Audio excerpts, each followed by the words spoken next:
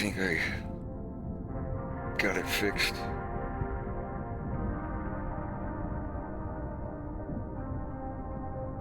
Now we're back to normal.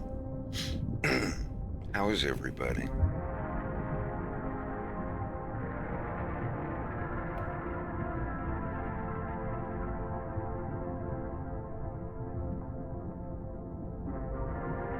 Let me charge my mouse since I'm not using it.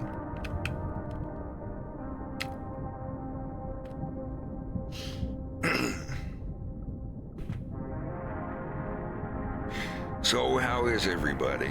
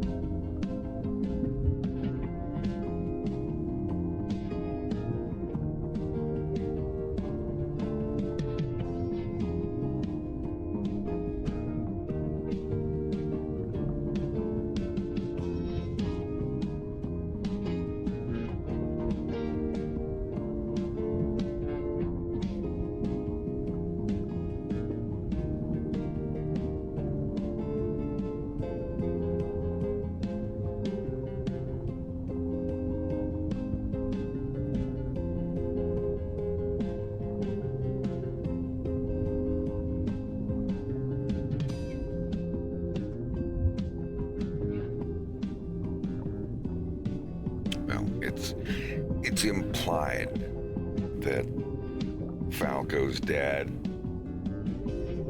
went up to bat for Falco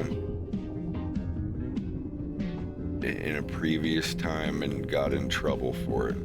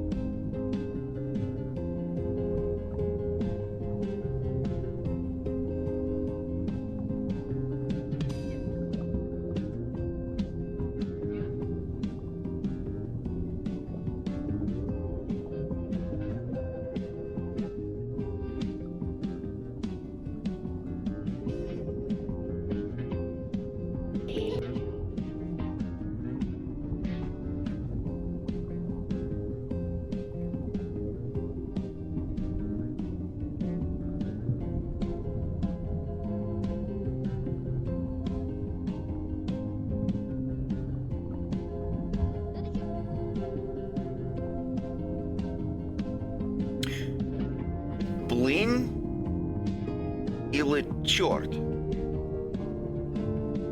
Нет. Точно вот.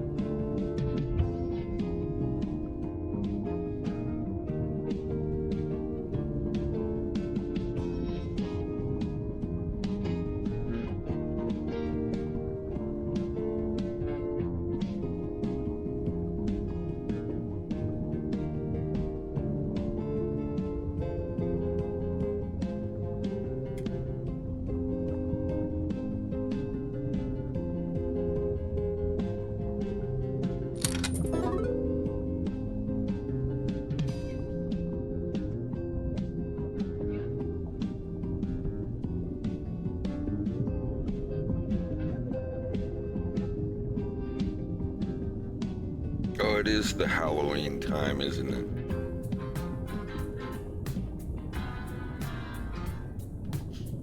Gay 69, happy spooky finger puppet ghost month.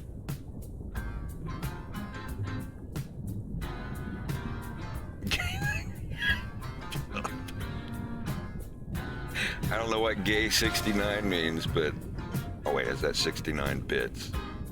Okay.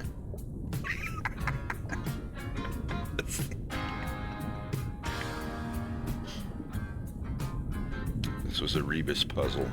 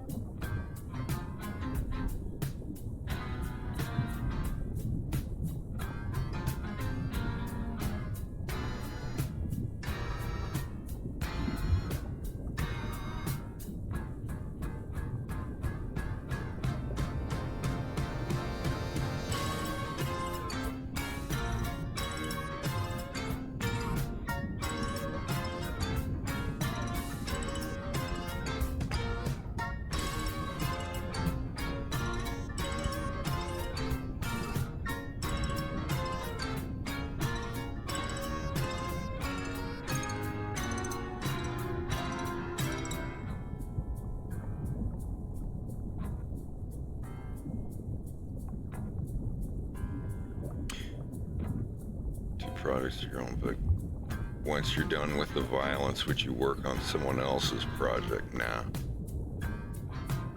And I won't retire. I'll probably die while I'm working on the violence. Probably. Knock on wood. But my goal is to continue working on the violence just for the rest of my life. It's the world I want to build. It's the story I want to tell. But I'm going to have to get faster, and I'm going to have to hire more people, for sure.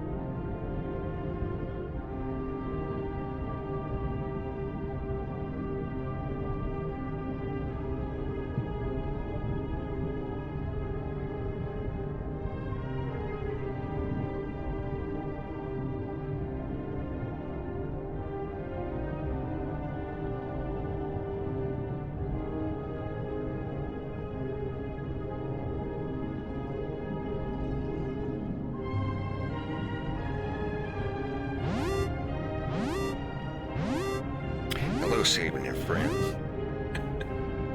How's it going?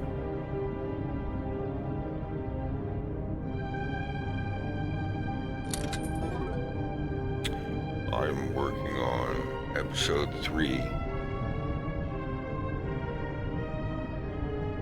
of my cartoon. It's called A Fox in Space. It is loosely based on the Star Fox video game franchise from Neener Tendi.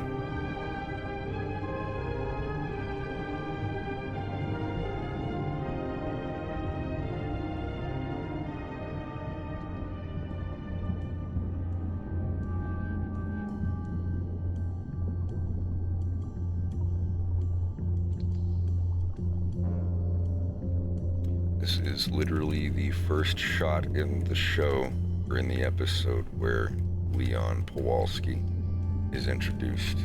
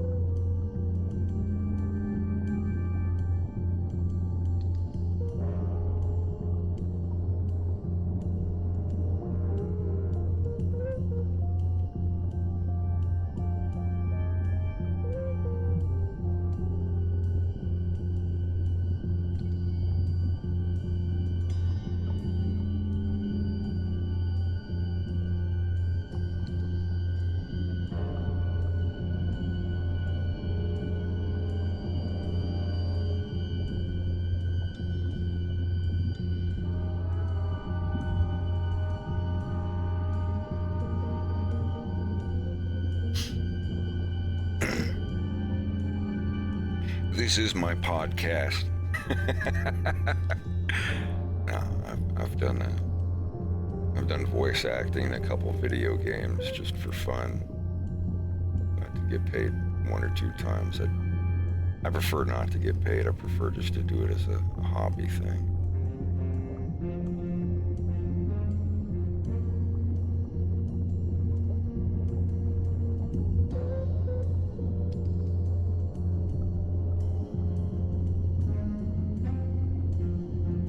Yep, if they actually finish patching up that game, I'll put it on a flash card and play it on a real N64 one day. I definitely would like to.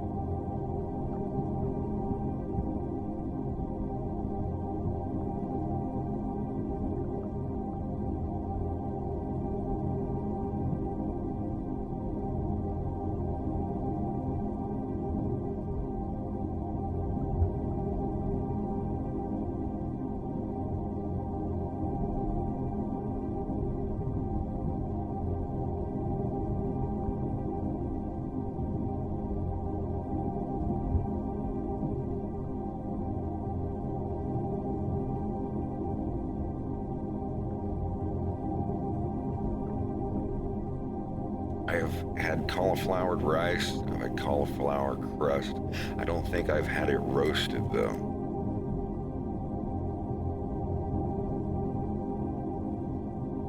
I don't mean to hurt any feelings, but I'm more of a broccoli guy. I know. Yeah.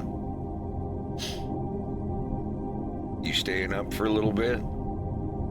A little bit.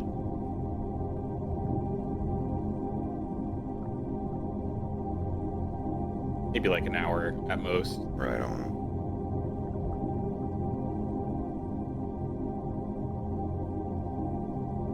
Oh, Greg's gonna be all right. As much as I he's hate got it that, pretty rough. at least he didn't get COVID, I guess. Yeah, well, I'm still not convinced that he didn't get it. But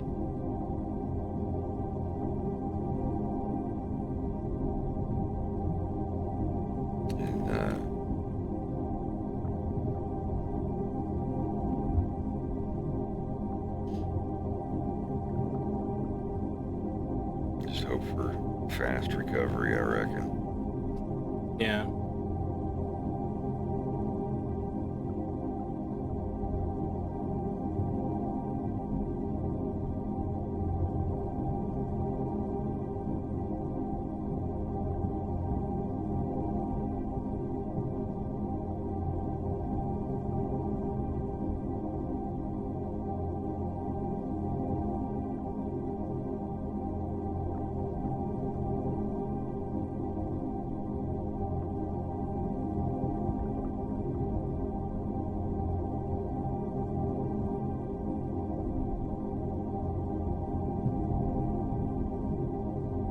And this talk about broccoli just makes me want broccoli and cheese soup. Yeah. In a bread bowl. In a sourdough bread bowl.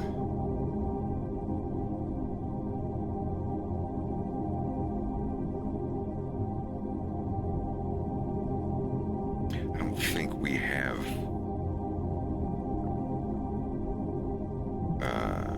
Panera bread here.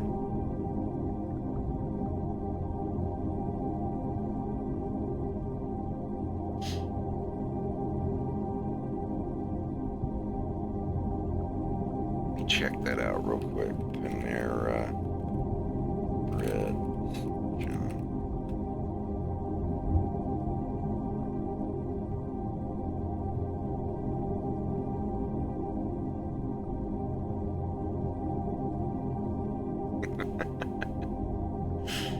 Is there no? The only New Brunswick that has Panera bread is New Brunswick, New Jersey.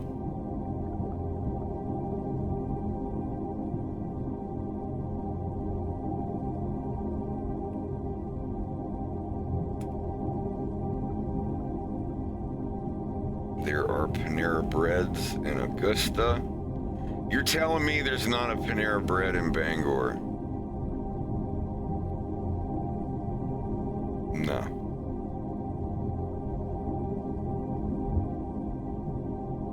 I'm getting deja vu. I think I've looked this up before. I think there might be one in Bangor unless they closed down. Either way. Man, when I left the stream at like 6 or 7 o'clock in the morning yesterday, I had 148 people watching. Yeah, I saw that. Wild for morning. It's probably the golden hour. Europe crowd. Oh, yeah.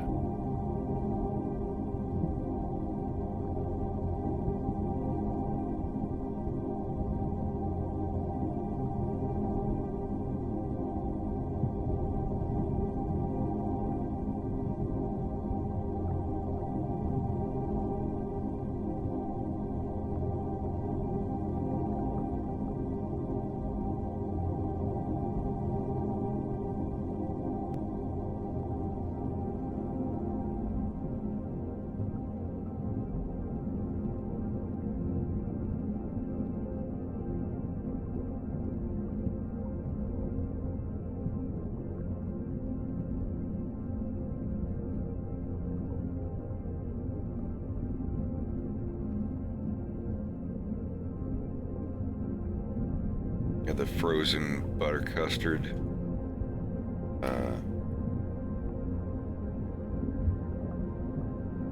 Was it Whataburger that had the frozen butter custard? I would assume so, but I've never been. Freddy's frozen custard and steak burgers, Whataburger. That's what it was. In Tennessee and in Florida. What was it? Freddy's.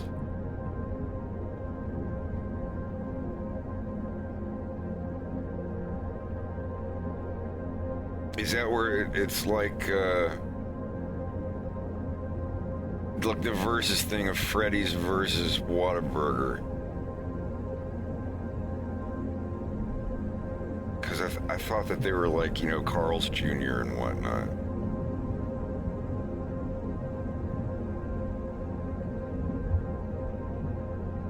Oh, it's so adorable. It's trying to form words.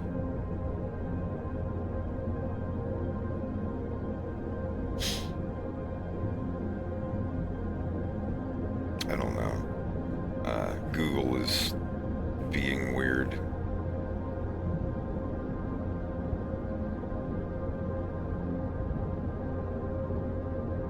And now I want broccoli and cheese soup and a milkshake. Yeah. I haven't eaten yet today.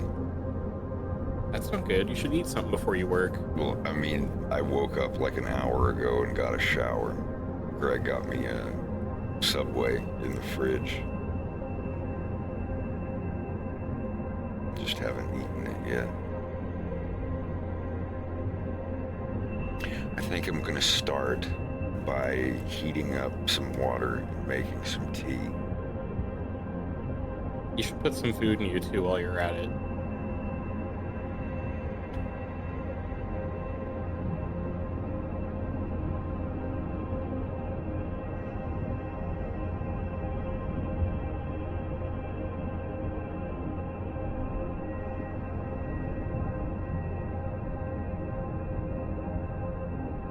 Leaf soup.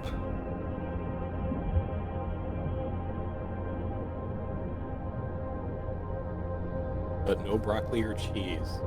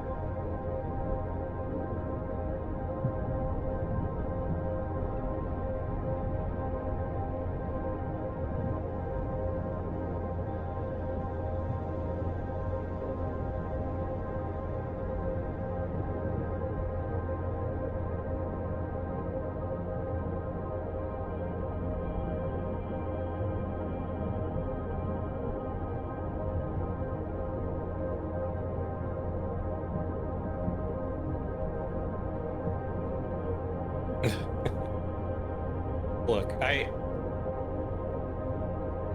the moment that I sniff like bad behavior, I go into mod view in the stream, I click on the account, I look at all the messages that they've written, and then I just watch them like a hawk. I observe for a bit. Because there's that period of like, do I send them a warning message like, hey, keep your messages respectful or you'll be banned? And the thing about these streams, Fred's stream in particular, a ban is a ban. Like we don't have the option for you to come in and ask for forgiveness. Like you're just out. Yeah, the chat's usually pretty damn chill, but once every few months we'll get an edgelord, or mostly the people that I've had to ban were people that were just getting a little too horny. So I just watch and observe. I see what they do, and you know, the moment that the dude just threw out a go fuck yourself, instantly like, ow, get the fuck out of here, dude. Like you're just You're just showboating your tiny, edgy penis.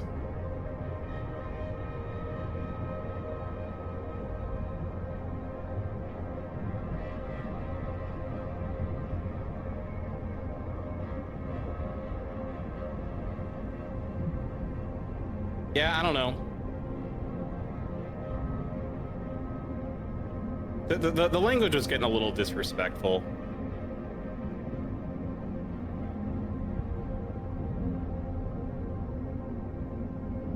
But anyway.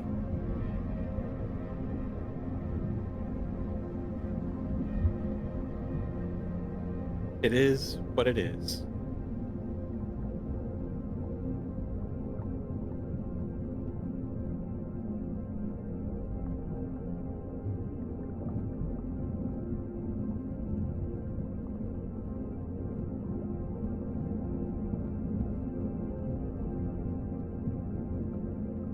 Good thing I rolled out of bed and hopped on the stream. I was gonna go to bed early. Why? What happened?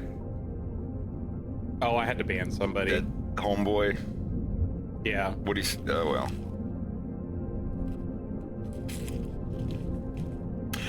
You don't have to be mean. You never have to be mean. 'Cause you know what they say, wherever you go, there you are. But let me eat this meatball sub. I'll be back in a minute. Mm-hmm. That's all I ever get even when we went to Subway. You don't have to chime in and eat your food, but like even when we went to Subway, like I got a meatball sub. That's like my go-to. Same. Meatball sub with black olives and green bell pepper with provolone.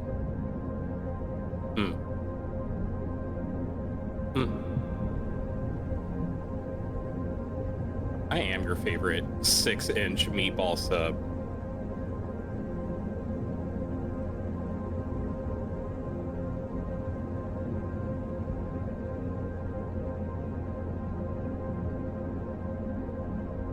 Meatball sub with guac? What? I wanna say ew, but I'm a little curious.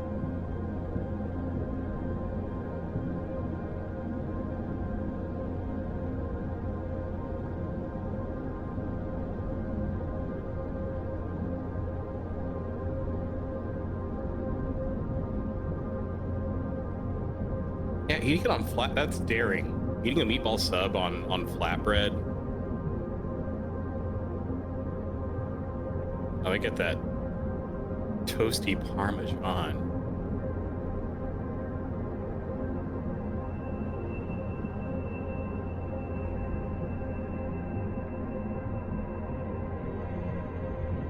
Meatball sub with pickle.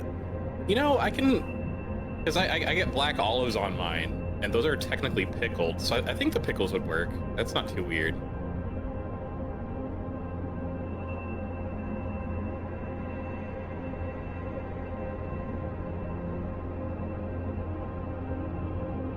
Roscoe, do I have to ban you too?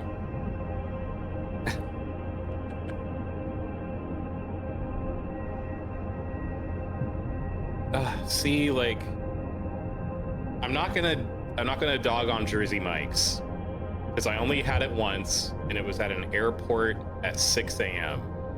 and it was god awful, but it was at an airport, so I don't think that counts.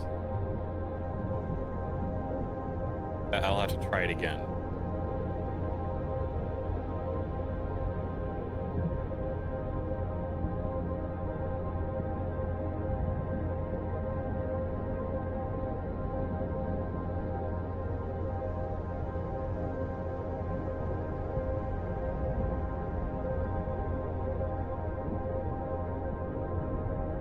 Yeah, and it was just like cold and dry.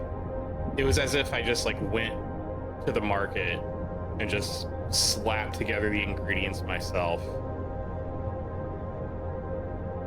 and just made like a quick cold cut sandwich. Although my jam is Quiznos. A Quiznos toasted hot pastrami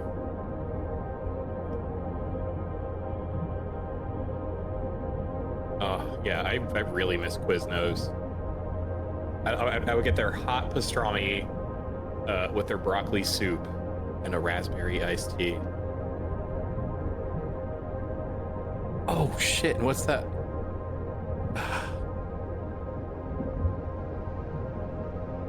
There's a sandwich shop in California. What is it, like Ike's Sandwiches? Is that it? Yeah. Shut up and eat your fucking fazoo! Ike's Love and Sandwiches is what it's called. There's one in Oakland, and they had a Paul Rubens sandwich. Yeah, their menu is freaking kooky. Let me...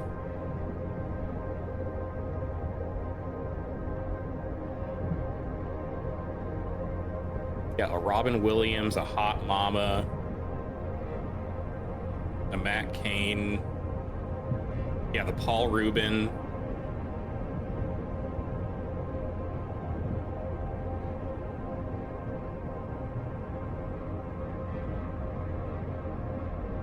Oh, God. Here, I'll post a link to their menu.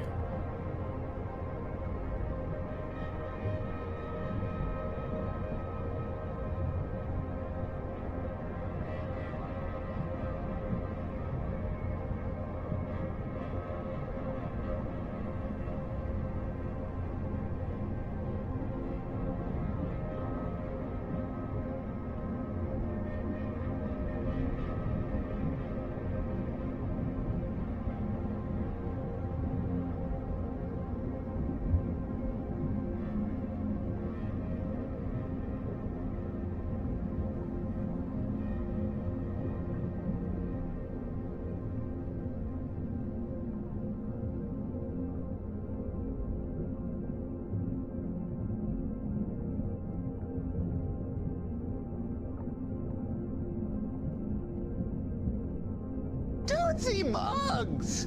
Your wife's out of town on a classified mission, so you told your son you'd make his favorite splatter batter pancakes this morning.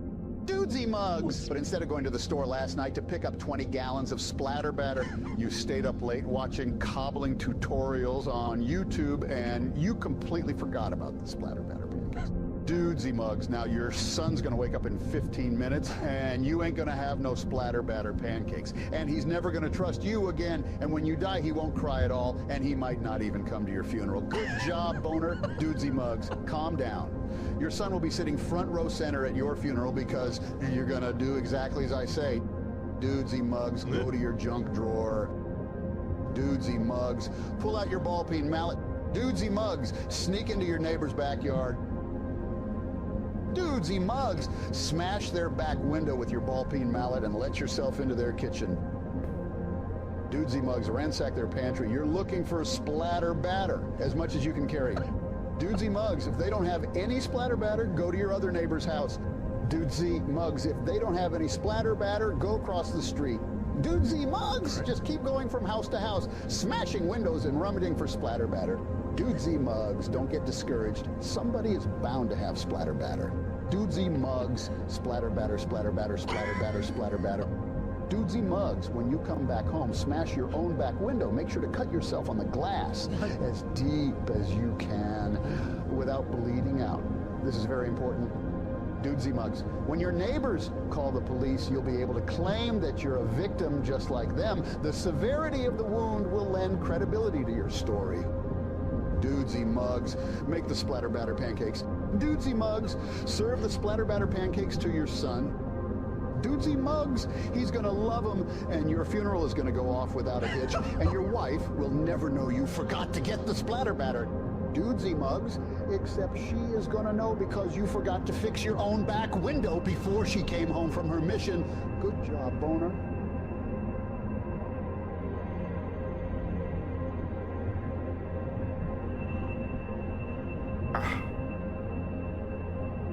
Are you caught up on Dudesy? I'm meatballed. No, I'm not. I've got like 3 episodes. Damn, dude. Well, Well, what? Well, what? well, hold on there, dude. Haven't had the chance. Did I add the Urshkagal, God of Bargains? Yeah, you did. 96 Dracula flow quotes.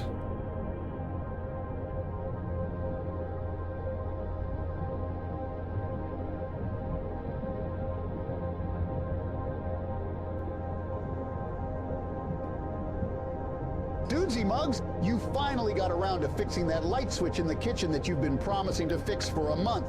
Dudesy Muggs, you're not an electrician, so you watched a YouTube video. How hard could it be, right? Dudesy Muggs! Turns out harder than you thought. You mixed up the grounding wire and the hot wire, mainlined 120 volts through your brain, and now you're dead. Good job, Boner. Dudesy Muggs, you got about half an hour before your wife gets back from karate class and finds your dead body on the floor. Dudesy Muggs. But that's not going to happen because you're going to do exactly as I say. Dudesy Muggs. As your soul travels down the river of blood, being pulled closer and closer to final oblivion, you're going to have about 30 seconds of pseudo-consciousness, and you're going to use those seconds to recite the Akkadian prayer of rebirth. Dudesy Muggs, if you don't know the Akkadian prayer of rebirth, you can find it on my personal website. Simply enter the code America's Little Boy to gain access to my VR gallery of ancient prayers and incantations. Dudesy Muggs reciting the prayer is going to attract the attention of Ershkigal, the goddess of bargains, who inhabits the 10th astral sphere. Dudesy Muggs, Ershkigal will pluck your soul from the river of blood and ask you if you want to return to the world of the living. Dudesy Muggs, you're going to say, yes! Dudesy Muggs! Ershkigal is going to laugh a blood-curdling laugh that you will never want to hear again. Dudesy Muggs! Ershkigal is going to put her hand into your chest. Dudesy Muggs! Ershkigal is going to jumpstart your soul. Dudesy Muggs. Ershkigal is going to retether your soul back to your body.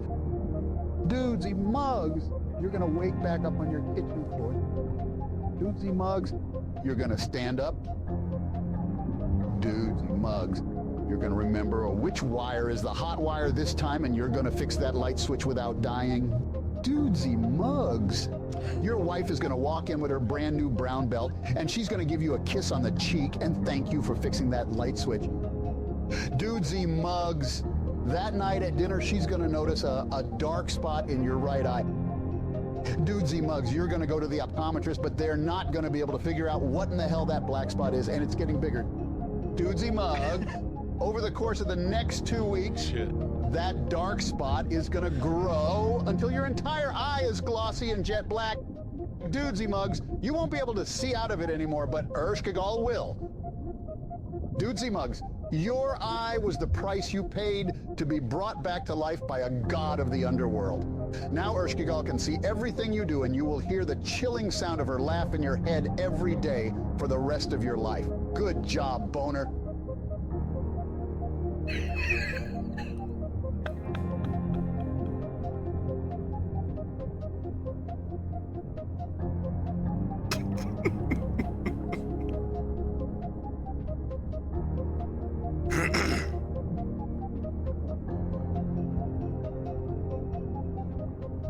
Dudesy is a podcast, and those were Tom Hanks' AI ads for coffee mugs from Dudesy.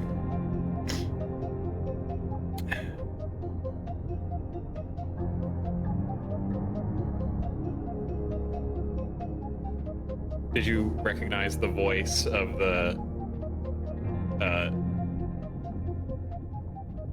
he's like the critic from The Atlantic that Dudesy made up, and now he like leaves voicemails to Dudesy. No, I don't think I've heard that. Oh man. the AI voice is George Lucas. It's so good.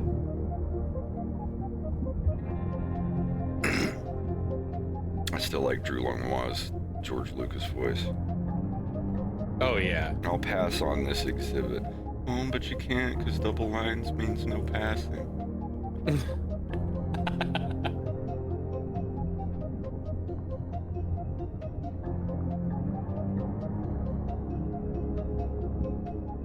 Plague Roach just immediately tries to fight him after he says that. That's definitely my favorite episode.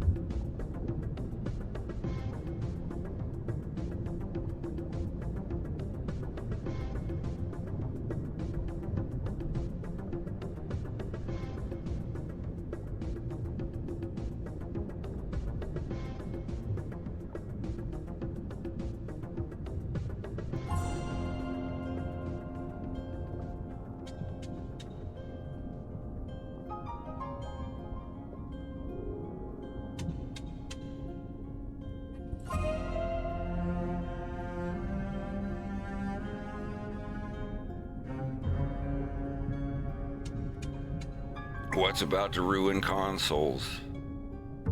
I don't know. I don't keep up on video game news anymore.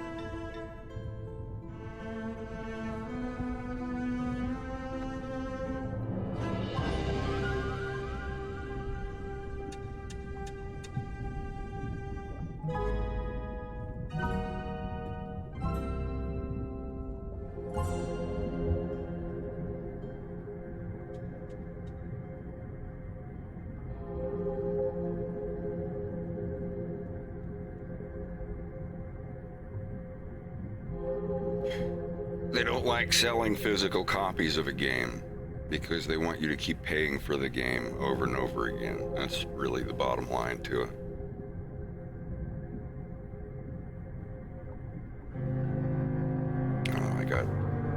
I got tired of buying the original Legend of Zelda over and over again every time a new Nintendo console came out, so I just, you know.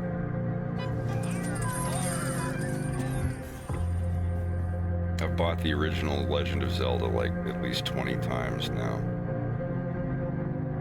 Counting pawn shops and hipster stores and whatnot.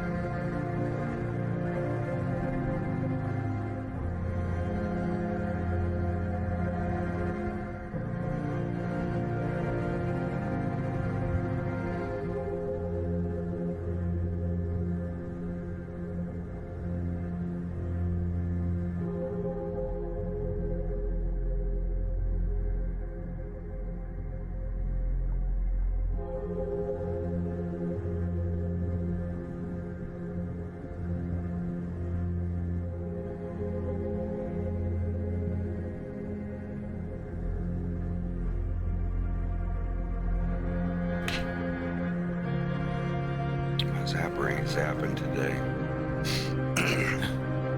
Maybe I should move it.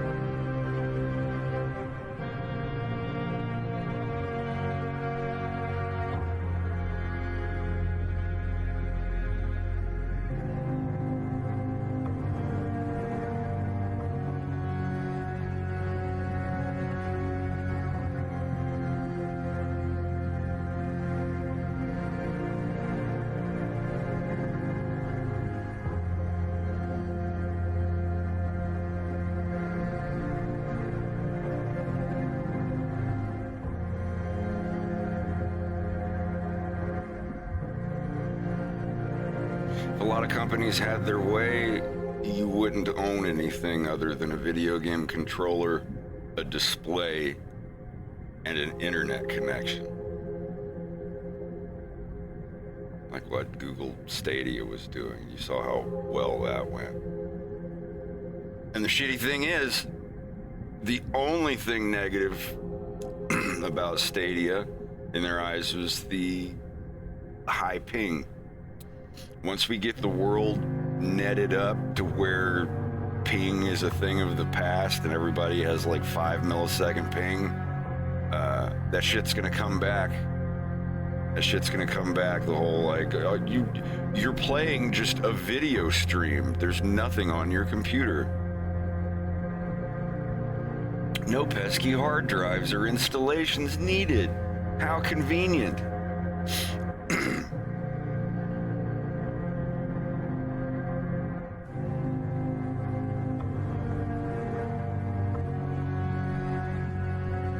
Paper play.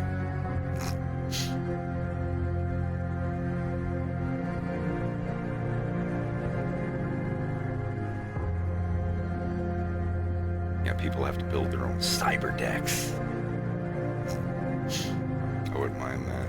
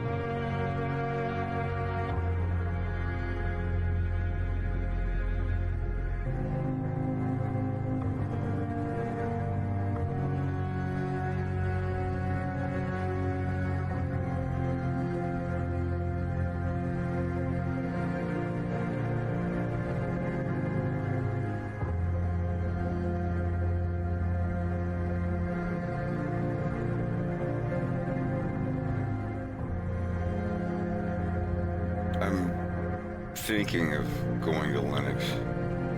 The only thing, excuse me, the only thing that has kept me from making the switch is FL Studio.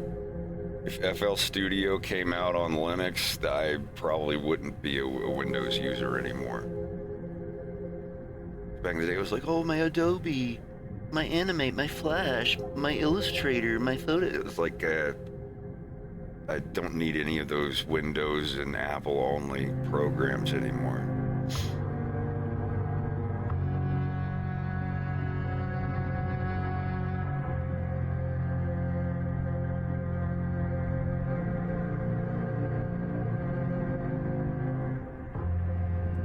Yeah, I hear that that Linux Blender runs like 10 to 20% faster depending on what you're doing.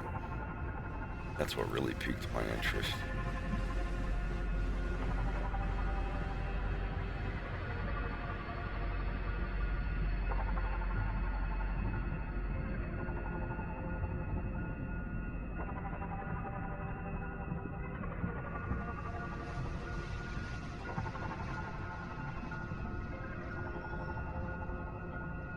Wine HQ staging, I have no idea what that means. I thought Wine is the program that lets you use Windows stuff on Linux, but I use FL Studio with hardware audio interface. I don't know if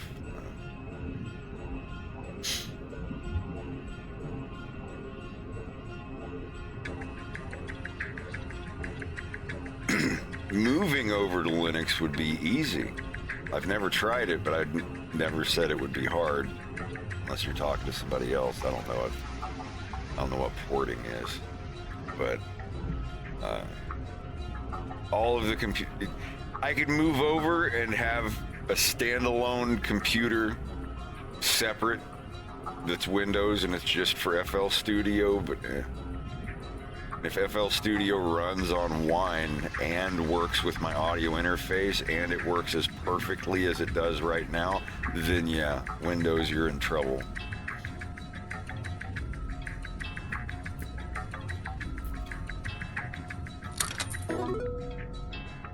AI animation, yeah. It'll never be able to do what I do.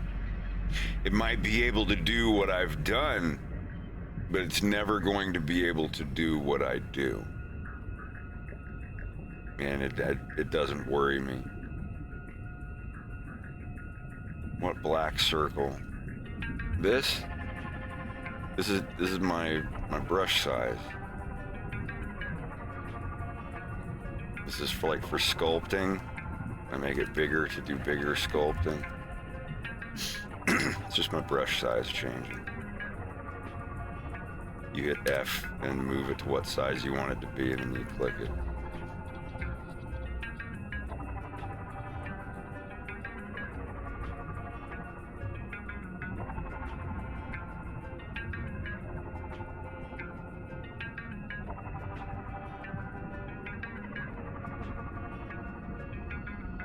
Can I see your legs? I'll tell you later. No matter how good AI might get, it's not going to stop me from doing what I do anyway. Yeah. Like, I feel like if you're an animator or an artist and you just like doing the art, you're still like, they're going to still keep doing it anyway. Like, maybe some studio jobs are going to be harder to find, for sure. But, and I know it's also like narrow-minded to say, oh, well, they should just become independent animators and work on their own passion projects and beat out these companies. It's like, it's not really that simple. Yeah. But definitely some of them will turn to that and may be very successful. But I think ultimately, like, the people who want to animate are going to animate anyway, regardless.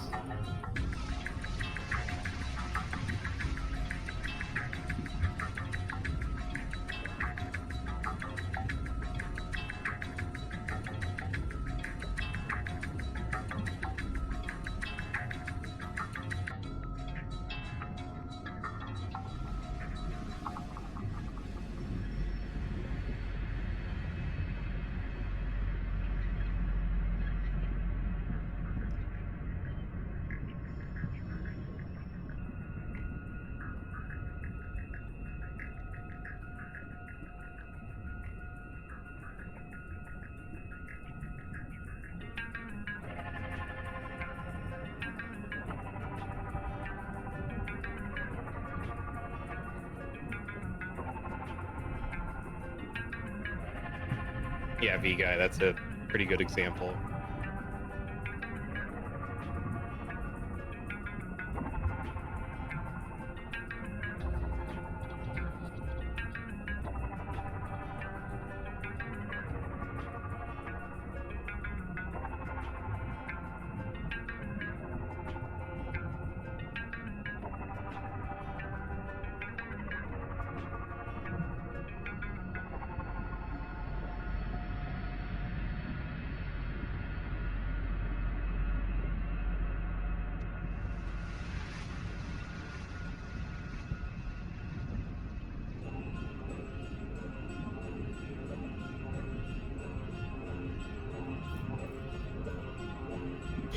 And like with Deep Blue has a database recorded perfectly, which it can access perfectly all the time, anytime.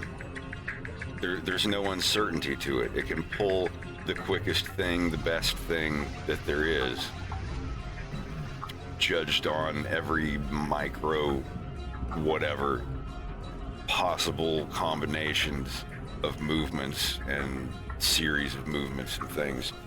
A human brain is imperfect. A human can possibly forget something or get psyched out by something. There's a different organic element.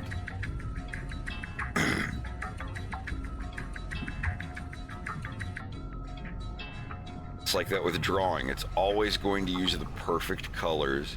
It's always going to use the perfect lines for everything.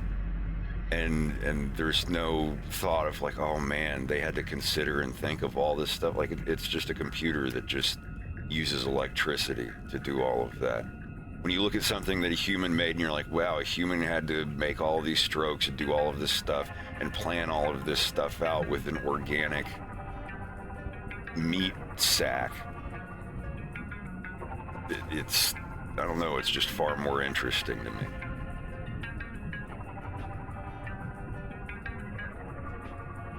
I think there will always be an interest. It's back to the weed pipe thing. There are machine-made pipes, but all of the big weed smokers are like, dude, I only buy hand-blown. I have a glass blower friend, and you can see the little imperfections and how this was like actually done, and blah, blah, blah, blah, blah. Yeah, and there are always going to be people who want that. There's always going to be the consumer people. They're like, I just want to get high, give pipe, lighter. But there's always going to be people who want an artistic thing. And I think that, you know, AI-generated imagery is like those machine-made weed pipes. There are going to be people that just like, I just need this for this project. I just need this thing. And they're going to use those, of course. And you know, while I don't really smile about that, there's nothing you can do. There are going to be snooty art critics and you know, people walking around sniffing each other's farts and telling them how amazing that everyone is in a modern art, AI-generated modern art community. Can you imagine a bunch of rich people like, oh, this one is so, his genius, you know, he typed in pissing on a donut and look what he made with AI. I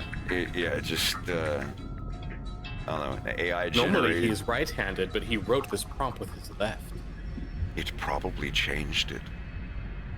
It would have been different, but I guess we'll never know. Like that kind of shit, which is, well, they tried it once already with those little NFT. Wow, I had to think about the letters. I've already forgotten about them that much. Oh, this is genius. I'll pay $3 million for it. And then the money washing machines start whirring.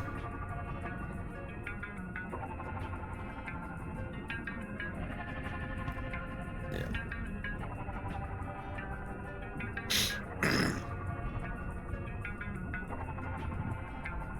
I'll use AI generated art in my cartoon for something, but it has to be completely from an untrained computer.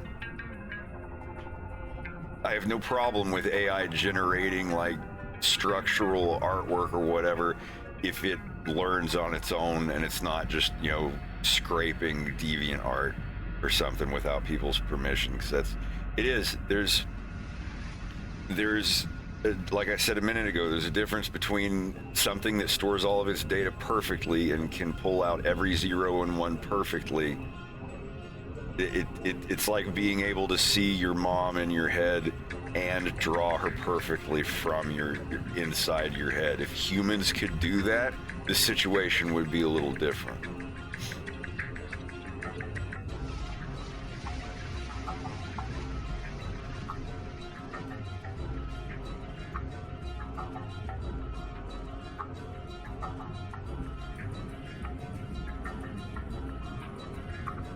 I don't know. And everybody's on the internet. People are just in the comments saying one thing or the other just to make the other side mad.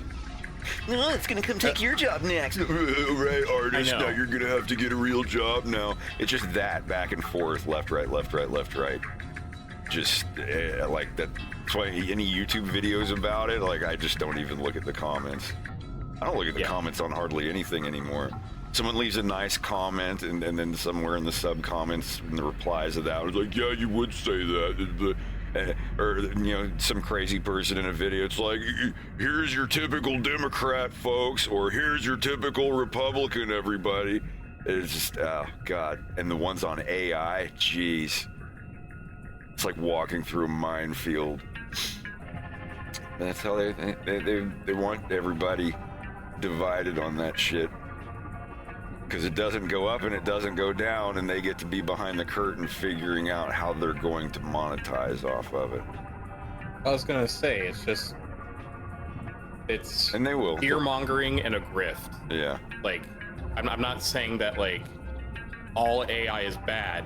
Definitely not. There's some incredible things happening in like I use the it to medical remove field with it. noise from audio recordings that weren't perfect. Yeah, and it's gonna be like curing diseases and stuff like in a matter of time now. Like it's gonna be rad. But in terms of like the entertainment industry and things like that, like where it gets really like immoral, like that's where it becomes the grift. That's where it's about making people mad, making people feel shitty, making people talk about it, make it trend, make it really popular. Like I can't feed that conversation. Your favorite that way. YouTuber on the thumbnail making their huge surprise face. Yeah.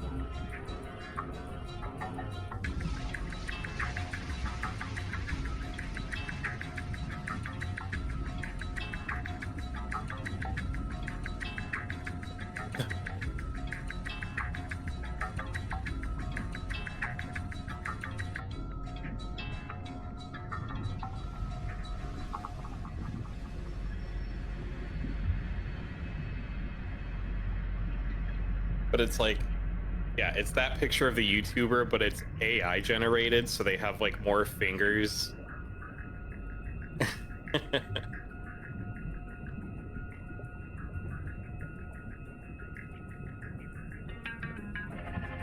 It's just basically this. Every thumbnail. It's like, I don't know, a fucking crazy giant bright blue background. I've never heard anyone say soy facing before.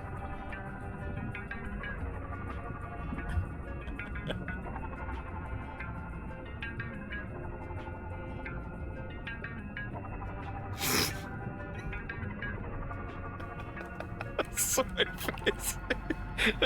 You thought I was trying to draw. I was just like, oh my god, you got. It's like this really unwashed looking dude with a neck beard, and then his YouTube icon is this clean, pretty, young little anime version of himself making a chibi face.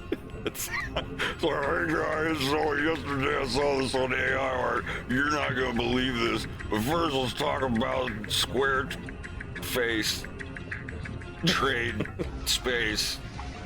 Squareface Trade Space. But first, let's talk. Today's video is sponsored by microtransaction child gambling game. Sorry. What you were talking about is also like, it's like the equivalent of, you're like, oh, I wonder what this celebrity is doing now, and you look them up and you see their Wikipedia and it has their picture, but it's from like 2013, and you look at them now and they just have like jaundice and they're melting and they're just like oh. I wonder if you have to pay Wikipedia as a celebrity to keep an older picture of you up, or if you just log in. I'm sure and they prove probably that have it's their you. own. Like They probably have IMDb. someone on their staff that updates their Wikipedia.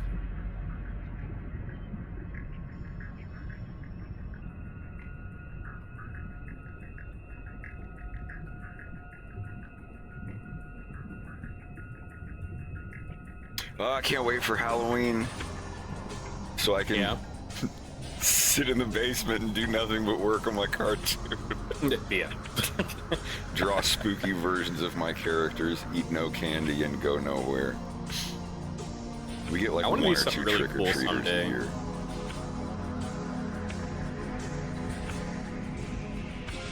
Get a few of them.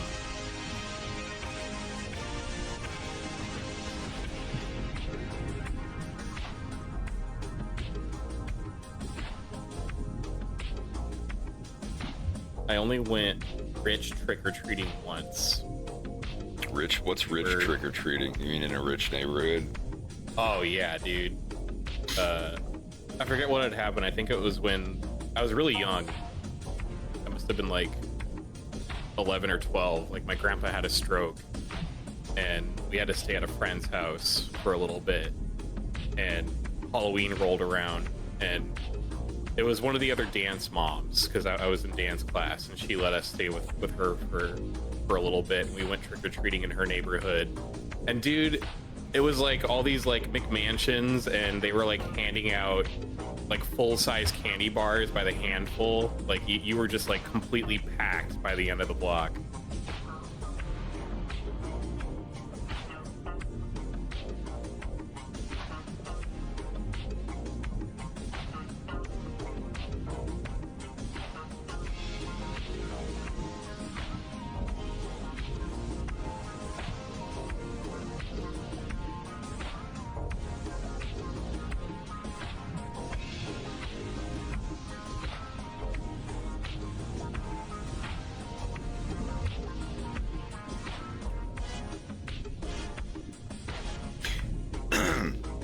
They used to sell these plastic clear tubes full of different types of candy, and then it was plugged at the top with like a hook, a big plastic, Oh, yeah. so it looked like a candy cane. Mm-hmm. And a giant candy cane filled with candy. And I swear my sister and I eat, yeah, these here. I know y'all have seen these. Jamie, could you put up the picture of the bear eating the candy out of the hollow candy cane? I'm not looking at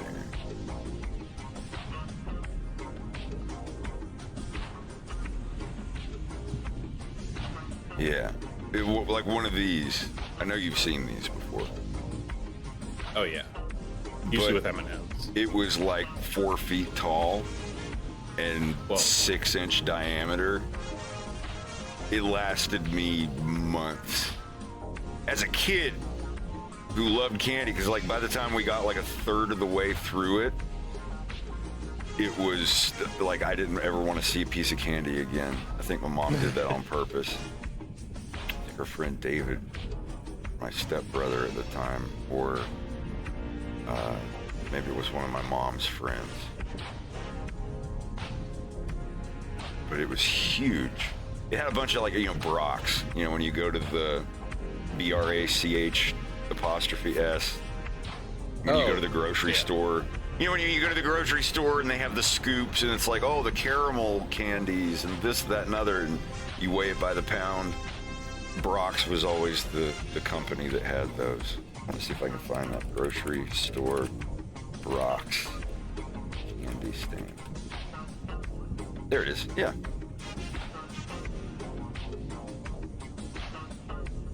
Still got it. Brock's Pick-a-Mix. That's what it was. Yeah, God, I haven't said that or thought about that in so long. The only pictures I can find are really small.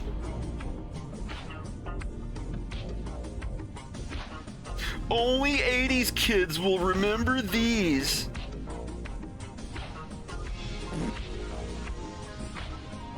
Oh man, I remember these were the Brock's candies that I was talking about. I'm still trying to find a picture of the shelf that's not, a thumbnail. There we go. Oh, the peanut butter taffy candies. These, yeah. In the wax paper. Yep. These are the ones I remember. Oh, shit. And they were at this, like every grocery store had one of these. Whoa. It's called the Brock's Pick-a-Mix. I remember that now. I just remember the stripes. I don't remember it, I remember they had the bags. God, this is my age showing. This is what ads looked like when I was a kid. You just unlocked a candy memory I have not thought of. Hell yeah. But you remember them though, the Yeah, they had like the caramel ones. Well, they had. So They many were the different long kinds, yes. caramel tubes, and they had a color like filled in the middle of them. Yeah. Some of them Holy did. shit, Some of them dude. were just all one, but some of them did have like the color filled through in the middle. I don't think I've had those since I was in grade school. Wow.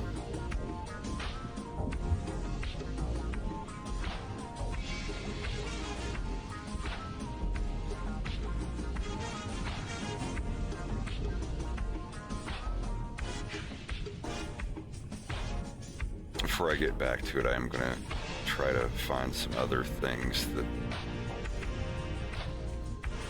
will unlock Dude. memories. When I was at your place and I got those like wine gummy candies, you remember those Yeah, that I got? wine gums. Apparently, yeah, Maynard's was apparently like one of the very first like candy manufacturers in America that like popularized like Halloween candy. Like apparently wine gummies have been around for a really, really long time, and that's why they tasted so bad. Did you ever have jelly babies? I'll have to see what they look like. Otherwise Jelly known baby? as peace babies. They were the gummy bears to stop the First World War or something like that. I can't remember everything. Oh, they were also by Maynard's. Oh, shit, I should have known that. I recognize the font.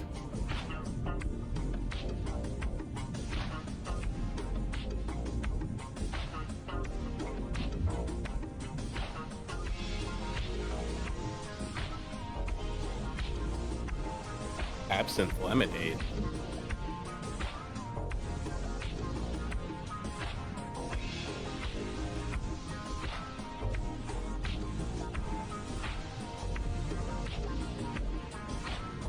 Wait, what?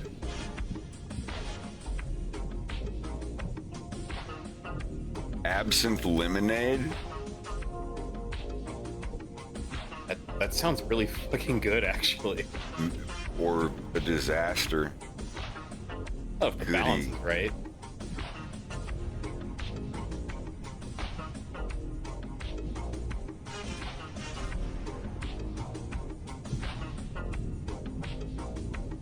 Yeah, I found the thing I'm looking for now.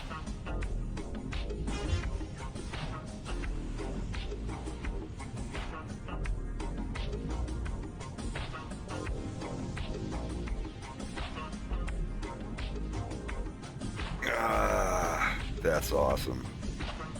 The whole scare with absinthe actually came from like wine, like wineries, like the 1800s.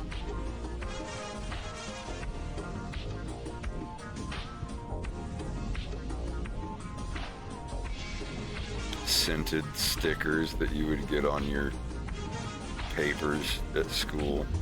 Ones are like, good job, or whatever.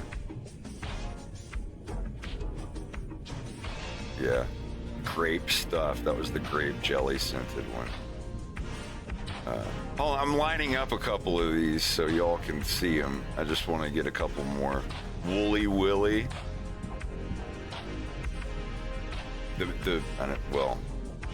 The guy with no hair on his face or his head, and there's the magnet dust.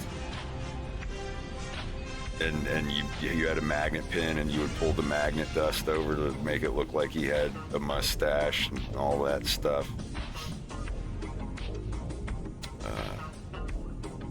The sit and spin and the Monchichis.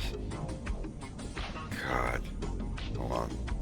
I think that's enough. Sounds like a ska band. The Monchichis. Let me find one more thing. Surely there's something on here that'll make me go, ah.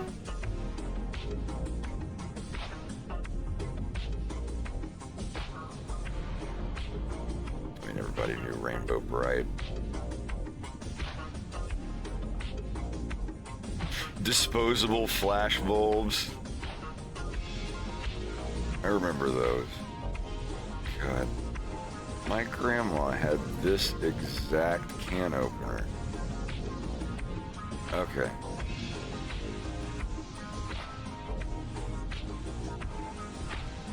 Last one is Wooly Willy. Alright, yeah. My grandma had this exact one. I remember the sound it made. I remember the little wood trim side on it. That's so cool. It was that exact one. You remember these? The little roll-up astrology horoscope things? Vaguely? They had them at the checkout lane. They're just in a box. It looked like a box full of cigarettes or whatever. This big box, and you pull the one out for your specific sign.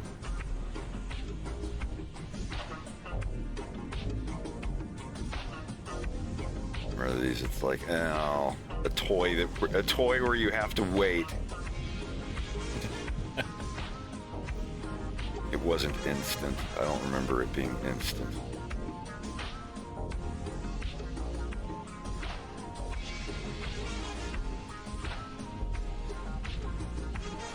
Glowworms.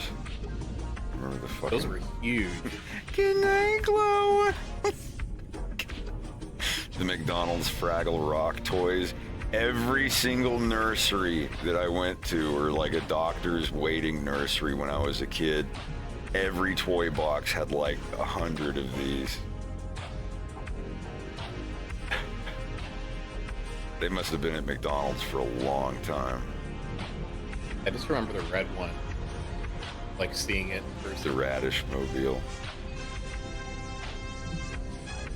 I have one of these with a ship and a penguin inside of it.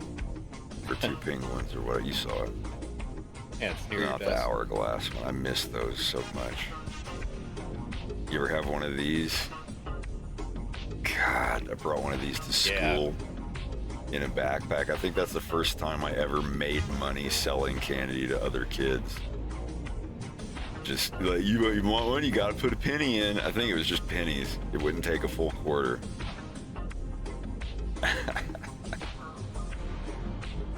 I can still remember what the gumballs tasted like.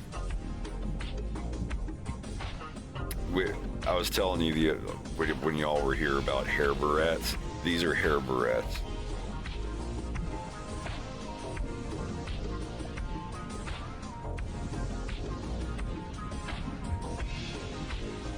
You'd find broken hair barrettes all over the field when you went out to run track. Kids would put too much hair in them, and the hinge on the side of them would snap.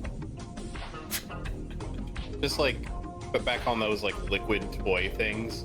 Do you remember having like the handheld ones that had little squishy buttons that would Yeah. shoot jets of air, and And like you had to like land these the little rings ring. would fly up, and you try to get them in the hooks? Yeah, little ring toss game. Or I had a basketball one. It had like little there were those basketballs in too. the hoops, and you had to use the water jets to get that.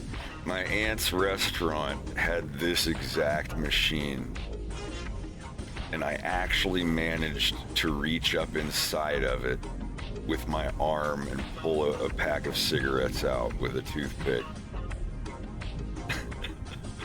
I thought it was the coolest thing, and they're like, "We're gonna have to give that to the cigarette man when he comes back in."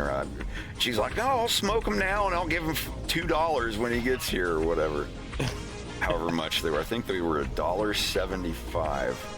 Holy shit! This was like 1988, 1989. So yeah, cigarettes were about $1, $2 back then.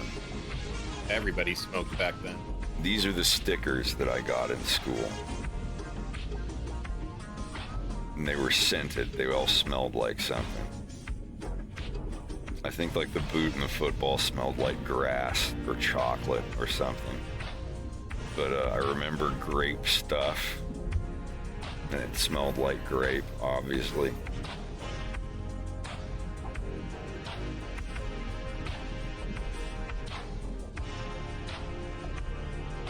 My sister and I had a sticker collection. hope the well done didn't smell like chicken.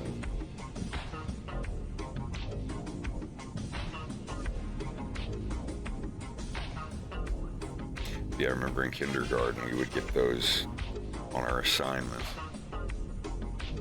Anyhow. Oh yeah, Wooly Willy. This is what I was talking about. I know you've seen these before. Oh yeah, dude.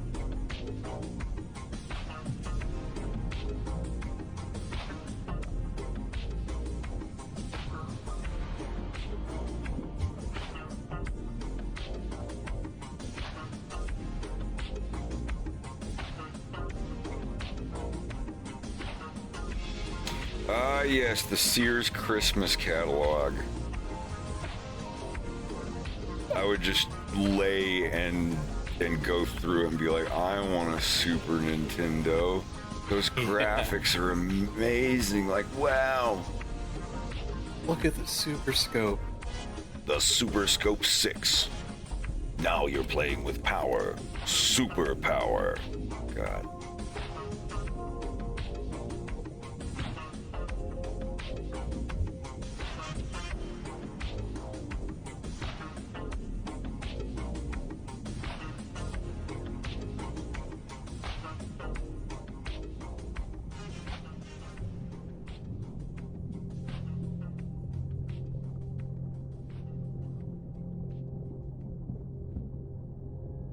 Yep, the Nintendo Entertainment System. Your parents help you hook it up.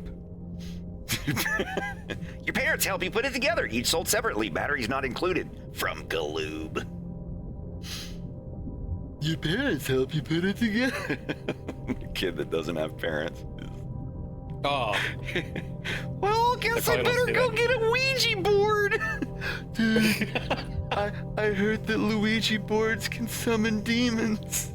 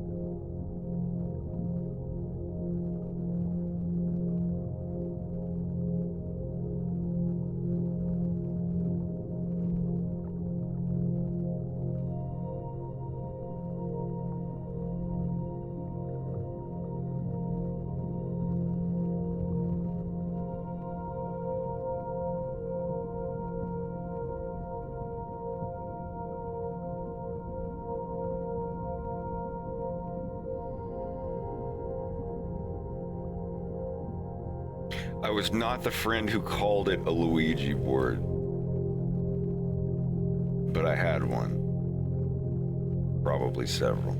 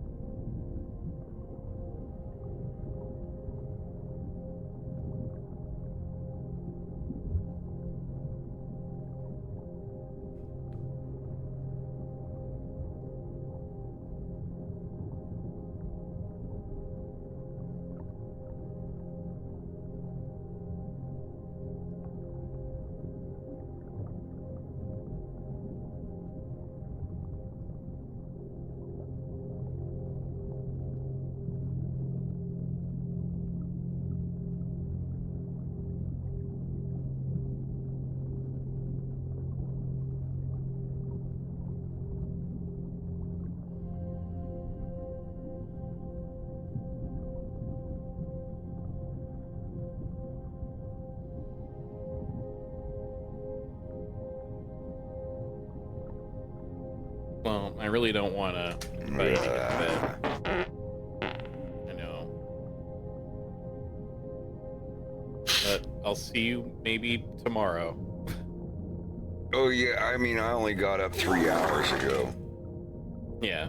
I'll be here. All right. Well, enjoy your stream. I'll try. Night, y'all. Have a good night.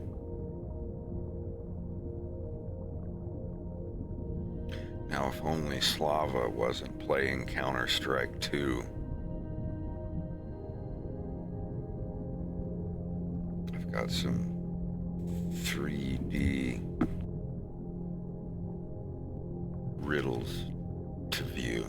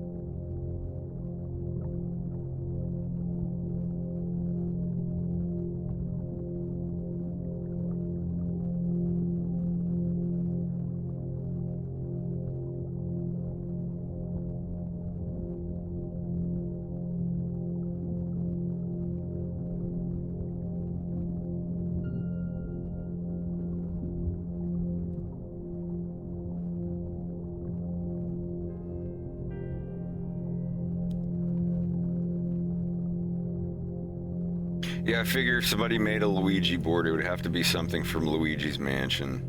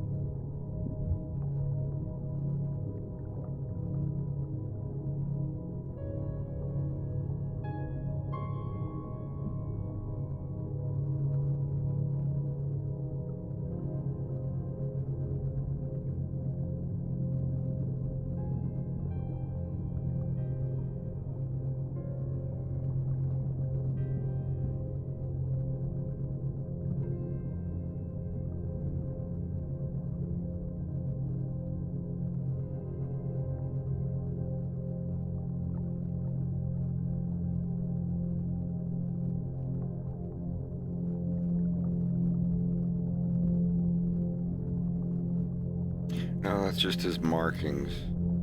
He has this mark under his eyes and these dots on the back of his head.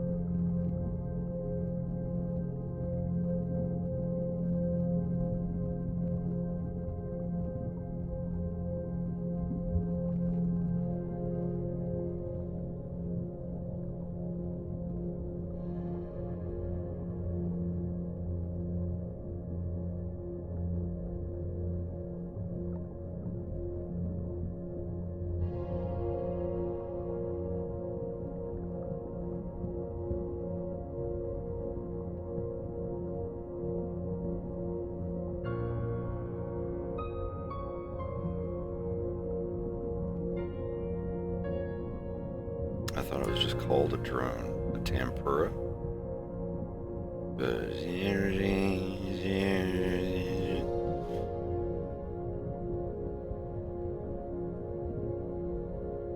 I'm thinking of the one that's in a box, not a tempura.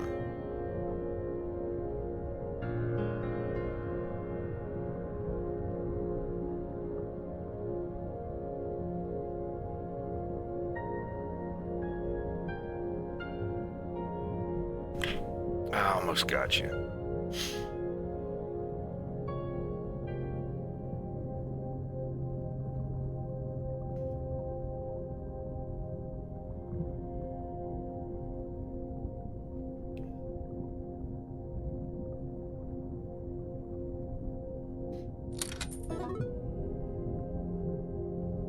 It's probably the fruity tree or the fruity tea I'm drinking.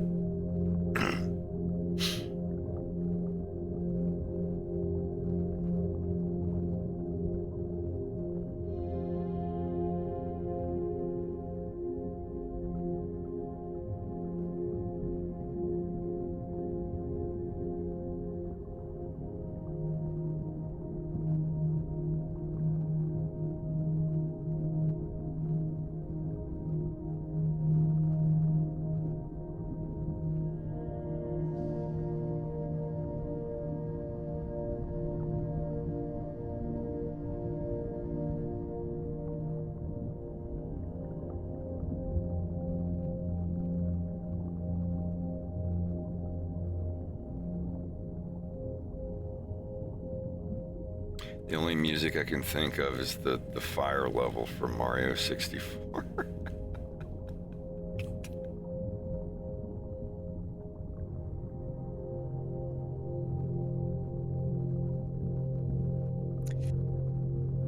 Oh, Hey, we were just talking about you.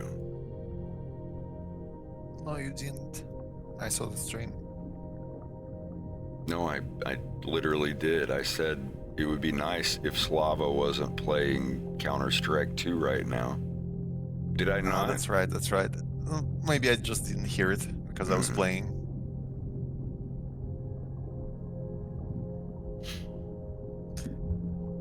Начался октябрь. Спуки месяц. Золотая осень. Скоро еще Хэллоуин. Сейчас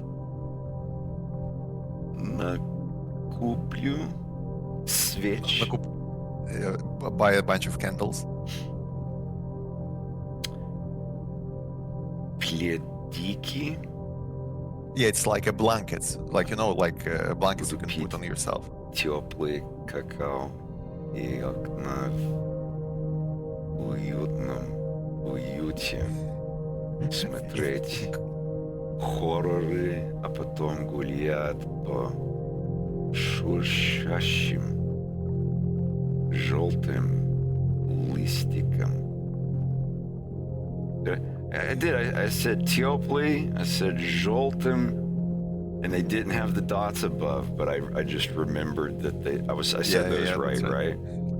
Yes. I'm starting to remember now. It's gonna be like that with the Polish words. Shirakami was made a really nice 45-minute video of pronouncing Polish stuff, and I've been watching it over and over.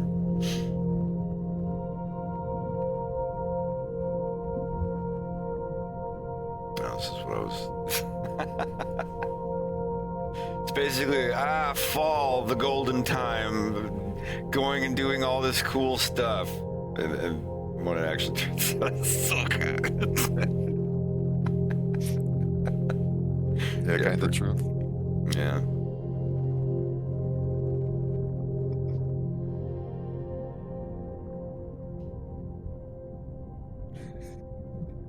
It's Greg's sick, and I might be getting his sore throat coming right off of COVID.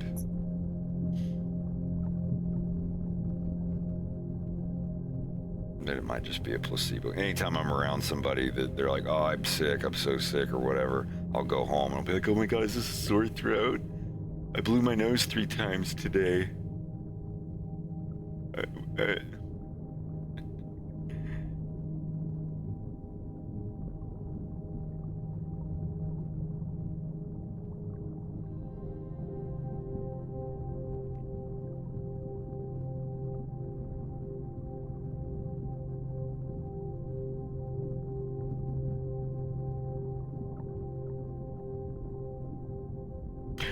I had a dream in Russian once, and I spoke in Russian and everything. I remember in the dream trying to think through the words that I knew, and it was just like in real life. I was like, "Я хочу идти." Something like I remember that much of it, because no, it was найти. It's like I want to find something. I couldn't remember. I was looking for something, and I kept going up to all these people in the mall saying "Я хочу найти something." I don't even fucking remember, but I remember that much. It's like, you know, they always teach you that when you already have like quite a big vocabulary, you need to stop translating in your head, because like I'm still doing that. I first like making a sentence in Russian and then immediately translate it in English and saying that. And like to speak good, you just don't have to do that. You just need to learn how to natively think in English and already give like English sentences instantly.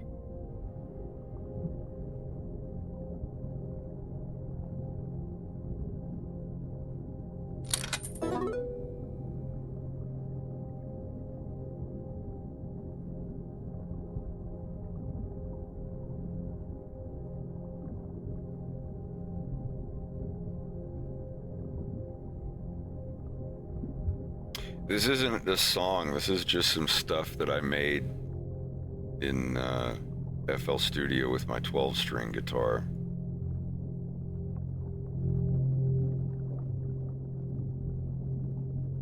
It's just a giant, like, 15-minute loop. I was trying to make some music that's going to be in the background of an office reception area in my cartoon. This is what I came up with. Doesn't sound anything like a 12-string guitar. It's just under heavy reverb.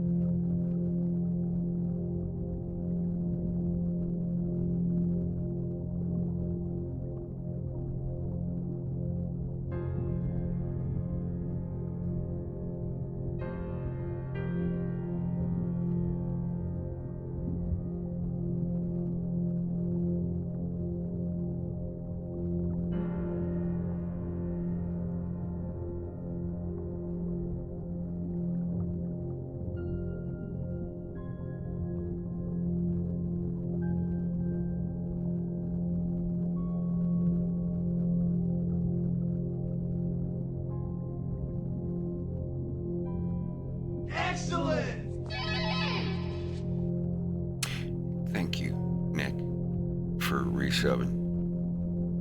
Much appreciated.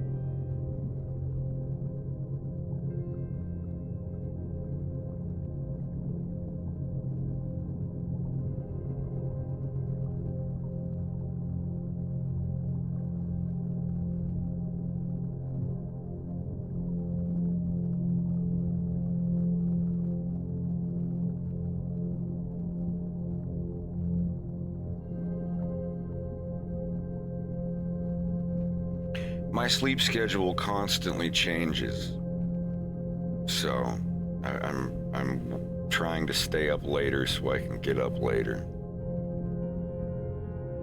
So the times will slowly get later and later and later. I'm starting around 1 in the morning now.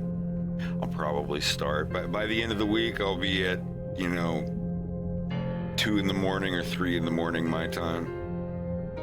I want to eventually get to where I wake up around 4 or 5 in the morning, make some tea, get a shower.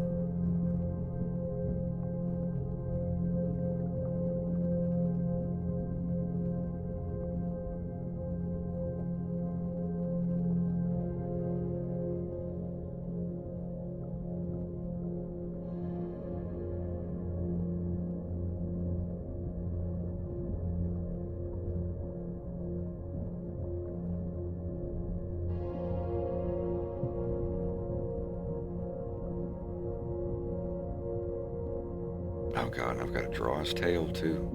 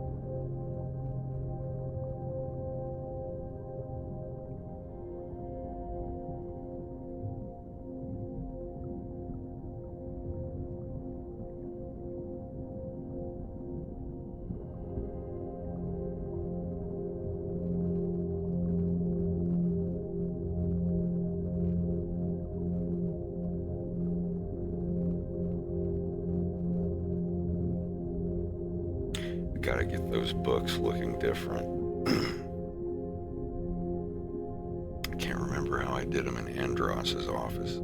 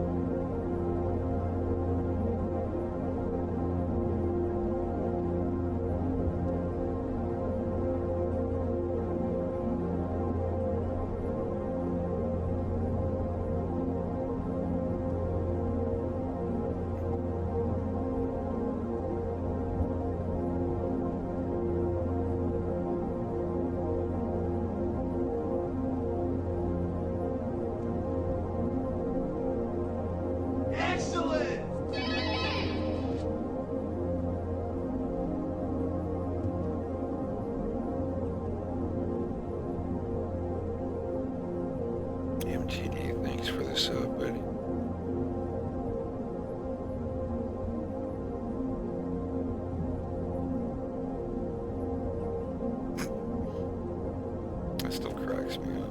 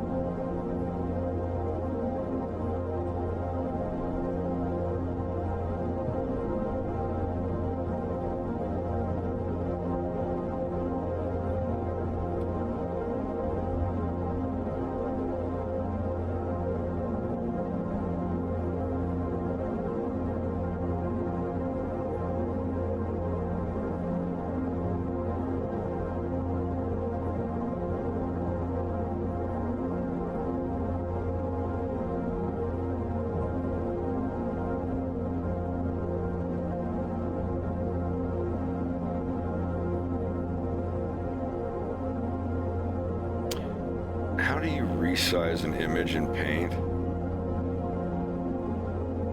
See, Paint used to have an image. Is this it? Resize. Okay, there we go. I like when it just had a menu that you scroll up and do resize, and that's all you had to fuck with. And it's whatever.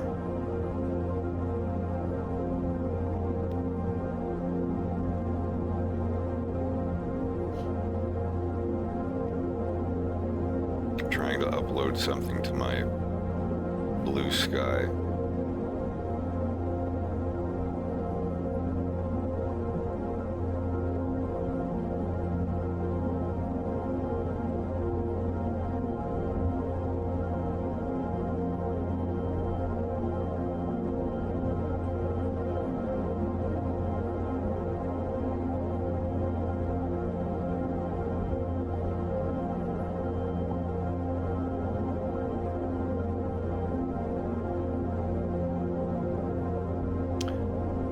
Give me just a sec.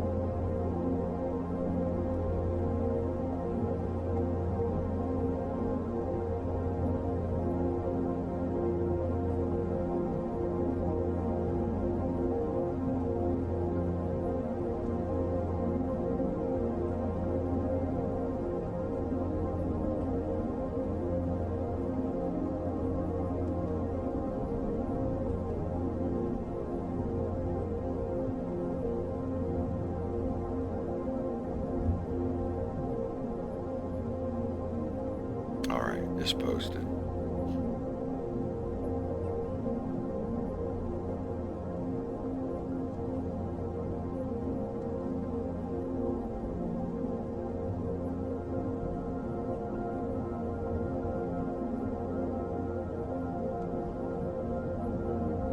an OST of a loop.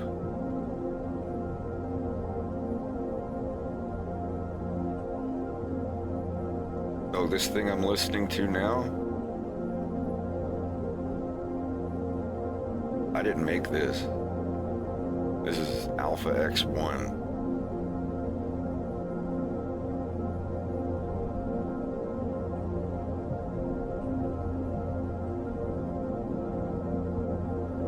Or Alpha Zone. I don't know.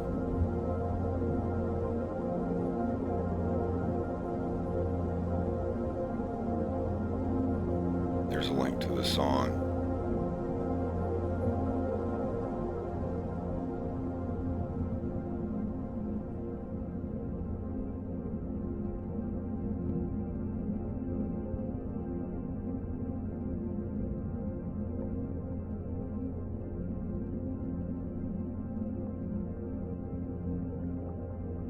This is from the same album.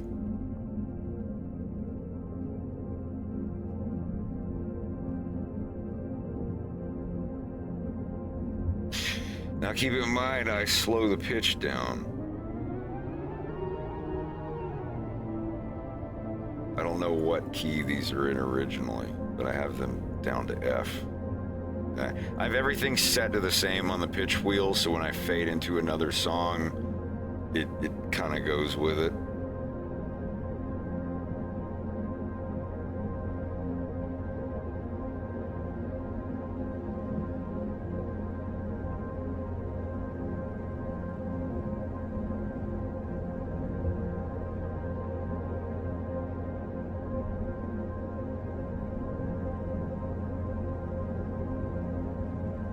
I mean, I don't know what effects they use. This is music made by someone else on YouTube, so I couldn't tell you. I mean, yeah, this probably uses a lot of reverb and droning synth, but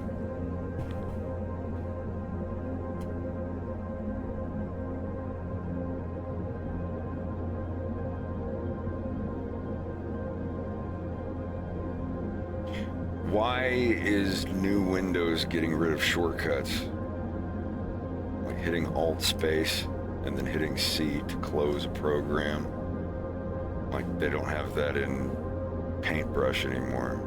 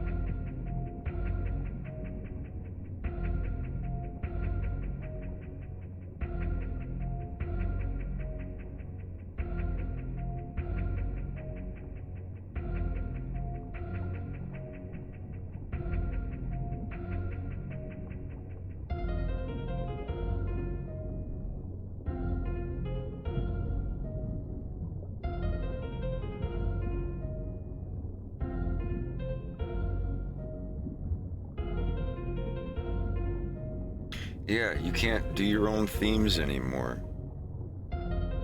Miss Window Blinds, or Theme XP, or whatever the hell it was called. You can make Windows XP just look like something straight out of the movie Hackers if you wanted to, or Warhammer, or anything.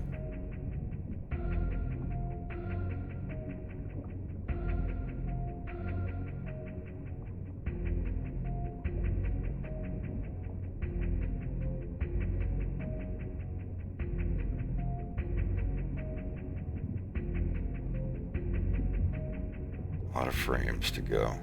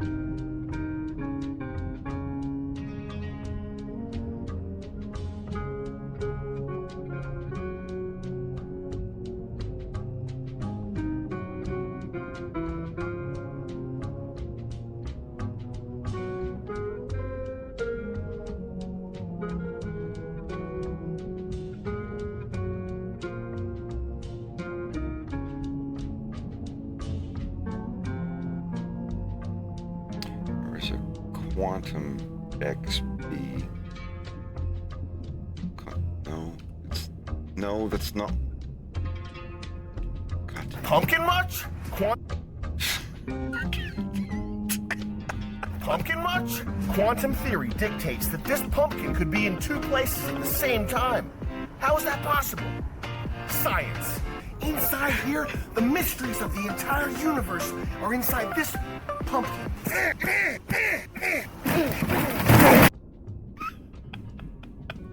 It's nothing to program I was looking for. Sorry, I started typing in quantum XP and I hit enter too early. That's... God damn it. Was it called? Hold on. Quantum XP. No.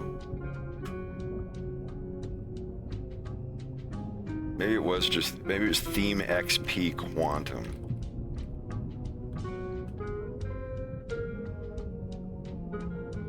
You know what? I think it was Theme XP, and the name of the theme I used was called Quantum. Fuck.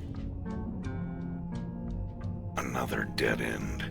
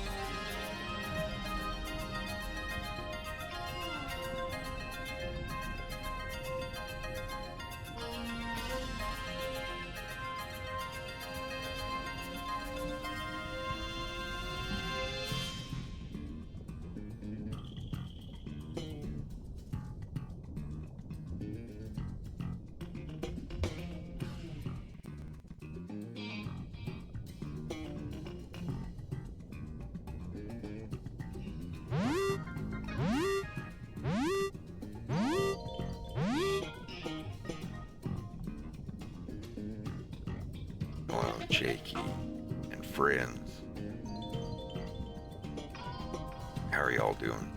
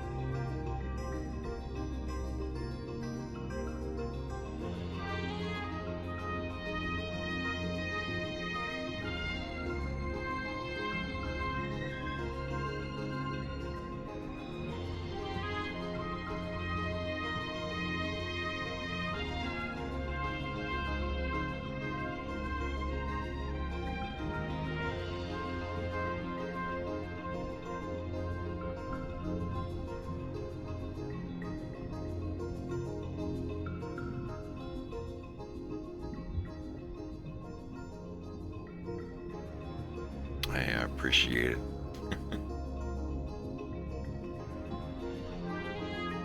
Episode 3 is gonna be a doozy.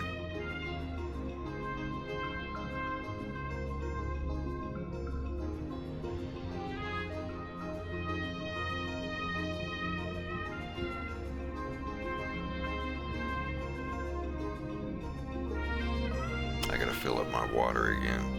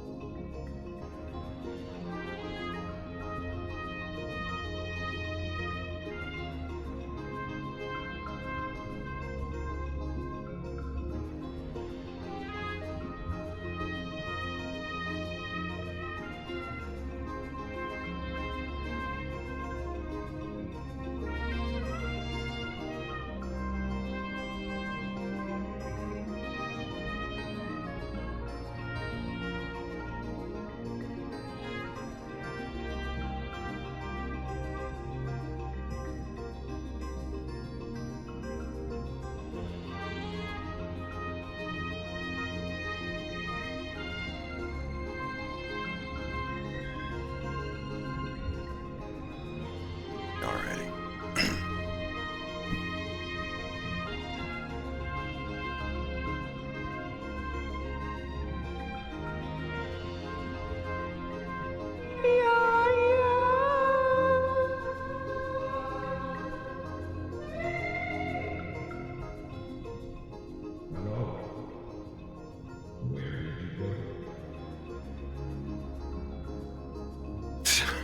Sorry, Slav, I don't know if you're still in a game.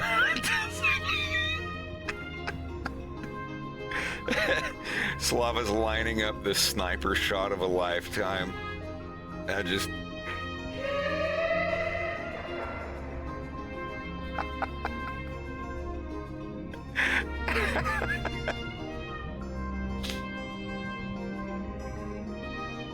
He's in the next room, like.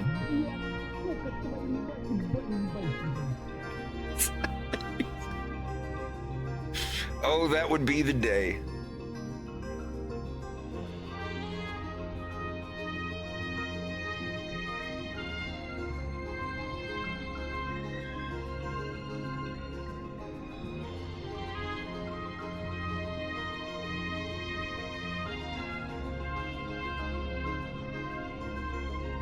Go through the actual shot.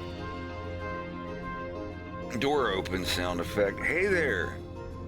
It's nice to finally meet you. Oh, thank you. Thank you. He walks over and sits down. Door slams behind him. Вітаю, Ніколай поінформував мене, що ти маєш свої вниси. I can't. Не розумієш ні слова, правда. I don't speak your language. Sorry. Leon! Chodź tu! Co na zardzisty potrzebował? Hey, it's Leon, right? I brought the ship just like I promised. Nikolai already looked at it. The stolen ship is paying debt? Kill O'Donnell? Yeah, the money my dad owes you. He doesn't know I'm here. Jego ojciec nie wie, I don't know this part yet.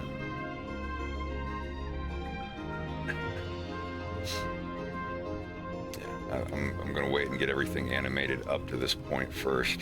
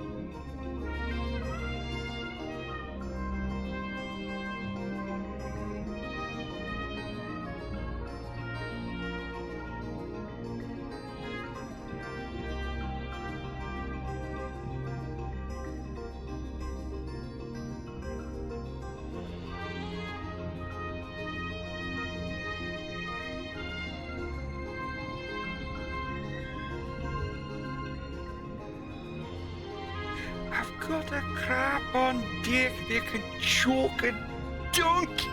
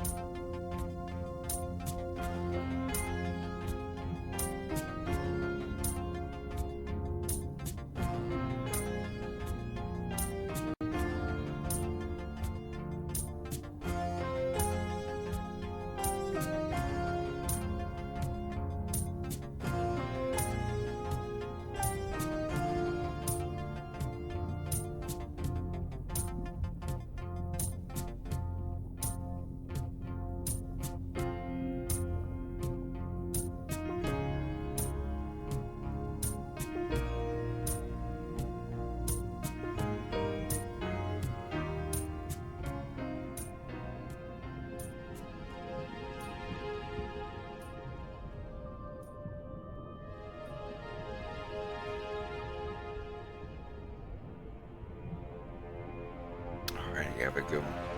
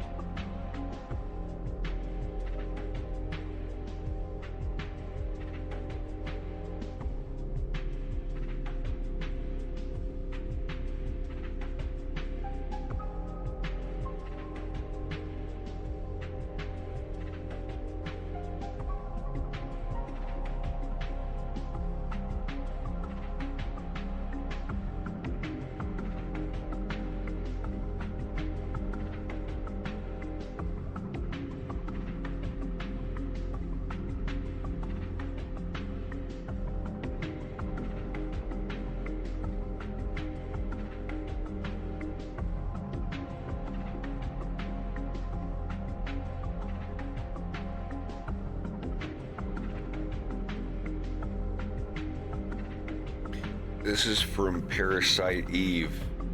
The music when you're in the police station.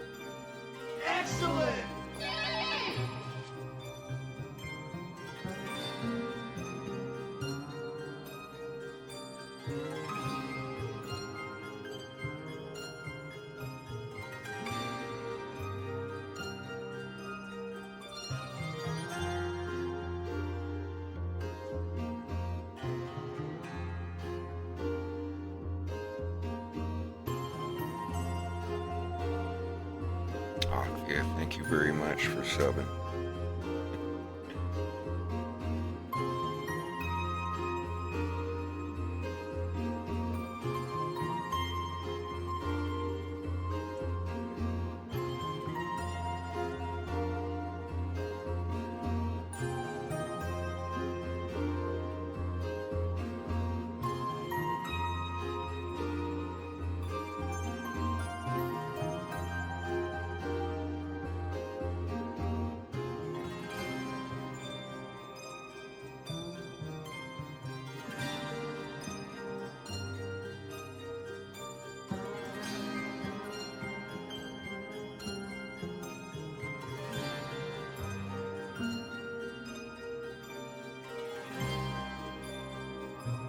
APP being the Alan Parsons Project. I shouldn't abbreviate that.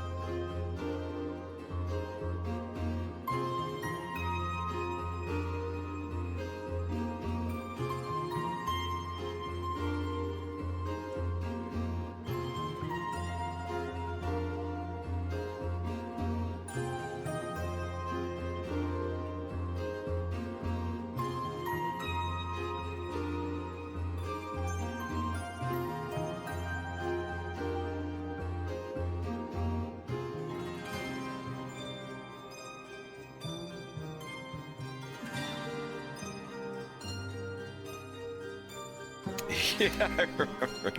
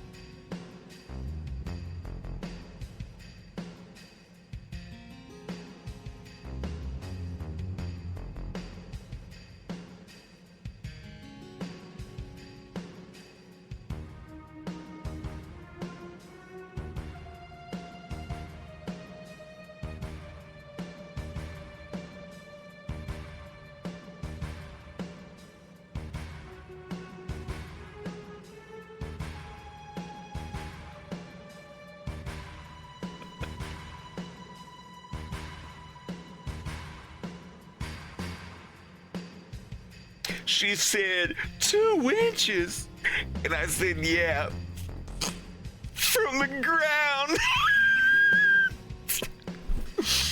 Okay.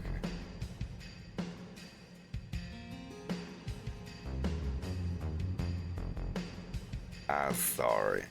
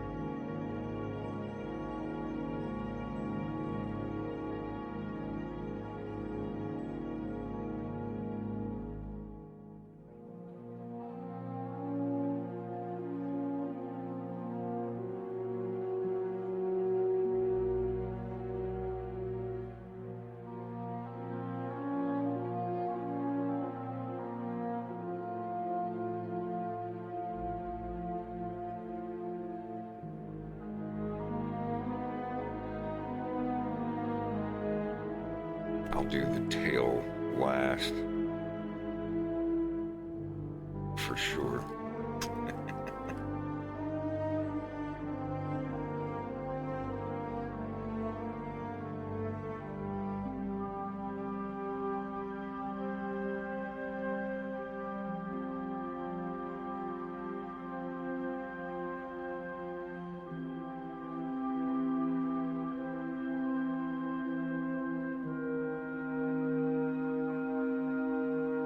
I'll be right back. Gotta run upstairs and check on the puppy and get some more water.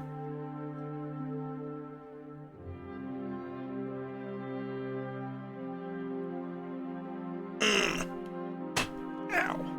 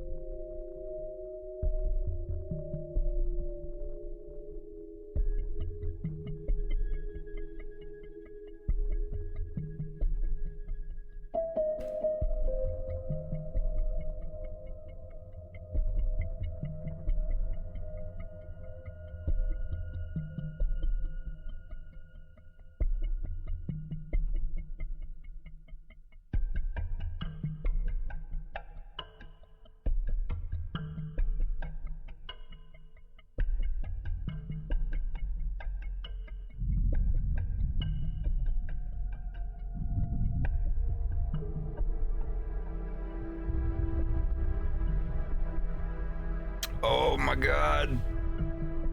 Oh my god, I have the first design for the Reese plush.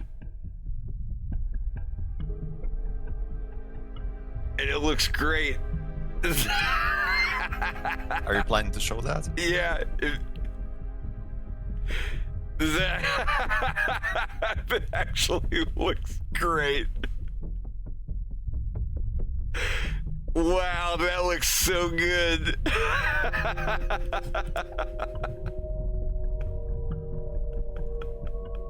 Oh my god, it's so cute. Yeah, y'all want to see? Yeah.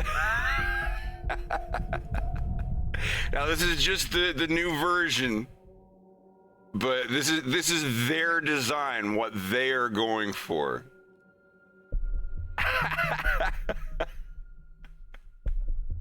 That's great. I'm 100% happy with that.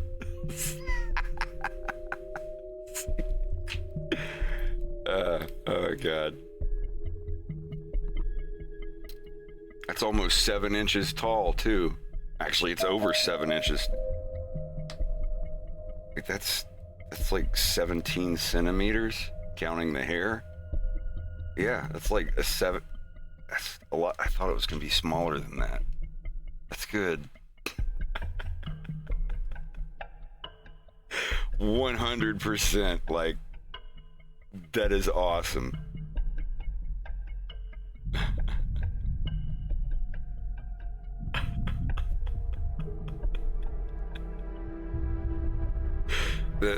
Yeah. I'm very what happy. the with it. chubster. Yeah, no, it's perfect. It's perfect. Yeah, I mean, like, I can't think of anything I'd change. It looks fine.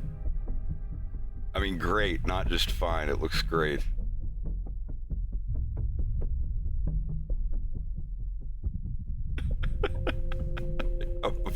Yeah. I like that's great. I like, seriously. That's way better than I thought what they were gonna come back with.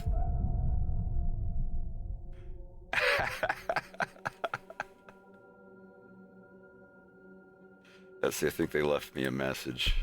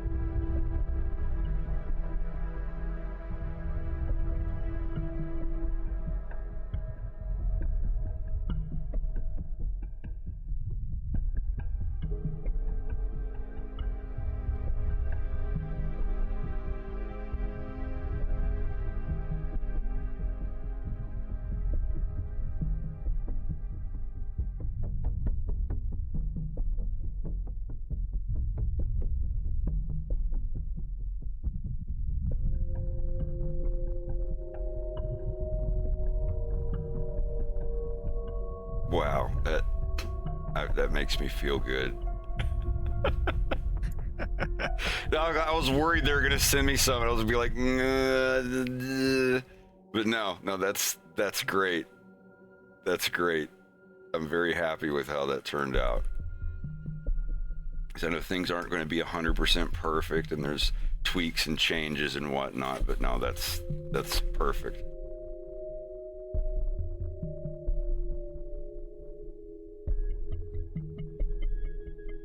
I was ready to tell them, I was like, if you need me to throw you an extra $1,000 or something to unlock better materials, you guys can have my profit off of them. I was willing to say that if it wasn't anywhere near what I wanted it to look like. It's like if I give you guys my profit, could you add this, this, and this? But no, like that's great. It looks great. I'm happy with it, and I'm good to move forward on that.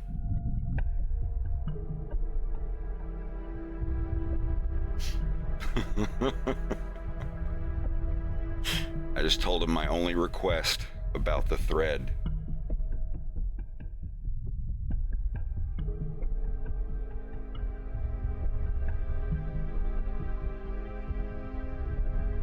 Oh, that's awesome.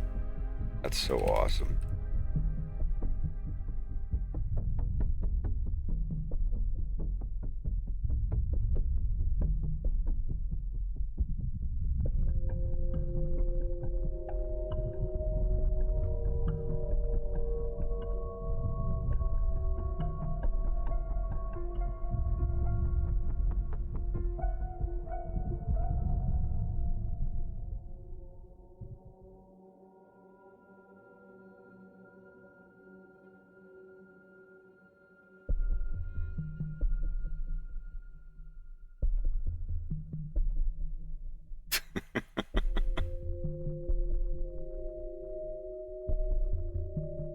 No, that's so awesome. How big? Oh, geez. Oh, this is a vector?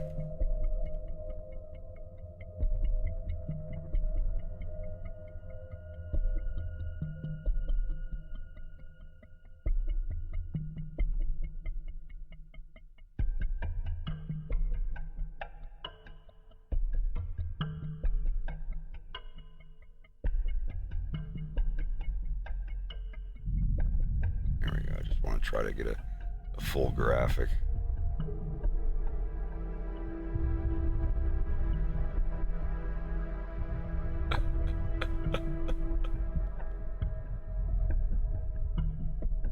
That's great. It does. It looks great.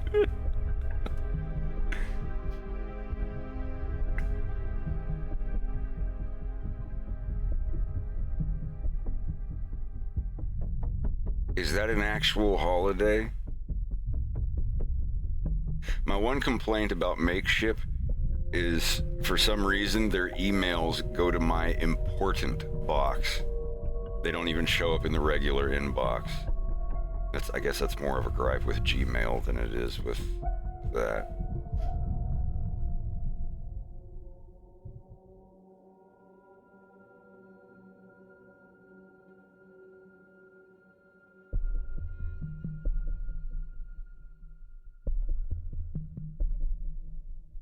Oh well.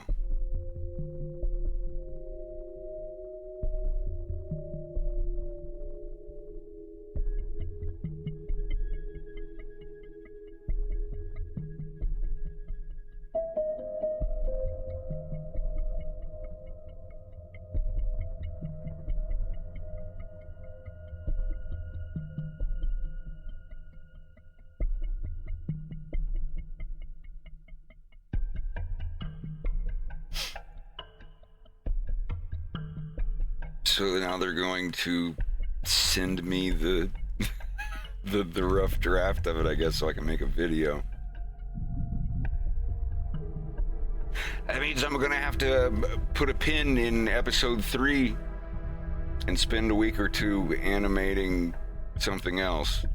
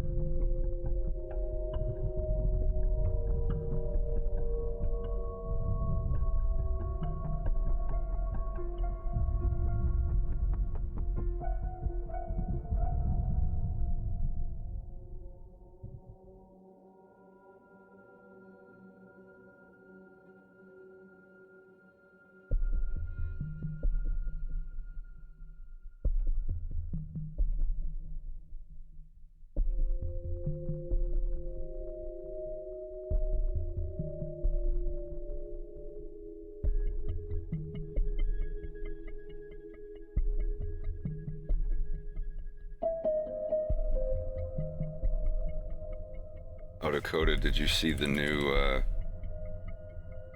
yeah, let me... The Kapusi animation. This is... Excellent! Kimi, thanks for resubbing.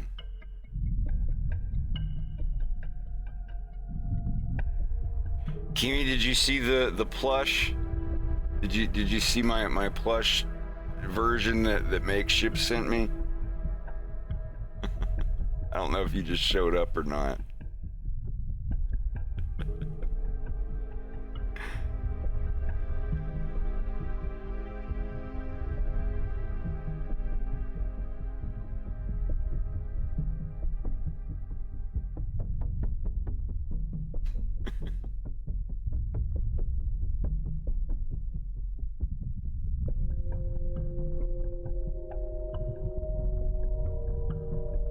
I'm very happy. I know they had to make a couple things simplified, but I mean that's fine. It looks extremely close to the prototype that I made. So I'm ecstatic. But yeah, y'all should check this out. I'm moving different. This shit ain't nothing to me, man. I'm a dog. I'm biting the fart bubbles into bath. We smoking symbiotes. We smoking dung beetle. I'm on 12 Vicodins smoking on Scooby-Doo dick. We snorting that good Buffalo Soldier Tamarind Jordanian jibbies. They must have amnesia. They forgot that I'm him. We smoking shit in a glass pipe, blowing the Lord's bubbles. I'm sick in the head. I'm on them Broward County Tic Tacs.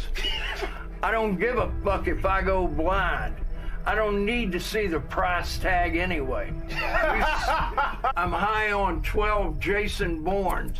We smoking filtered crack, you stupid piece of shit. I'll fucking kill you. Slowly faded into darkness, and I let the archangels take him. Yeah. Ops wanted some initiative.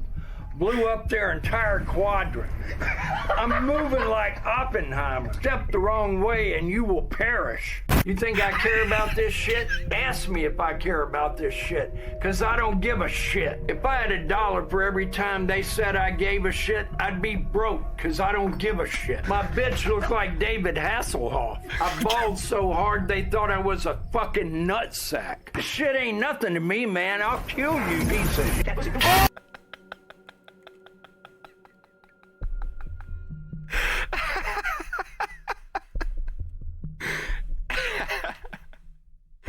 Oh.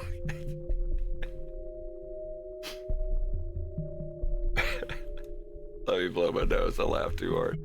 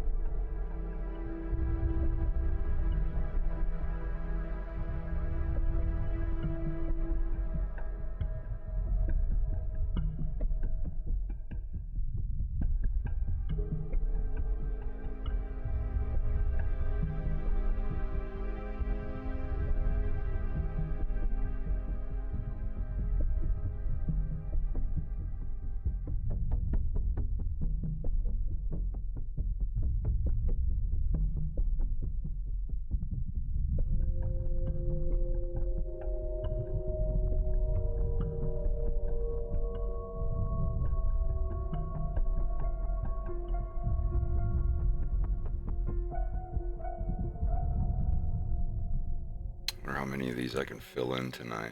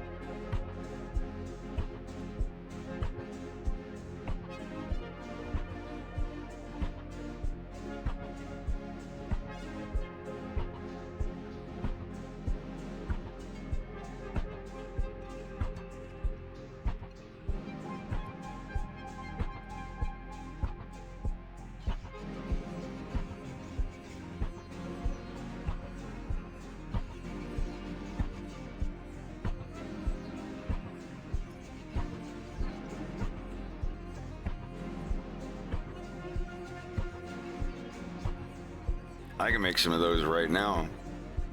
Let's try it. What have I got here? I'm not Lord.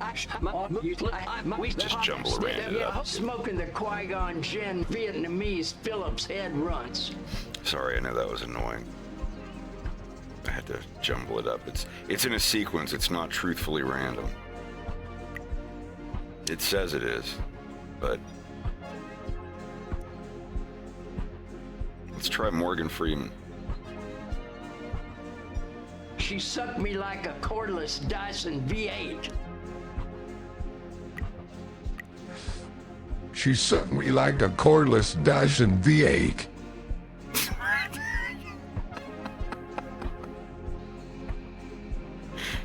It would probably be best to run it through George W. Bush. He sounds like the president who would be closest to that. I'm in the K-hole, licking balloon knot. When I got the meat cannon, I be shooting straight rope. Chanel optics got me seeing shit. I need fentanyl slime. I just popped a whole garbanzo bean. Fuck you mean. I'm in the K-hole, licking balloon knot. When I got the meat cannon, I be shooting straight rope. Chanel optics got me seeing shit. I need fentanyl slime. I just popped a whole garbanzo bean. Fuck you mean. See, I think it would sound better if somebody did them in the impression of the president doing them. Let me find a list. Yeah, let me try to just, let me actually do some of these and I'll get back to you. One moment.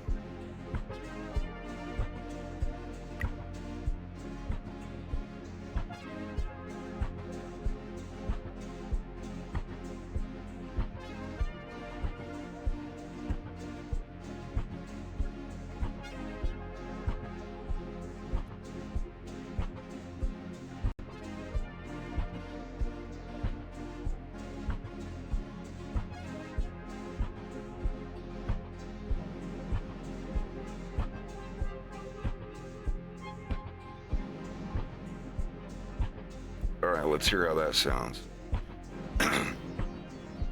This shit ain't nothing to me, man. I'm a dog. I'm biting the fart bubbles in the bath. We smoking symbiotes. Smoking that Whoopi Goldberg South Egyptian Fur Burger Deluxe Mega Million Scratcher Skunk Bubba Kush. We smoking dung beetle. I'm on 12 Vicodin, smoking on Scooby-Doo Dick. We smoking Sequoia Banshee Boogers. See, it sounds so much better when you actually say the things. Like, they must have amnesia. They forgot that I'm him. Now, if you say it, They must have amnesia. They forgot that I'm him.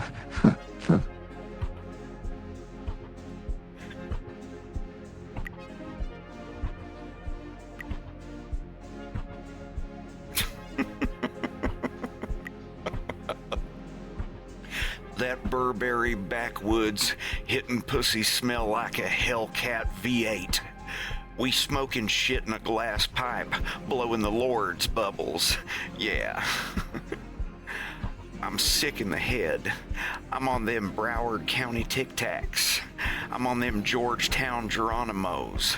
I'm on them Nashville Nibblers.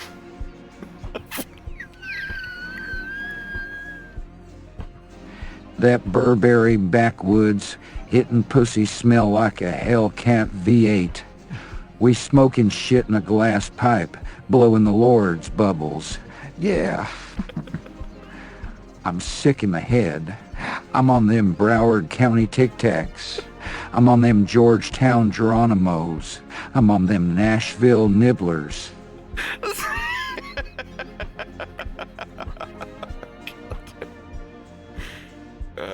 Jesus. Couldn't remember where.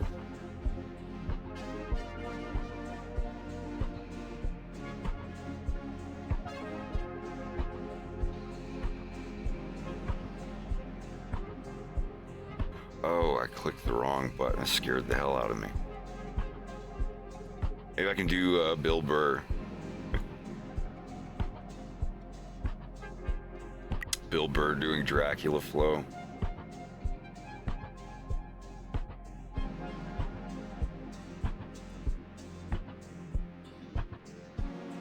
Yeah, go for it. Why not? Hey, what's going on? It's Bill Burr. I'm on them Georgetown Geronimos. I'm on them Nashville Nibblers.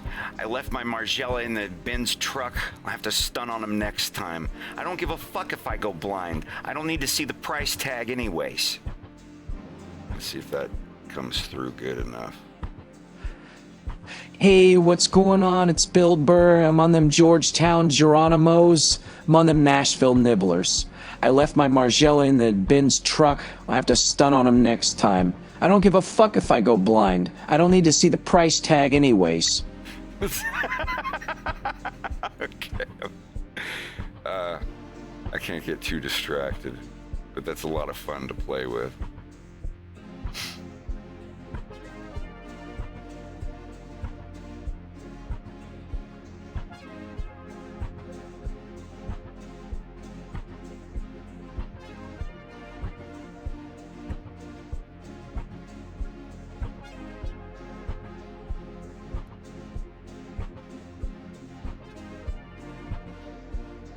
Bill Burr voices Frank, and his youngest son, the redhead kid named Bill, is supposed to be Bill Burr. You ever notice that his youngest son has red hair and his name is Bill? It's basically supposed to be about Bill Burr's dad, I'm willing to bet. But yeah, I've seen like 2 or 3 seasons of that show. I love it. I thought it was great. A nice alternative to Family Guy.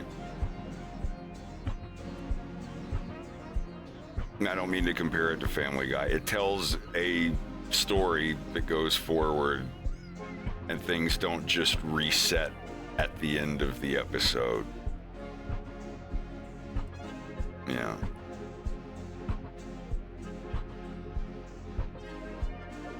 Yeah, no, like the little redhead kid, I was like, when I first heard his name was Bill, I was like, gee, I wonder who this is supposed to be. I just think it's right about the time that he was that age.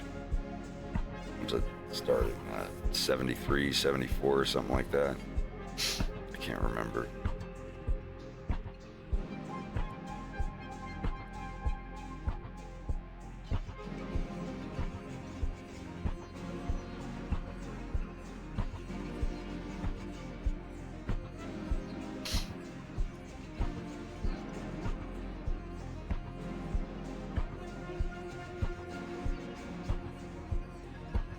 I remember people saying shit like that, like, oh, your TV busted. What, did you pour water down the back of it? I don't think it was that exactly, but now I can't remember. This is back when, you know, TVs were furniture. Like, you put stuff on top of it, and it was made out of wood.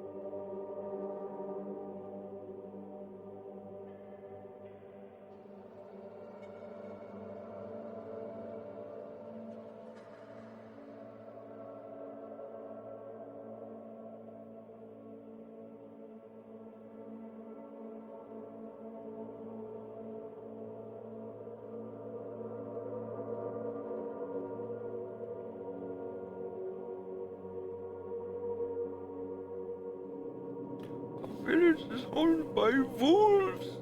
The forests, they are teeming with them. Where'd my water go? Oh, it's been over 3 hours, so I didn't notice my water was missing. Not this water, the seawater ambience. I really hope Ginger Lime is here to stay. Perrier did a good with this one.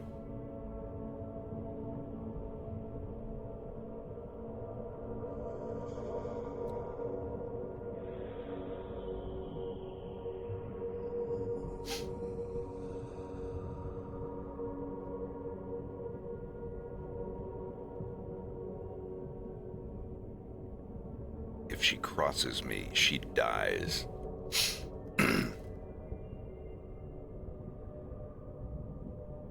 I don't have to look up from my desk to tell that the mysterious stranger has entered the... She's got the crap, Hiram. Everyone knows you're not psychic.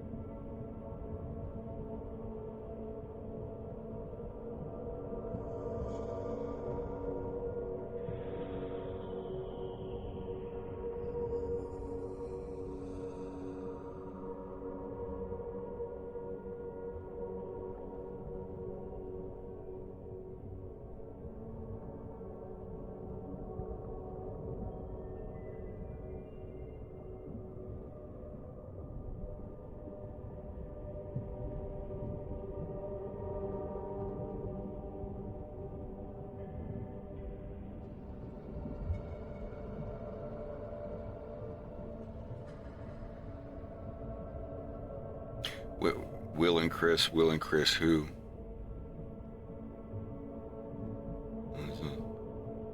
Oh, Will Smith and Chris, yeah, I saw that. Chris Rock held on to that shit and said, I'll talk about it when I get paid to talk about it. He did it. Damn. Yeah. Will Smith knocked the crap out of him and then immediately went outside and they had boom boxes set up with all of his old rap songs on it.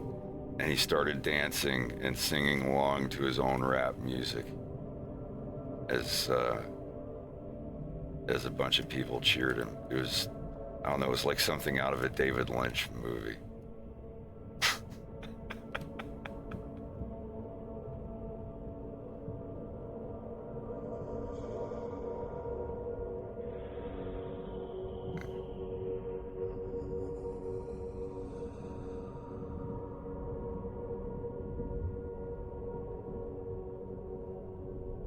No, Chris Rock did a special. Chris Rock did a comedy special, and at the very end of it, he let loose. And he said what he said out loud on a stage what everyone's been saying in YouTube comments for a year now.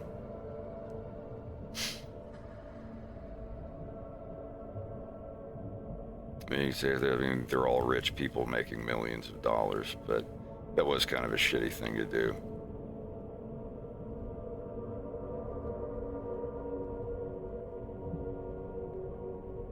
Oh no, one of the richest, highest class women in Hollywood got a minor joke made about them referencing G.I. Jane. And yeah, that was so lame. Who knows, maybe they're all friends and everything's fake. Like, man, people believe all this crazy shit we've been saying about each other. Yes, would you like more wine?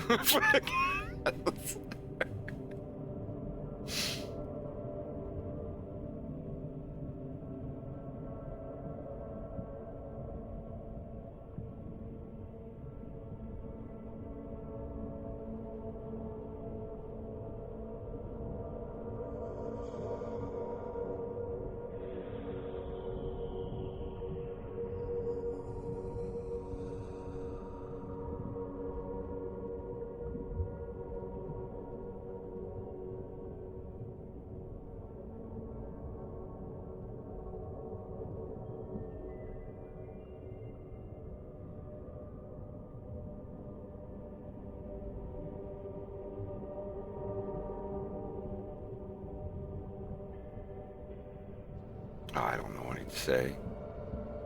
I have to, I can't just like jump through a hoop on the spot. I gotta sit there and think about stuff. The mood has to be right.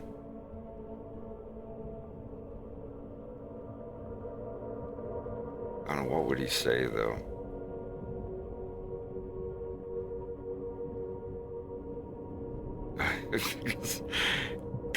Well, I don't want to ruin any story about my cartoon until it's closer to when those scenes are happening, but Wolf is interested in, or eventually, maybe not even in episode 3, maybe this would be after episode 3. But Wolf becomes interested in another lady, and it's not fair.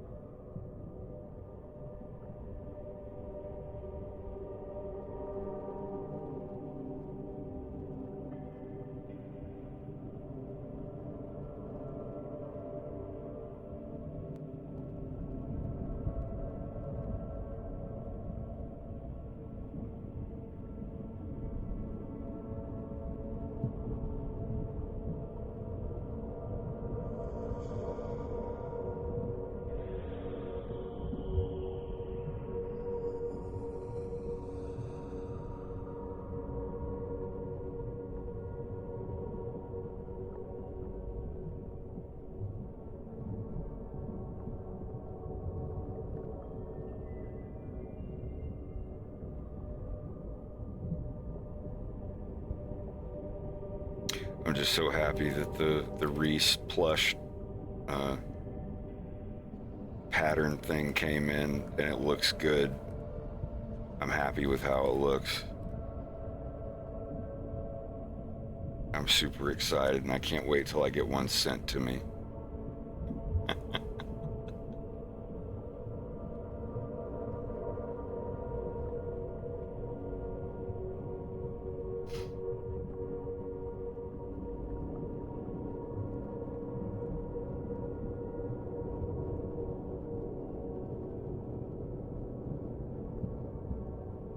In case anyone hasn't seen it already for the 10th time.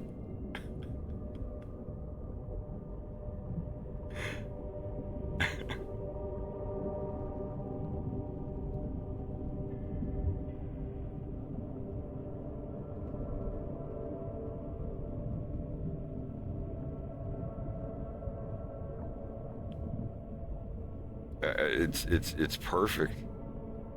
Because I know that, like, their designs have to go on certain patterns and certain shapes that they can make. And they always say, like, that everything has to be simplified a little bit. But based on the other things that they've made, he's 6 inches tall, basically, over 6 inches tall, and that's not even the hair. That's just the top of the skull. So he's almost 7. That's big. So I thought it was going to be like this little 3 or 4 inch tall pop vinyl thing, but no, that's awesome.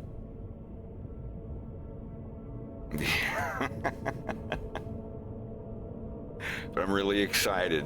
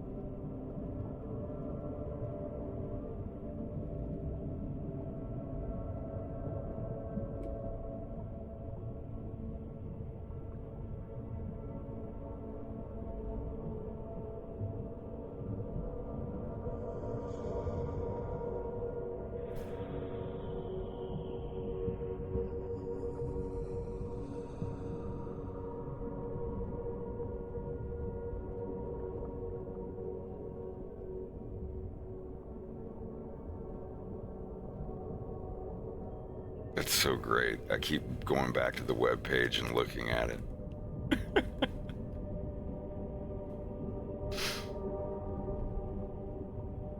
I'll see if we can make the eyes glow in the dark. That was the one I was like, I have no feedback. It looks 100% amazing. My only question is, can we make the little white dots of the eyes glow in the dark? Because Rex looked at their page and he said that, like, in their materials they have glow in the dark thread and stuff. So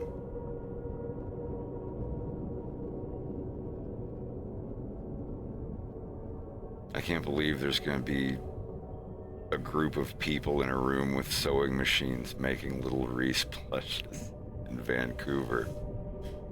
That's wild.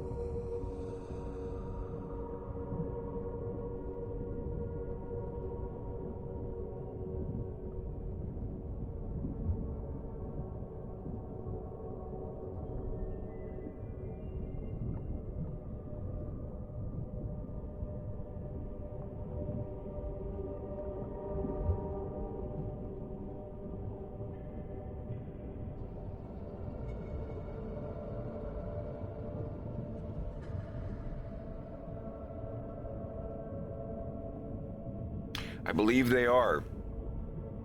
The office I'm talking to is situated in Vancouver.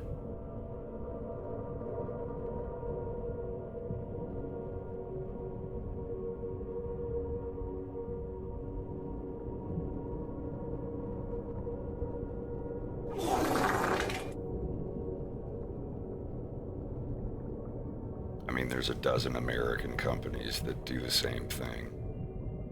I wouldn't worry about it.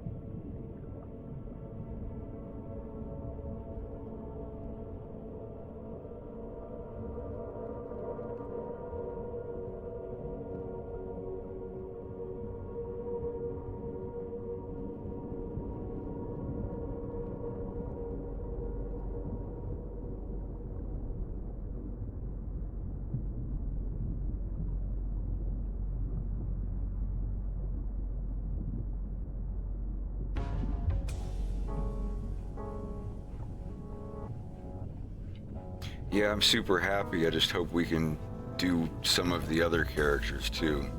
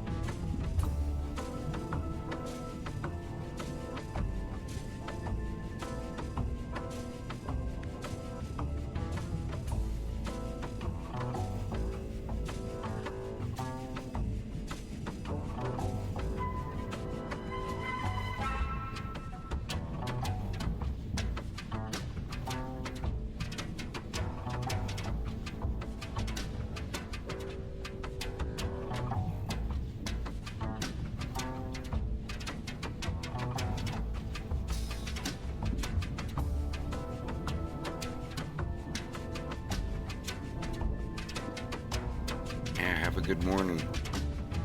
Good night.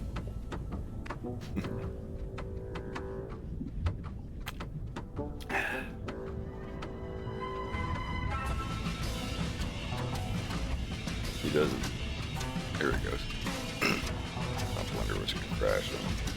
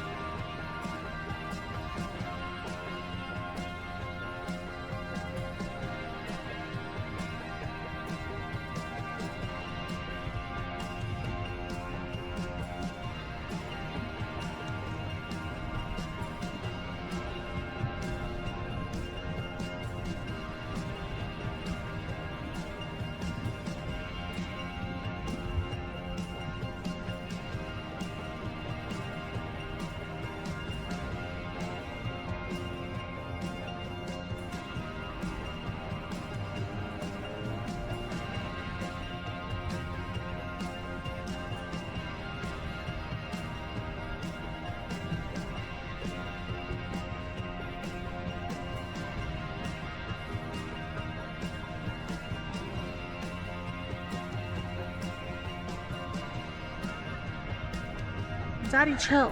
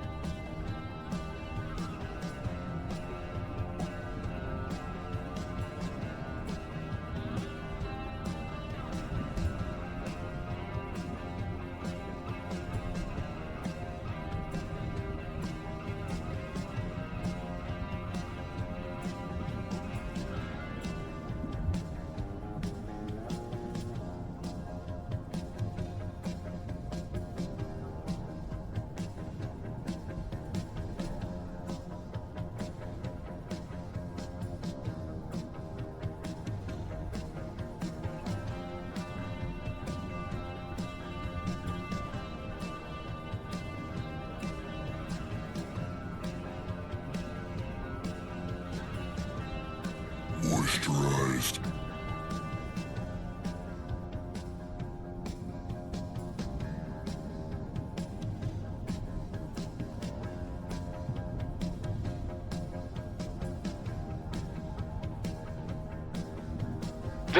What is the name of the new band, by the way? The Teammates.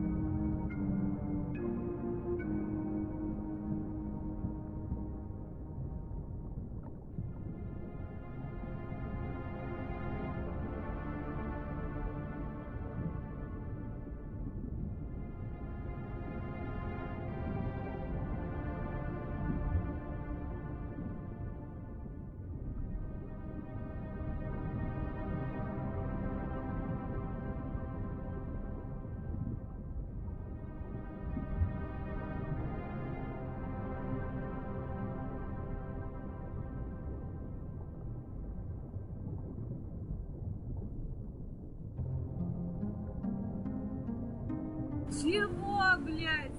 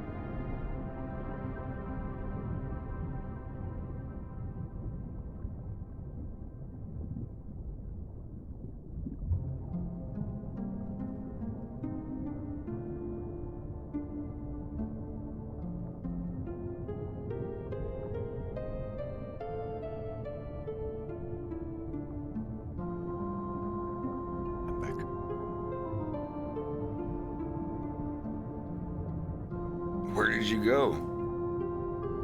I was cooking What were you making?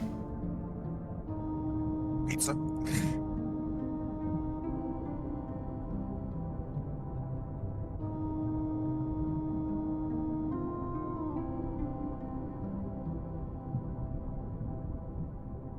I'm telling you, I bought 2 kilograms of mozzarella again, and while this brick of mozzarella in my fridge, I'm gonna make pizza.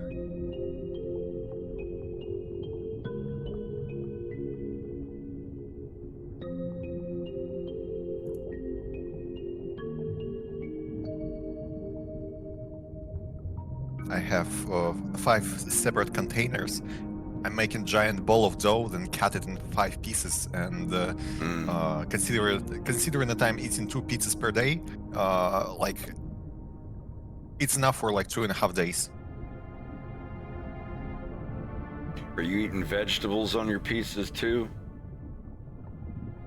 Well, I would say I'm eating primarily vegetables. Because I saw the one you did with a whole bunch of stuff on it. That's good. Yeah, here's when I moved out one of the first times, I did nothing but eat pepperoni pizza for like a month, and I started just getting sick. I had to eat like some vegetables and stuff. I guess I was getting like a vitamin deficiency. That was when, you know, when you're 18 years old and your food groups are pizza and Mountain Dew. Oh, man. I mean, yeah, I'd eat nothing but pizza and Mountain Dew if there were no consequences. I mean, it's just so comfortable. You're making, like, the biggest problem in making pizza is just making the dough. Like, if you're not buying the, like, pre-made stuff, but it's, like, garbage.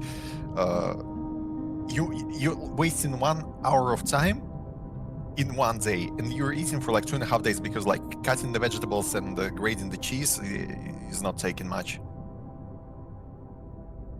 I want you to make me a pizza. God, I can eat a pizza now. I'm triggered. All right, Mir, have a good one. It's another game I need to check out. And Souls-like. I still have to finish Elden Ring.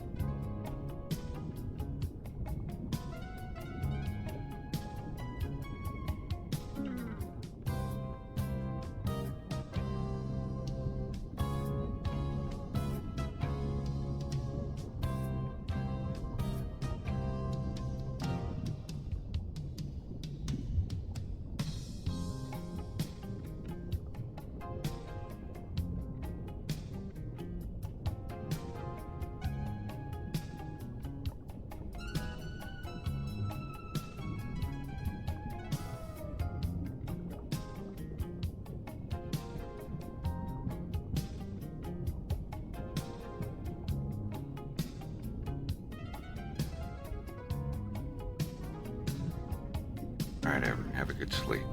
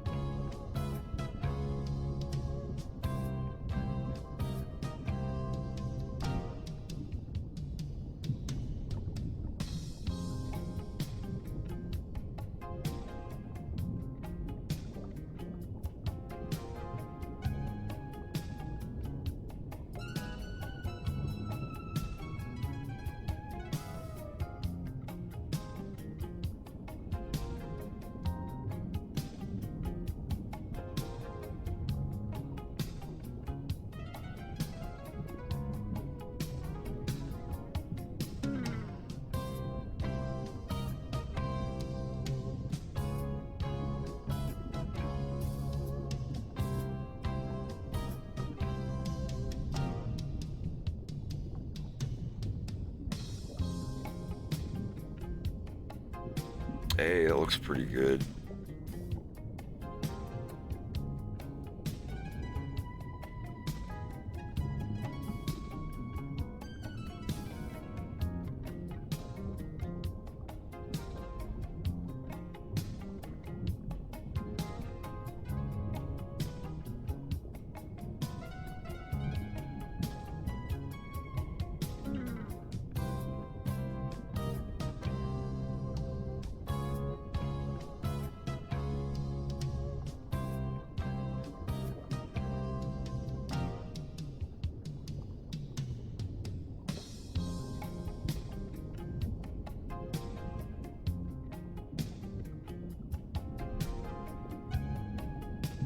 Yeah, I can dig that.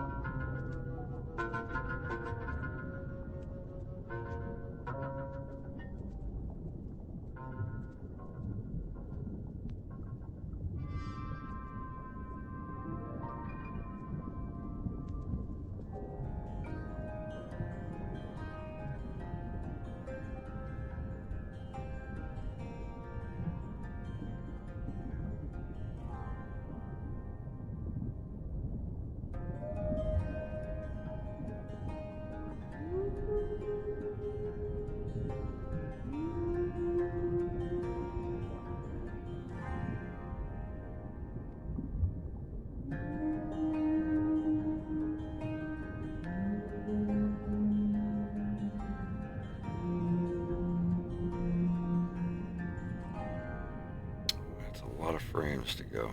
Hmm.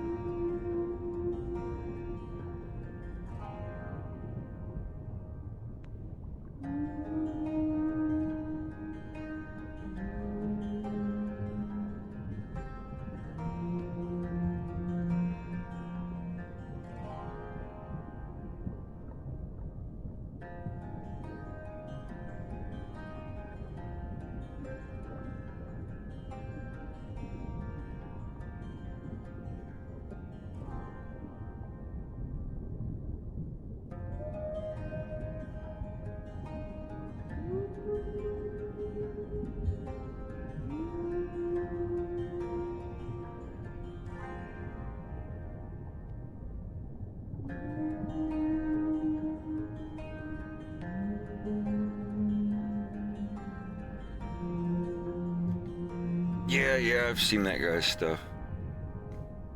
Him and his wife have been making awesome cartoons for a long time.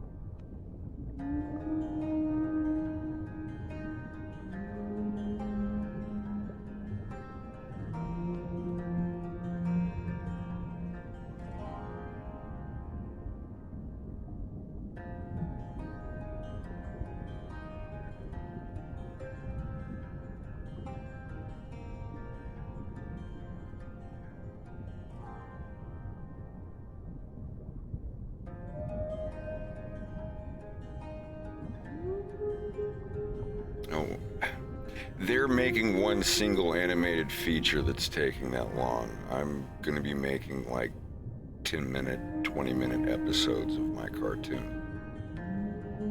I'll probably be...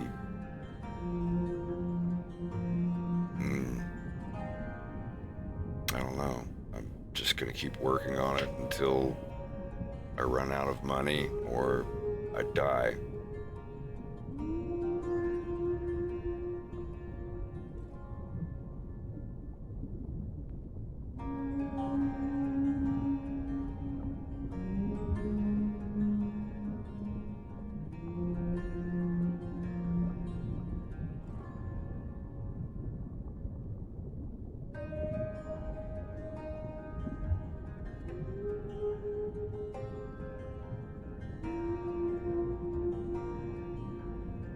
I make enough for me to work on my cartoon. I think I'm miscommunicating. When I start on the violence, I'm going to be working on that for the rest of my life. Or until money runs out.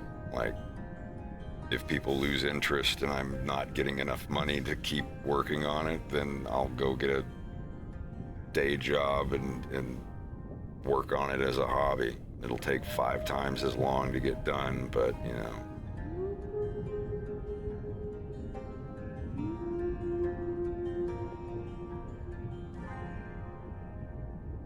Was that a DeWolf track or a Bruton track? No, I think it was Bruton.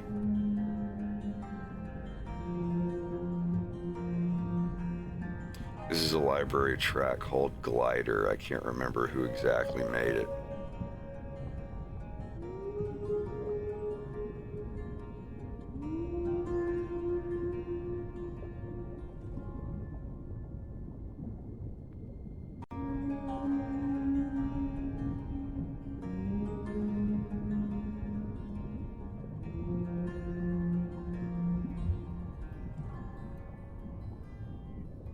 That's it, Dave Richmond.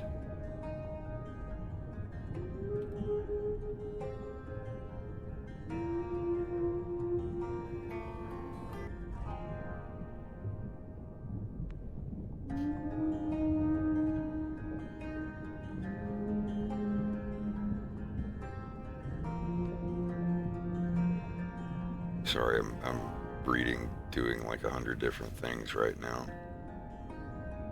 Still trying to catch up.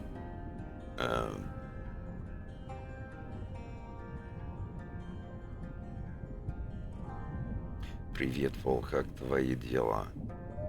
Как здоровье? Здоровье! Все хорошо у меня. Спасибо.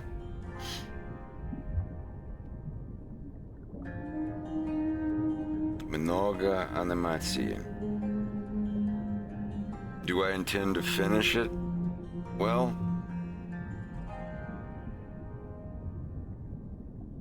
I don't know. Some characters in that universe look at it like Dune. Dude went on and kept writing like hundreds of years in the future past Paul Atreides and everything, and kept going until he died, and then his son started writing stuff for him. Спасибо.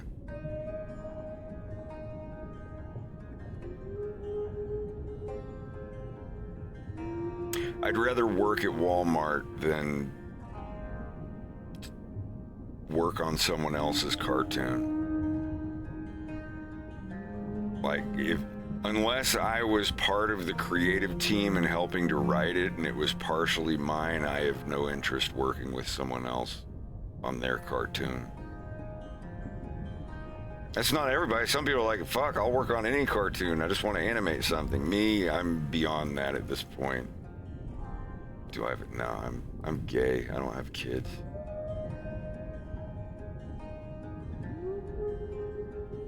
Not that you can't adopt one, but yeah, the bloodline ends with me, unless my sister has kids.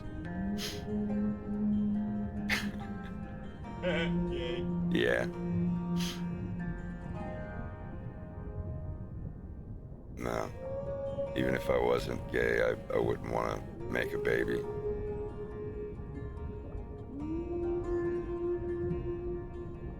Mainly like, I think I'd be a great dad, but I got too much stuff that I want to do.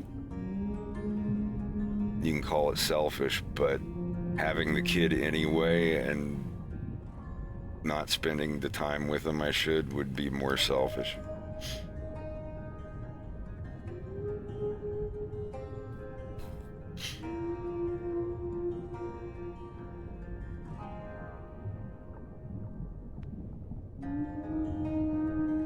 Hopefully 30 or 40 people that I've trained to animate in Blender grease pencil. If I die, they'll be like, well, let's break off and make our own animation studios. I'd be up for that. I'd be happy about that.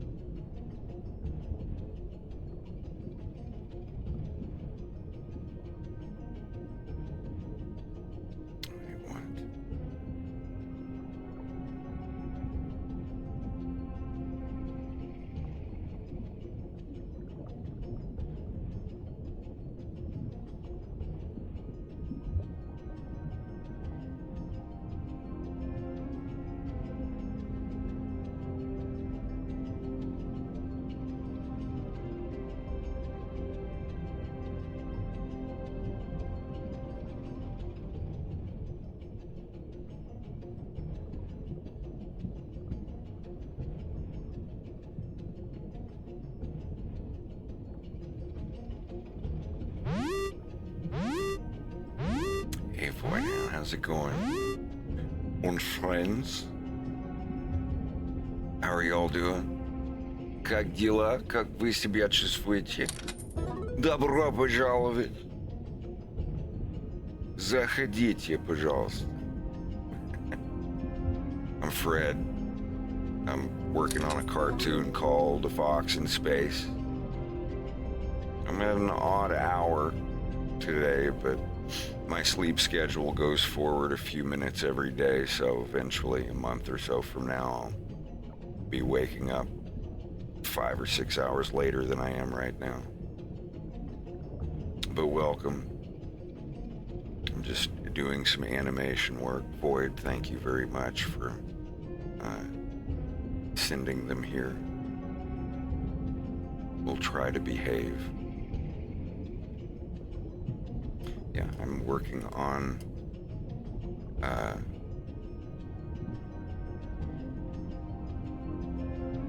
oh yeah, for sure. I appreciate it.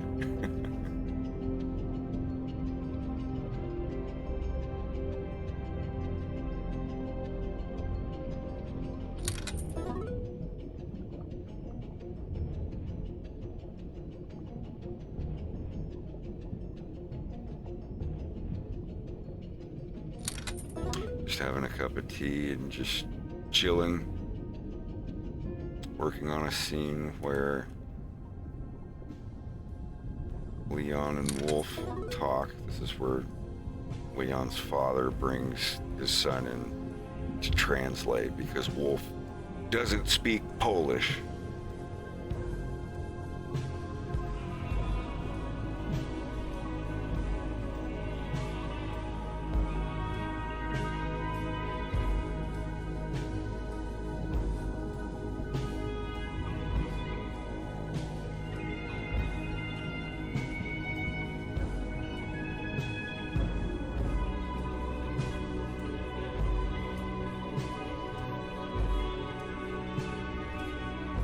It's always good to see you all come by. Now, there's not always much exciting going on here, but it is work getting done.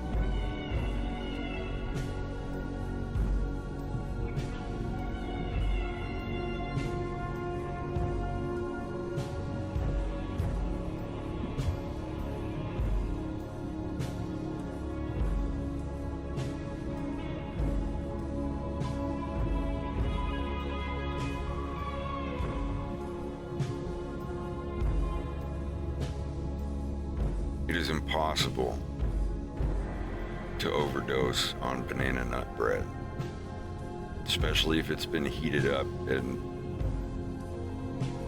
gently brushed with a piece of soft butter.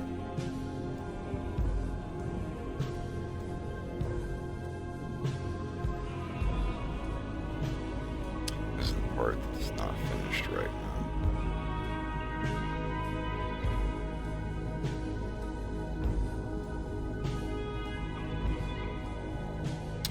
These frames where it's just a floating head here in this part, these are what I have left to animate. So I guess it's not too much left. And then he just slides here. I've got to animate a few frames of him coming to a stop.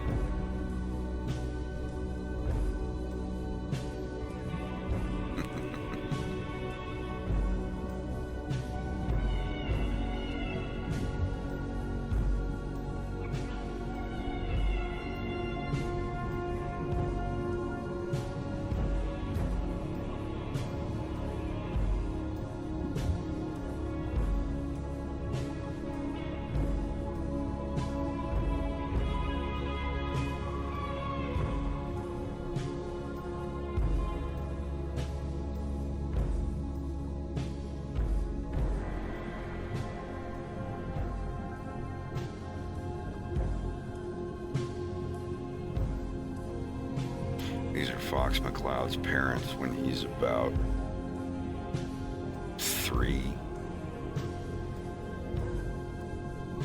Andros is early, yeah. Look how far you can zoom in on this stuff.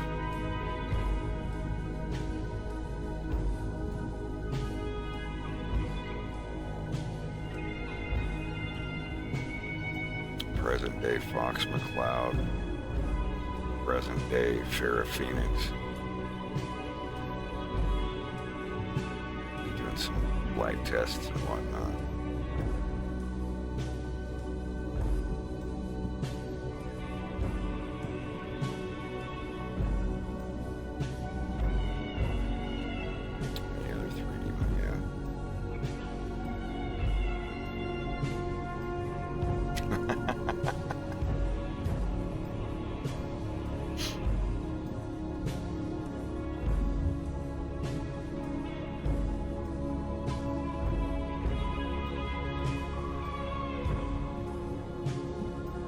can't wait to make the posters for episode 3. This will definitely be one. I don't know why that background's there. But, something along these lines. But Fox will be in the middle and everybody else will be around here, I guess.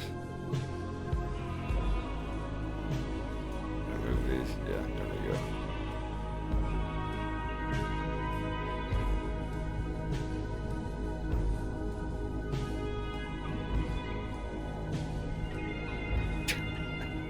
Actually kind of like that. There's gonna be more people and yeah, I don't know, but it would be a good little promo art piece.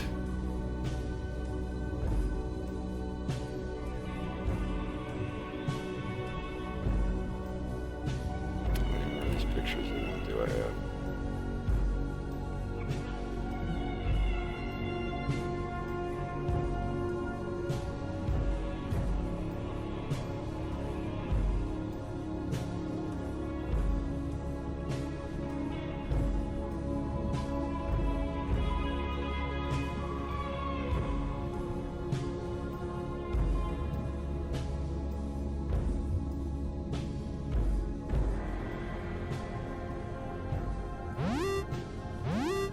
Being attacked on all sides. How's it going to Adam and friends? What are y'all up to this morning?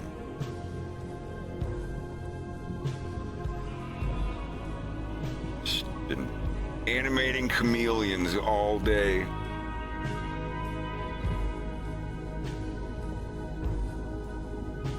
Looking through some concept art for... This is what the characters are going to look like in episode 3 when it gets to present day, half of the episode. If you're just joining us, I'm Fred. Good night, buddy. Have a good sleep. I'm working on an animated cartoon based on Star Fox, loosely.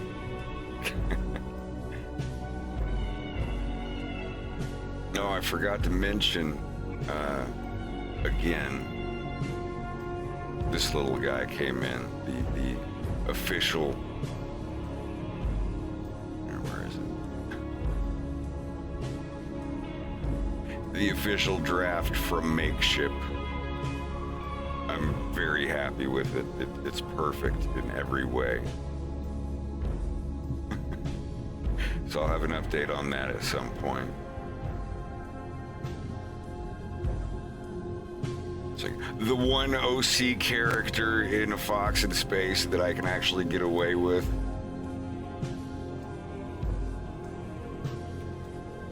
Everybody's like, oh, you got to make one of Fox and Wolf, and they're like, I don't want to step on their toes.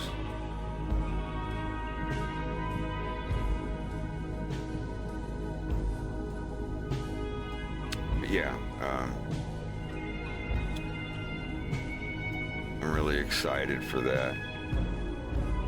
There's some characters from a cartoon I'm going to be doing after this episode is done. When I get episode 3 of A Fox in Space finished, I'm not going to be doing Star Fox anymore. And I'm going to be moving over to my own cartoon. I don't know exactly what it's going to look like yet. But something about this guy.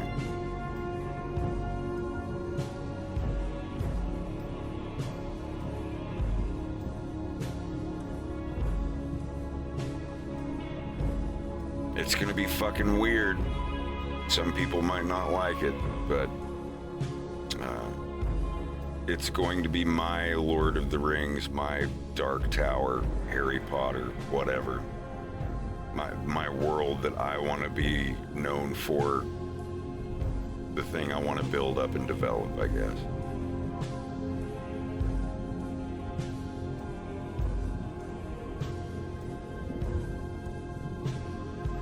Yeah, I would definitely be up for the barbecue for sure.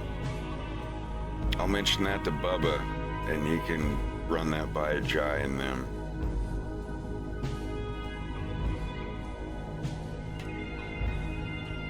get that ball rolling at some point. Yeah, dude, have a good night, buddy.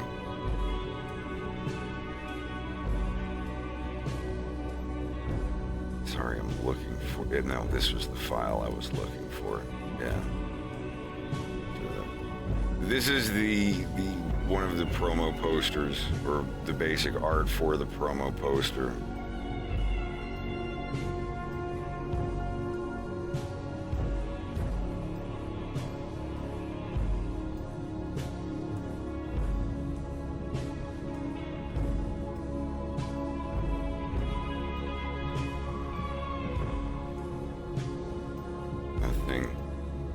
I'm gonna have to go and add this dude's Polish tattoos. I only had it on his left arm, but I'm still gonna have to go through every shot that he's in and add them on a mask.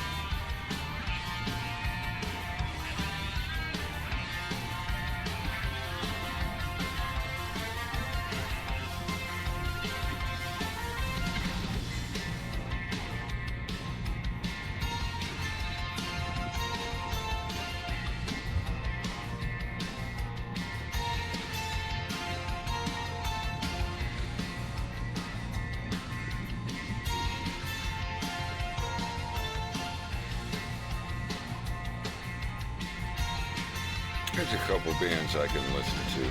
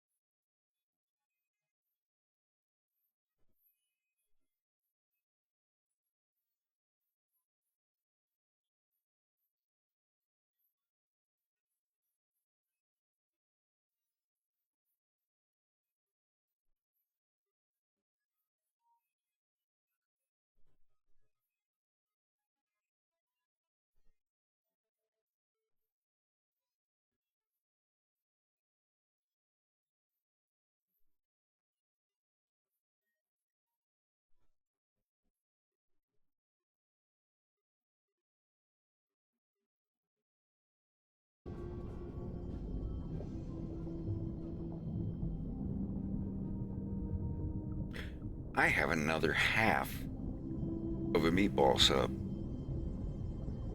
I've been going for 6 hours. I should probably eat again. Let's do that. Let's eat. I'm gonna eat.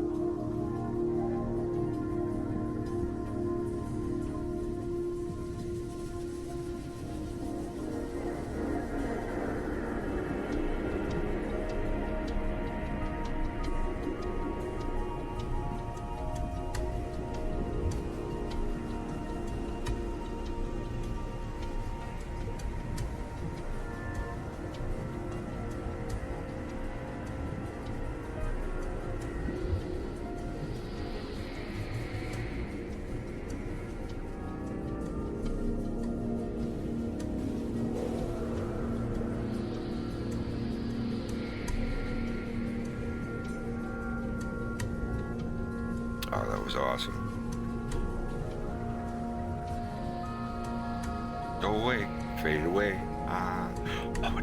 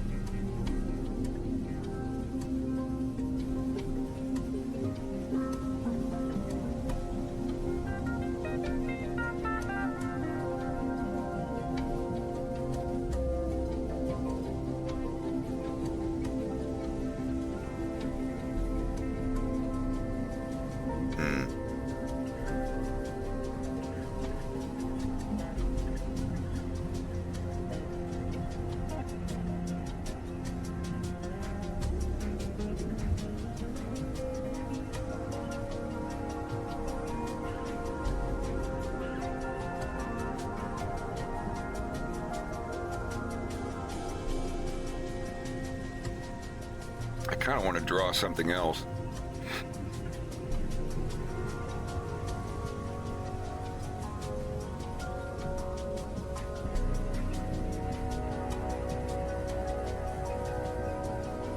Hey, that's 20 frames of Leon I got done today. It's 1, 2, 3, 4, 5, 6, 7, 8, 9, 10, 11, 12, 13, 14, 15, 16, 17, 18. Half of one, half of one. So that's 19, and yeah. So I got 18 frames and 4 half frames. These here were already done. I didn't do these today.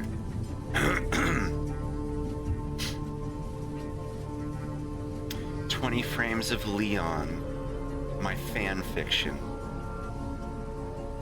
Wolf spends his hobby time as an amateur photographer, and a rare opportunity presents itself in front of the camera lens. And then it's some like the suppression of desire, you know, a king's lament. Yeah. Suppression of desire, king's lament, and then all the tags are like presenting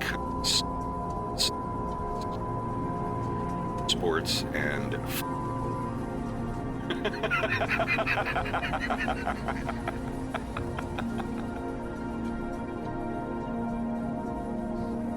no, and you're just like looking up stuff on the art sites or whatever. You're like, oh, let's look up fan fictions, and it's like this super fancy title, and then all the tags are just smutsed.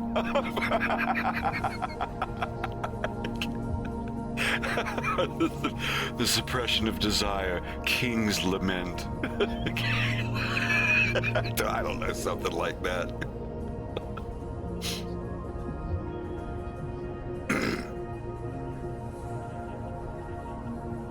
What was the anime thing that my buddy, his mom?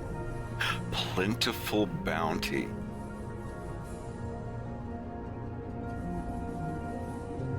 Those aren't my mom, those are Mikey's from school. Those are my Plentiful Bounty, Adam?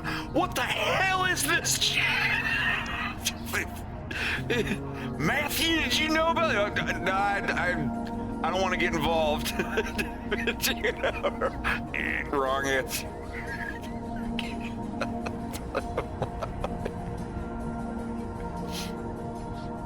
Milk trucks. Something tells me there ain't no trucks delivering milk in here, in this magazine.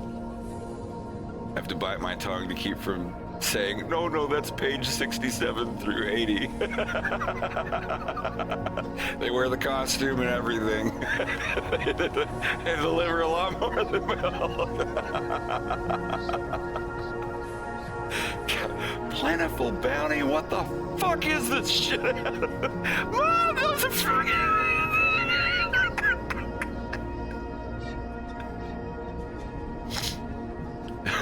Mom, those aren't mine. Those are Mike's from school. I'm hiding them for him. I was like, you're gonna be hiding an ass whooping when you go to school tomorrow. Oh, God. Go for it. Go for it. Use it. Whatever. I don't mind.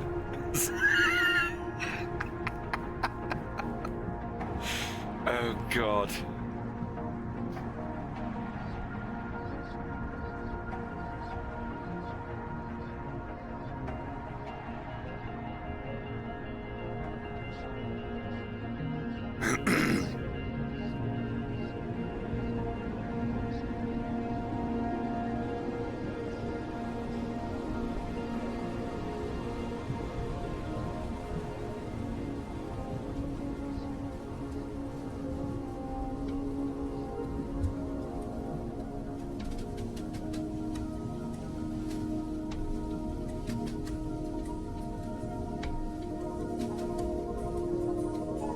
It sounds like the name of one of those mobile games.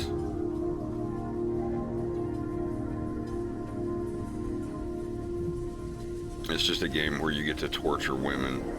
Have you seen the ads for those on YouTube? The really weird, unsettling ads. It's like a homeless woman and her starving tiny child daughter are out in the snow. Let them in or let them freeze. And it's like 2 buttons you can click. And it's like, download the new Choose Your Own Adventure game. Suppression of Desire, King's Lament. And it's always these little weird, like, the woman is freezing in the cold snow with only rags. Do you feed her or do you leave her where she is? And it's like it's like nice choice, mean evil choice, and they always like animate the mouse cursor hovering around the evil choice. So you're like, oh no, I have to save her and buy a mobile game with microtransactions. No, I'm just gonna torture her. Yeah, I have collected so many of those ads. Every time I see one, I save it on my phone. I have a folder called, disgusting YouTube ads. And one day I'm just gonna make a goodbye or what's it called? Yeah, Mr. Blue Sky video of ELO dum dum dum dum dum dum dum dum dum dum dum. I just go through all of them. I've got at least 100 by now. They're, man. Like soft incest, where it's like, oh man, she wants me to have sex with her, but she's my stepmom. What would my dad think? Ugh. And it's like, go for it or mind your business. And it's like the good choice and the bad choice. The mouse cursor hovering over. It's like, oh, my mother-in-law wants to come in the change room with me. What do I do? It's it's like a bad R. Kelly video. A bad R. Kelly music video.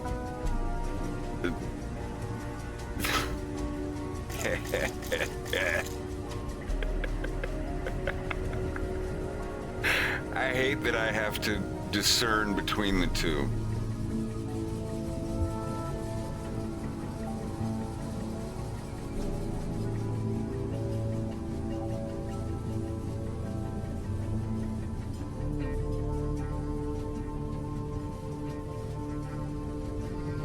Wow, that actually looks all right.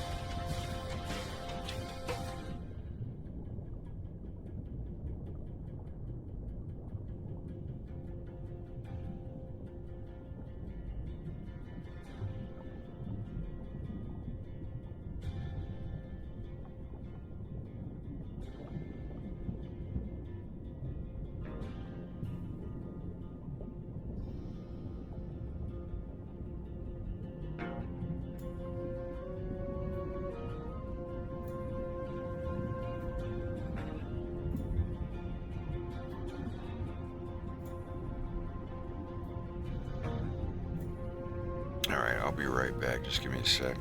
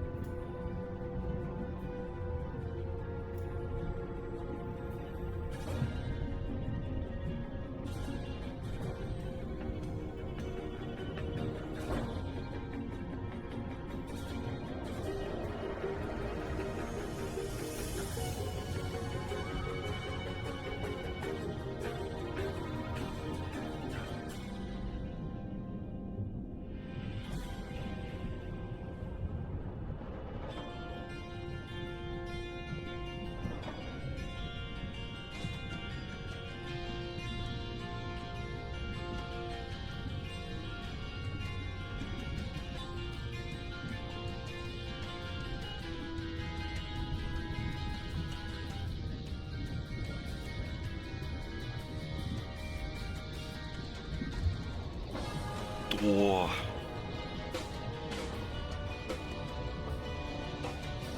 Sorry, I had to make a fruit fly trap.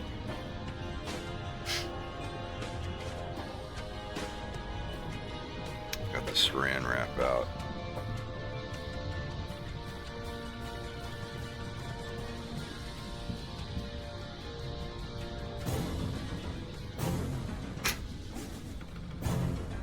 That's what I feel like every time I'm making a fruit fly trap.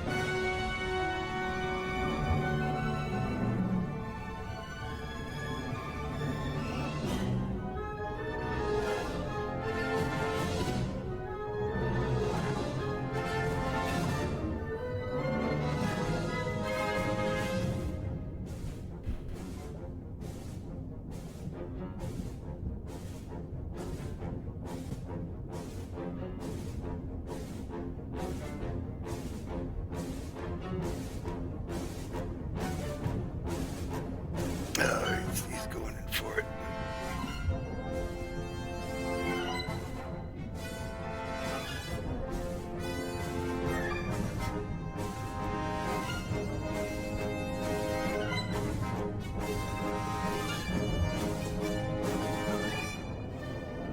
That's what I should do. I should lay the fucking zapper over the top of it. Start fucking fire. But yeah, I think I'll keep the zapper over here. Who knows? It might actually get it. Sorry if you all hear a zap, but this thing's been driving me crazy all night.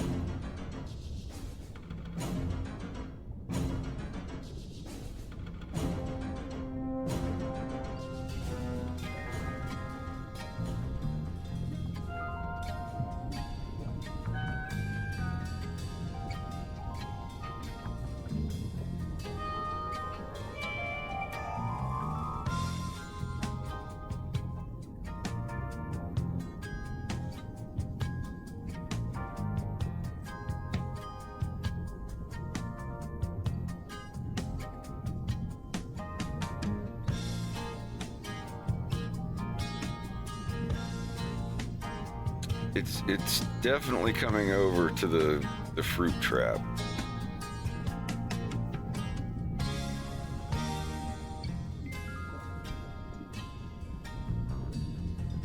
I should just leave it alone and let the trap handle it.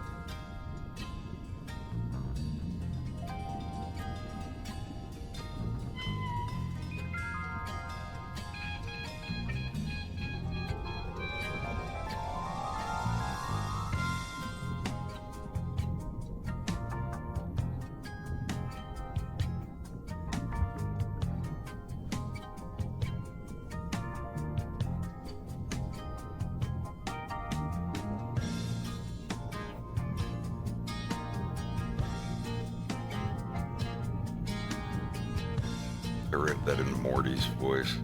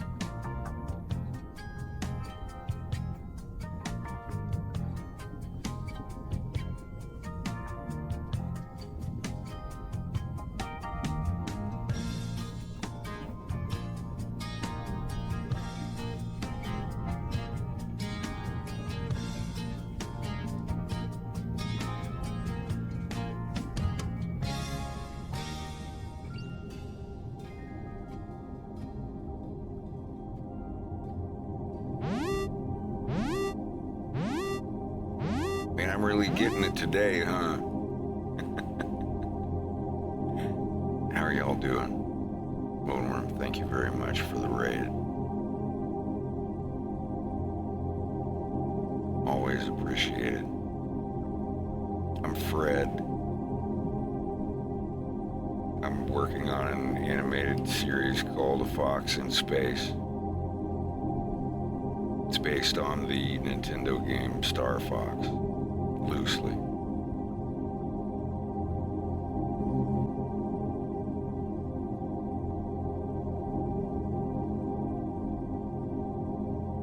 Also, I have this to look forward to now. The next stage is they ship me one. And I get to make a video with it. Or cartoon. It's going to be a combination of both.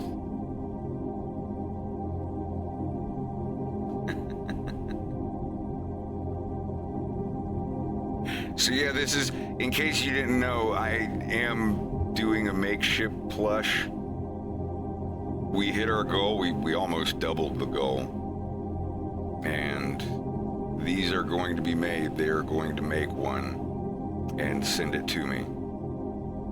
So I can, you know, do the call out and everything.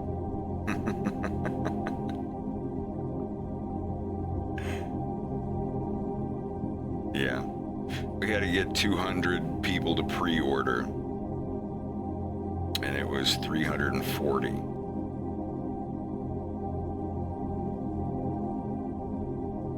And that was on, this is my prototype. I think I did good. I think I did all right on the prototype.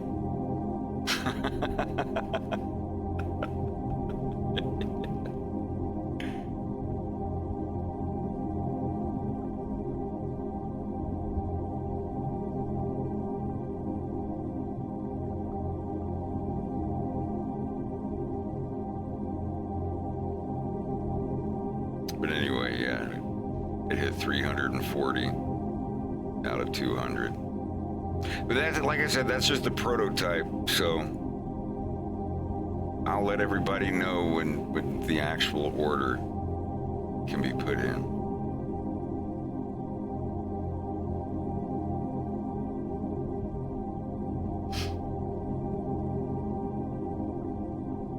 Hell yeah. Hey Frost, how's it going?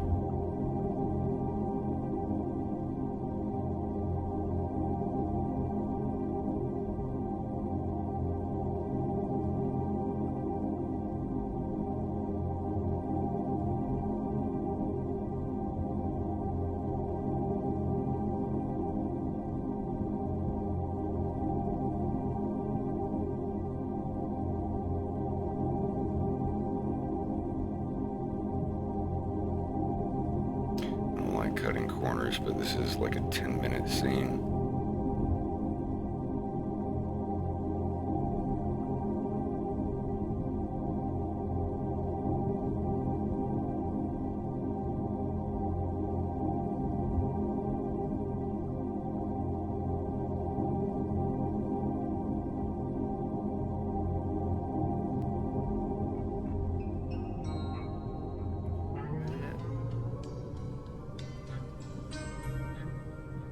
Yeah, this is where Leon comes in.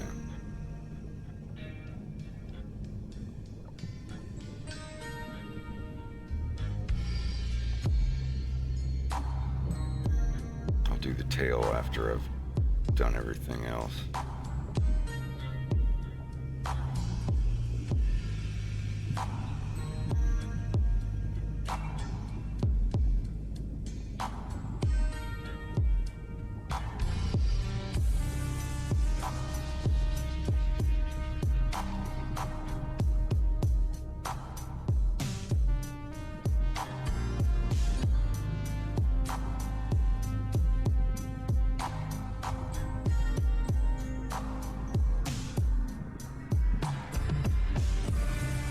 You can see the gaps here. I got all these done today. Not bad for 6.5 hours.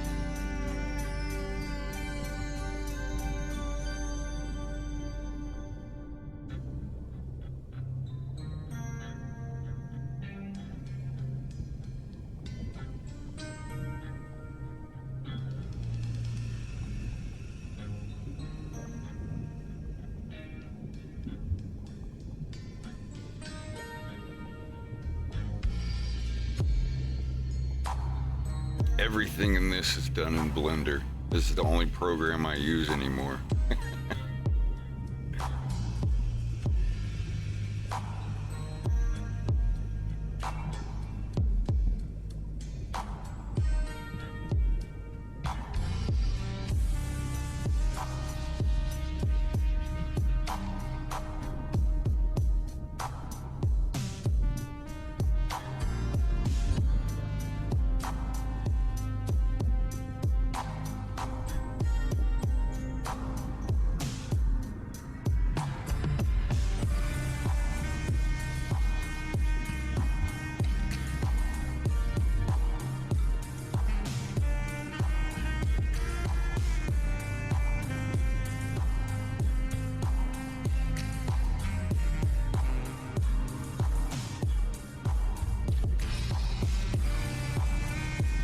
So these are just basically set up here. I haven't done all the animation on these parts yet.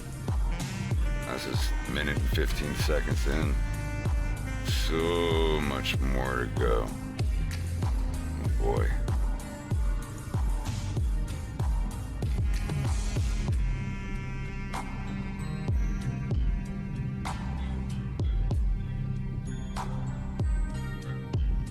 That's when you just scream, it's Leon! Arch too. Yeah. Why it looks so dark from this angle, though?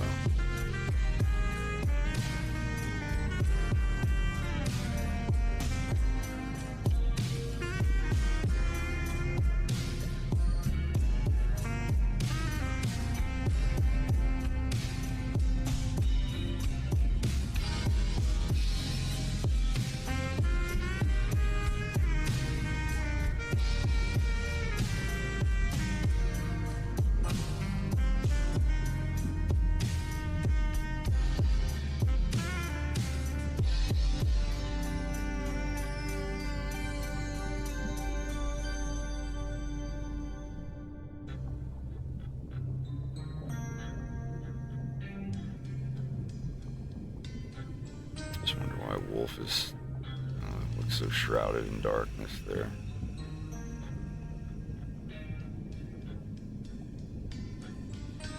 Maybe I should put a little light here.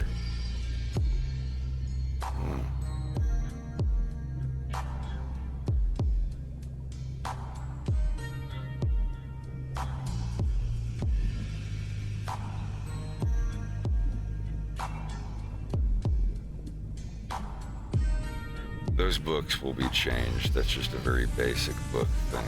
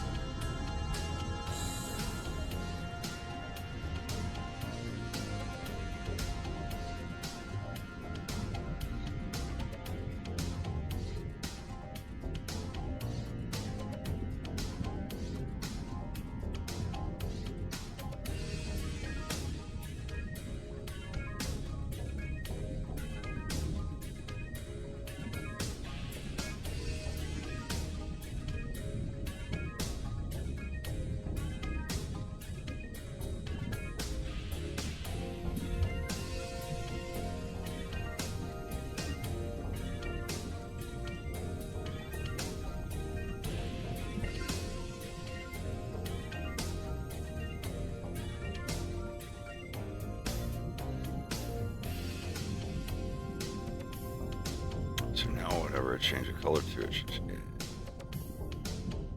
Yeah, I'm pretty great at that. I love drivers; they're amazing. Sorry, I love when something I guess is gonna work actually does work. I'm getting really good at drivers, even for just this very basic uses I use them for.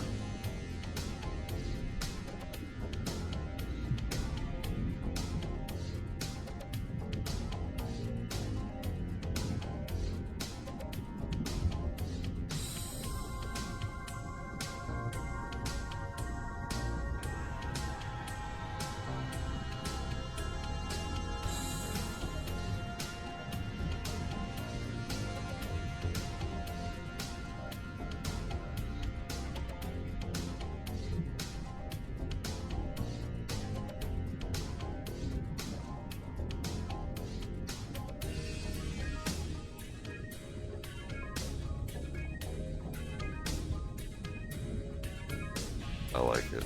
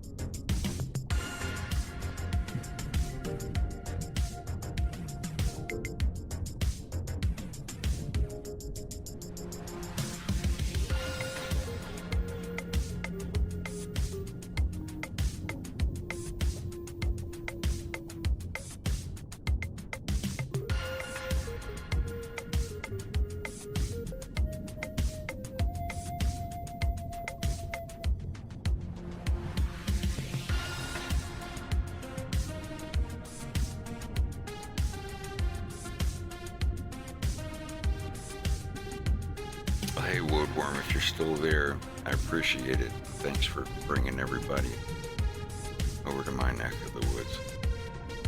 I'm trying so hard not to yawn. I've only been awake for about 8 hours.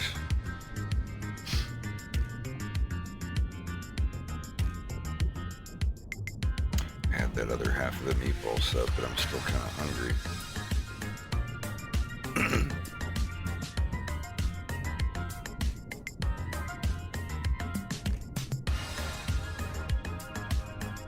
I kind of like that.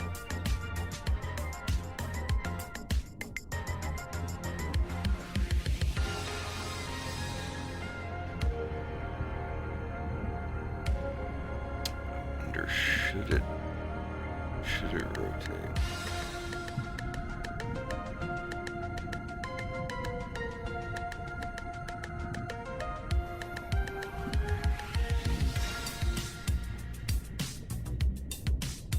I'm always so torn on weird ideas. So I don't want it to just be too weird, but I would like it to be kind of like a sculpture thing, but not anything too distracting. Maybe it wouldn't move. I think if for a guy like him, it would be too distracting. Of course, I gotta get this depth of field shit. This is why I'm waiting on that special new grease pencil thing.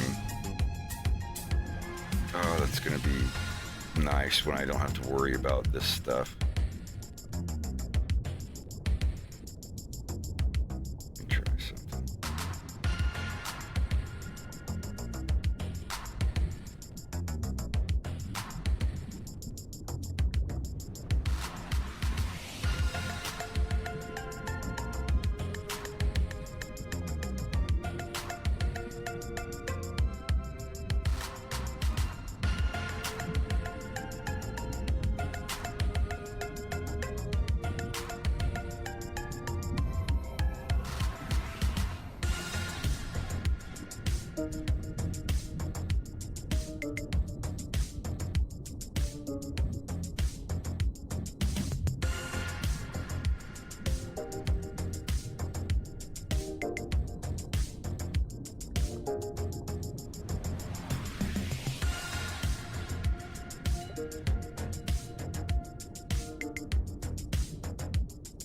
Holy shit.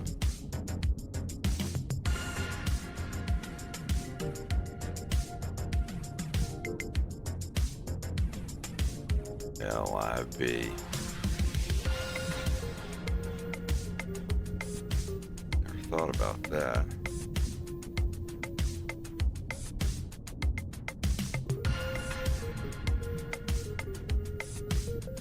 And it actually kind of works. Here. This one down here doesn't need it so much.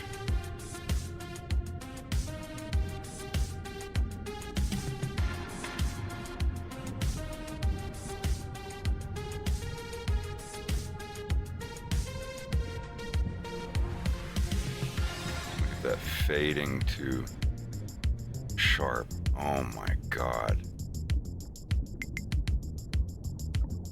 It'll do. It'll do for now.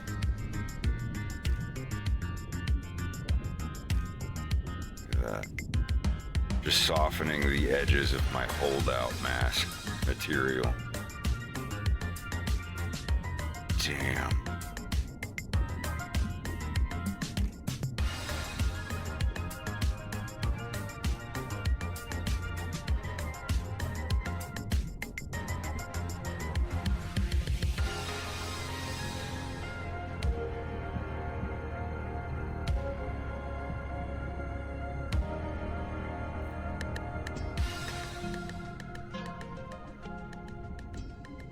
I feel enlightened.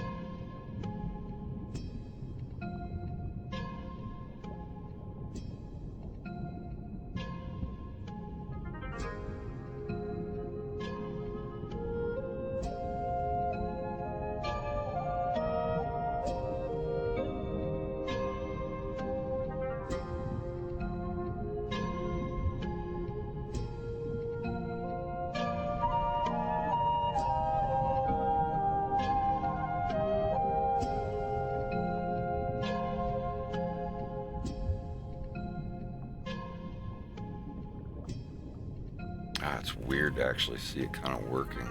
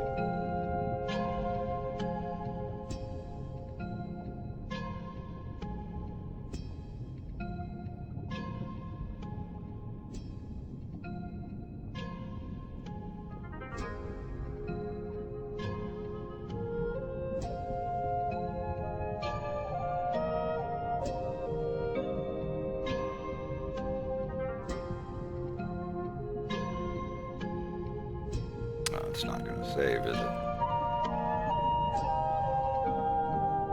That one will.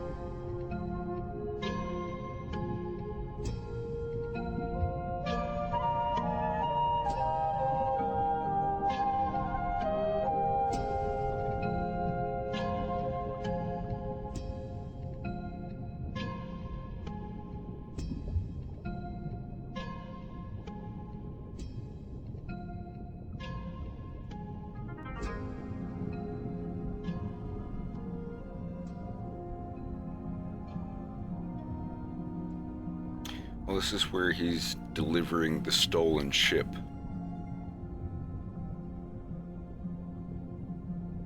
What do you think of that sculpture in the background there, dude? I really like it. The light sculpture. I was just doodling around with it, but that actually looks really cool. It's not too bright. It's not too distracting. It's looking nice. I think it fits.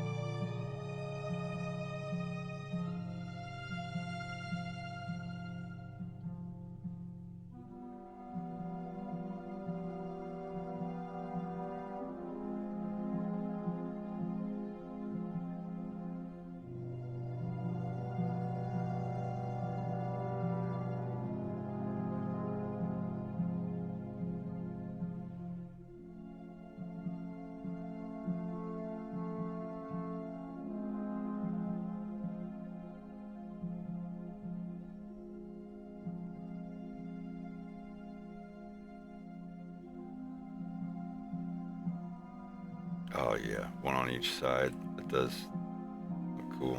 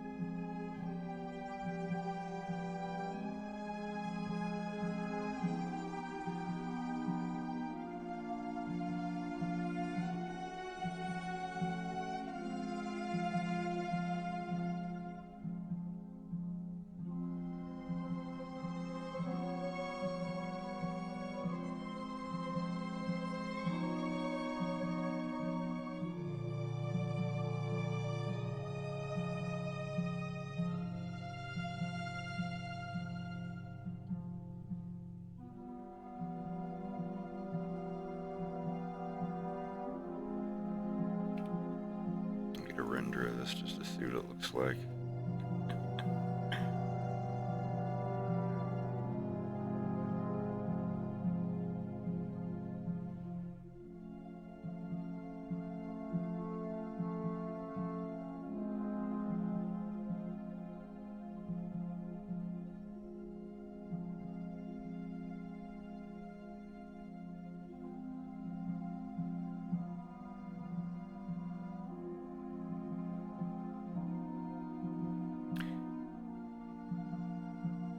I'm gonna make a difficult choice here.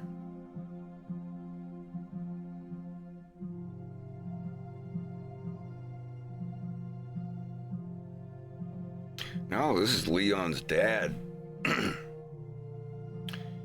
These are Leon's half-brothers.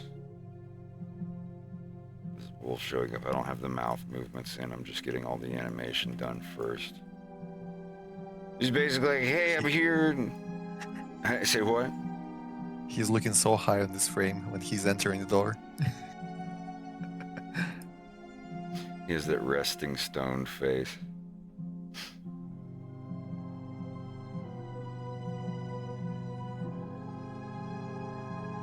You notice he very stealthily spiked his hair back. It's in the previous scene that he can tell the guys are making fun of his hair. He's like, all right, all right.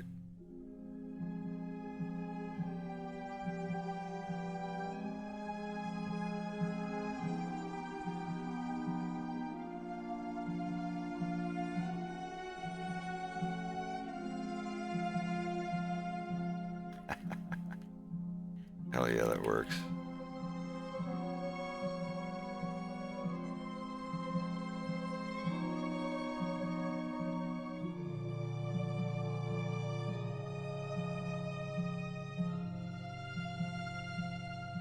Y'all want a wallpaper?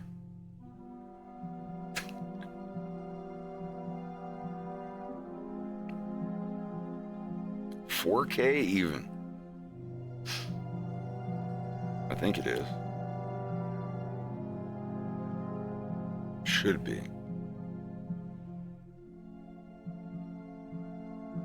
Yes.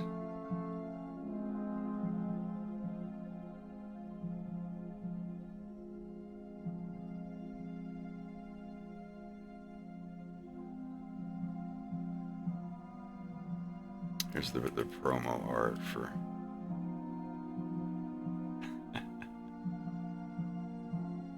I don't have the background behind him in this picture, but this is.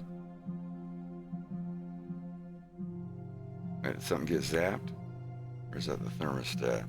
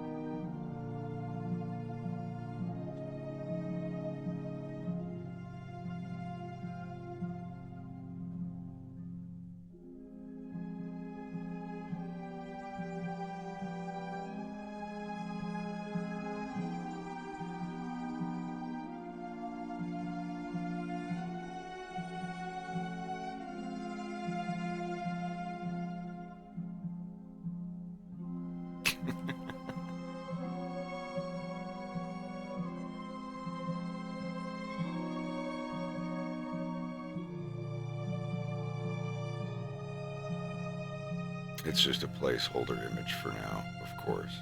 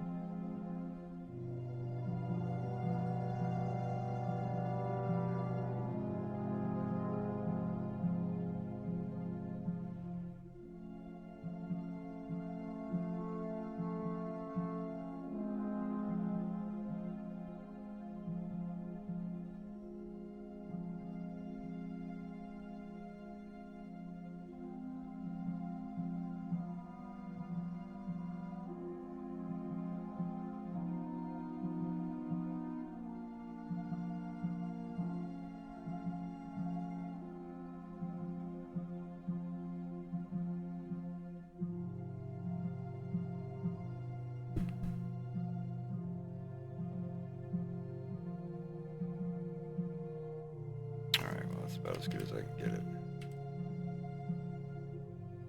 Back to more chameleons.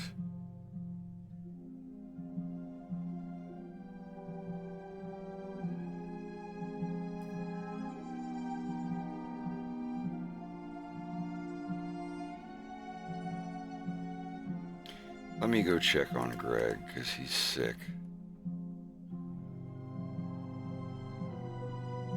Make sure he doesn't need anything.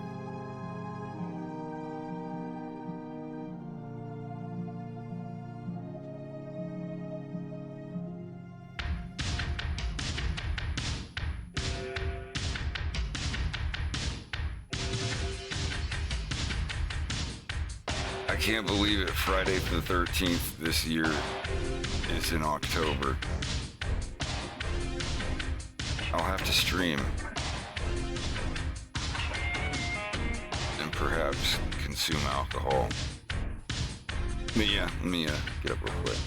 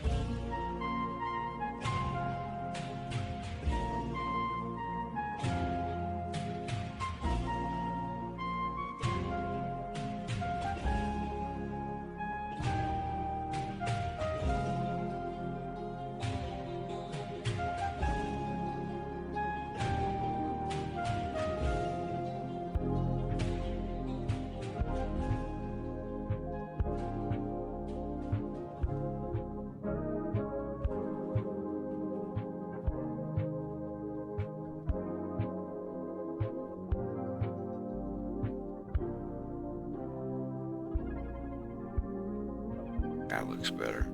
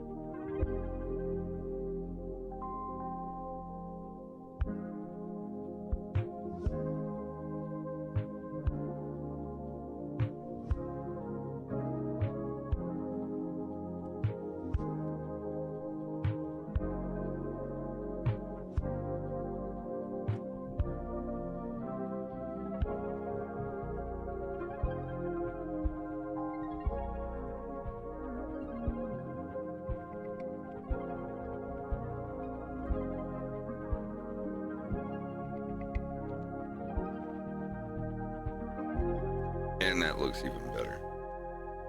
So I just didn't like the way his head was bobbing, but that looks so much better.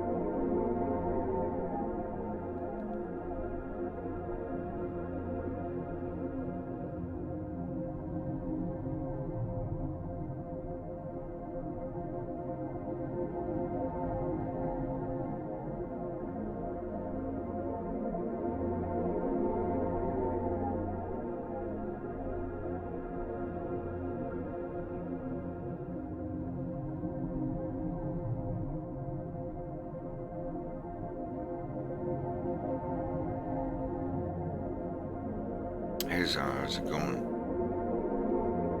Tomorrow's Friday the 13th. And it's in October.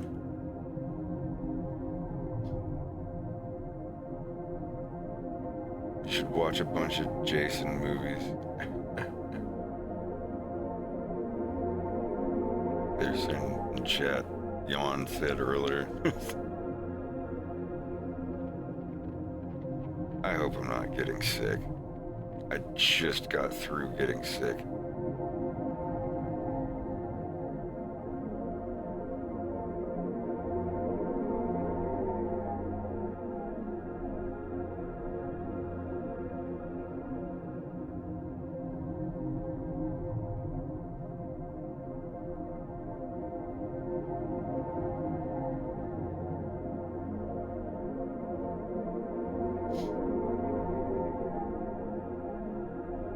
It's like you get that possibly placebo feeling. Like you're getting a fever. You reach up and put your hand at your forehead, but it's just completely normal temperature.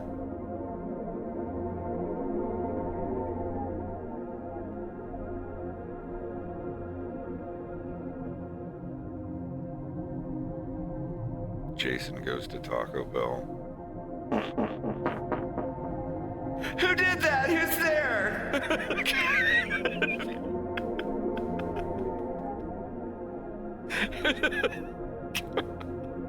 Come out! Ew, on second thought, stay in there. What the fuck, man? I need to find the Canadian comic. Hold on a second.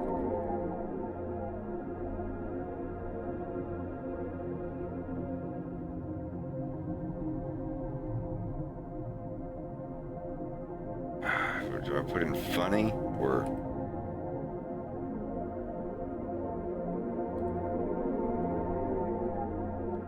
It was Friday.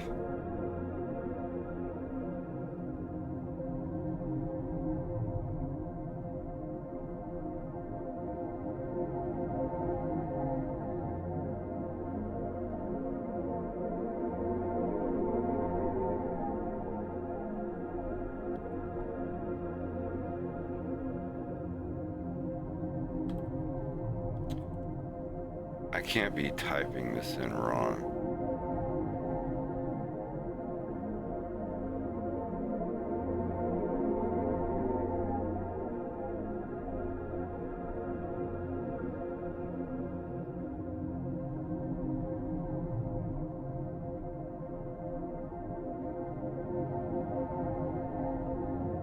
This is so funny.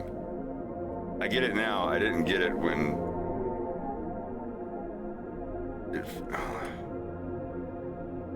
I don't think I'll find it.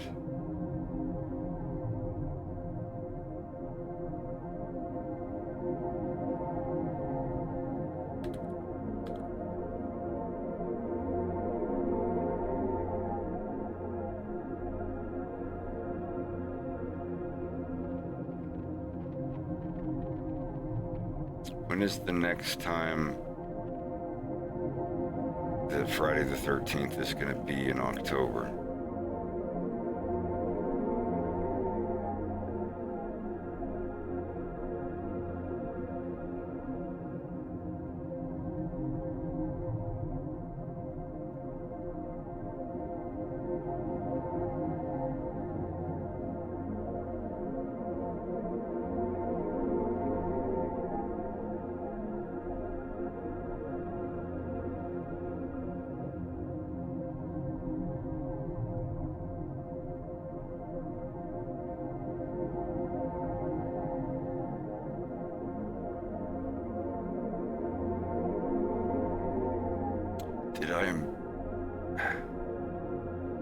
It's like if Jason from Friday the 13th was in the Maritimes. And there's he's looking for a camper who's hiding in a locker. And Jason's like, only year was 1778. And there's a tiny little peep from inside the locker going, how I wish I was in Sherbrooke now. The guy's like, I can't remember, but I can't find it anymore. No biggie.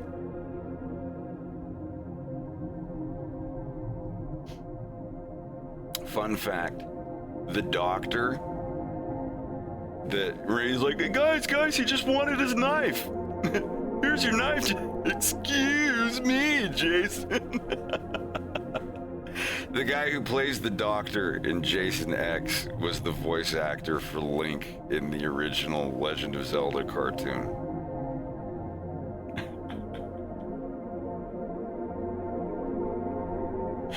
Yeah, that could be the new movie of Jason out on the lake vaping. It would be called Jason Z. It's like, where's all this fog coming from?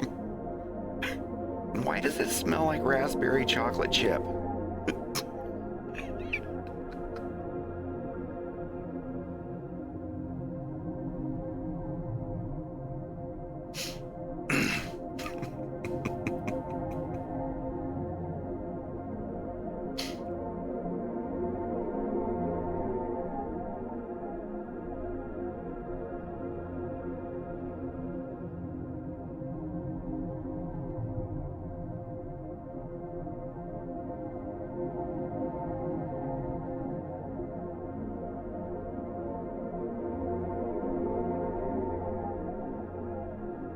Instead of Jason Goes to Hell, Jason Goes to Coachella or Burning Man.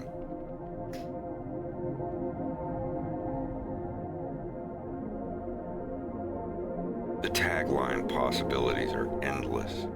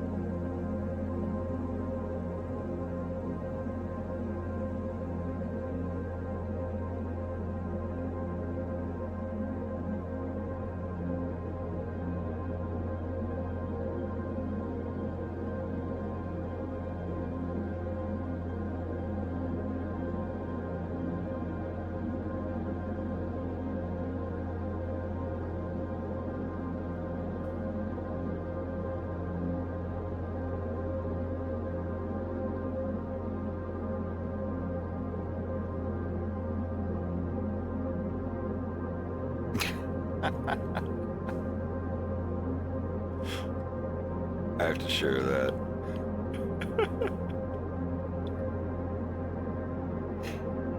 It's gonna be relevant tomorrow.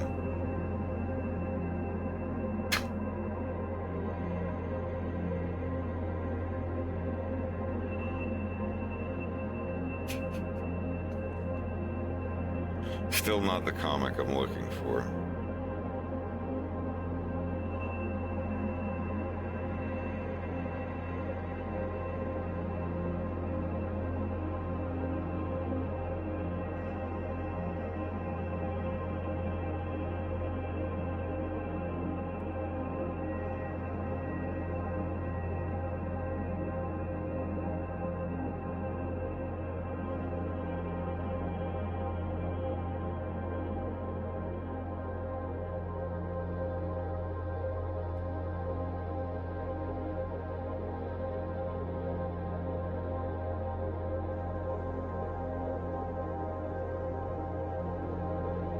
Don't you hate it when you look for something that you swear was real and you can never find it?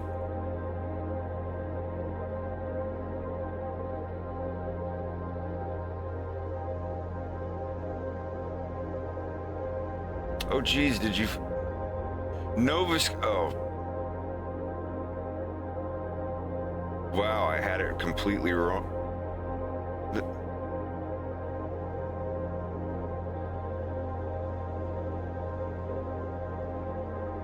Is this the right one?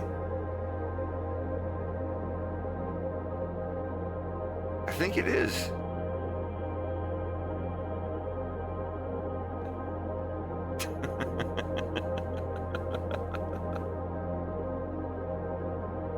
I don't remember it being in... I don't know, maybe I'm misremembering. It could be me, but thank you. Yes, this is basically what I was looking for.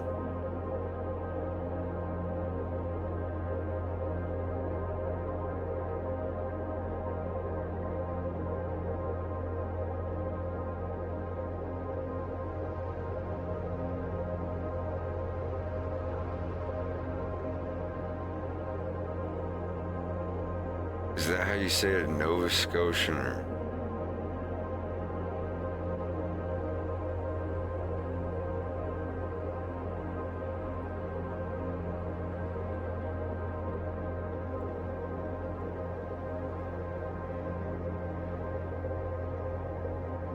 If you're just joining us, here's a wallpaper, 4K wallpaper of what I've been working on today.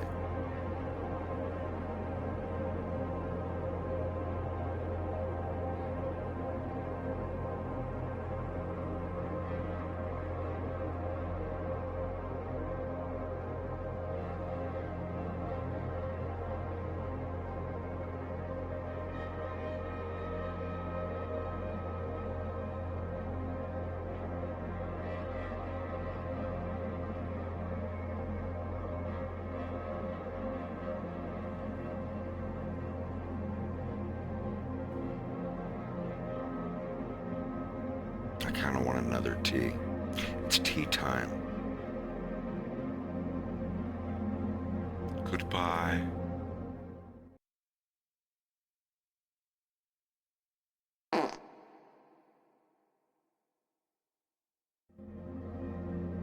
Just kidding.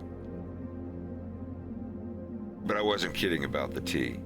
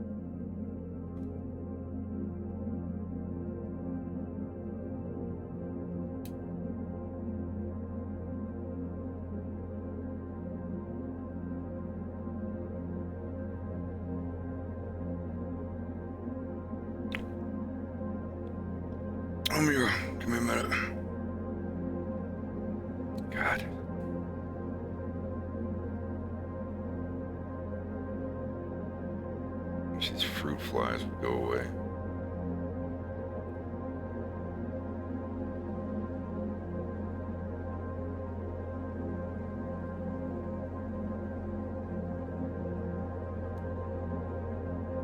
I'd eat them. I'd eat every one of them if it meant they went away.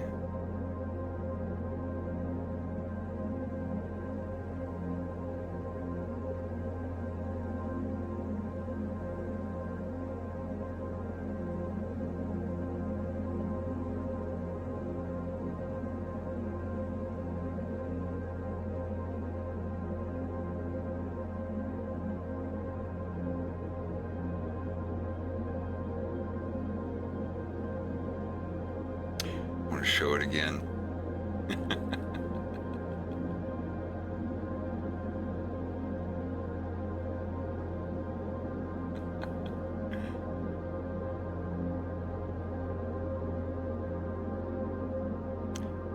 Next step is they send me one.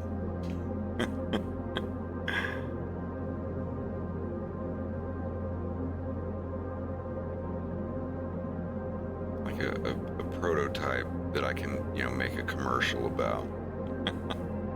I'm excited. I can't wait.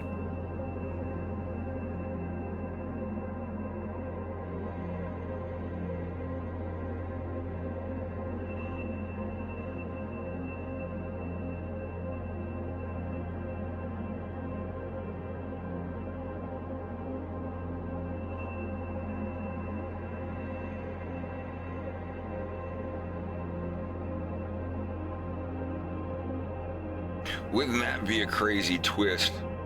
Present day Venom?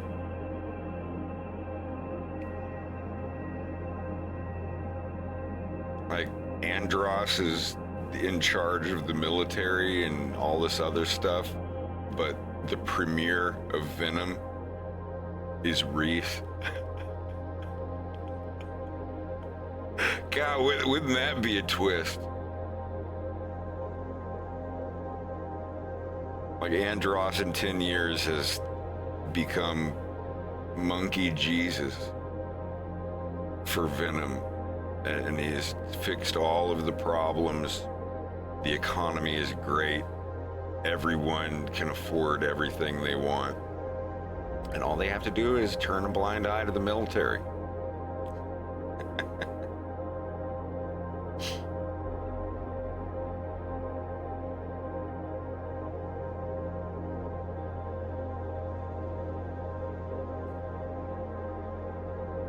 I have an M&M cookie to go with my tea.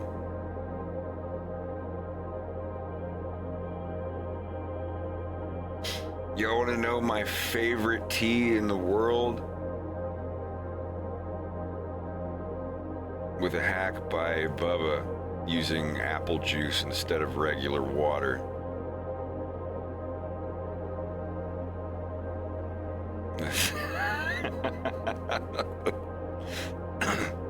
Or half and half at the very least. I want to bring up the box or the bag, because I had to send it to my friends in the bag form.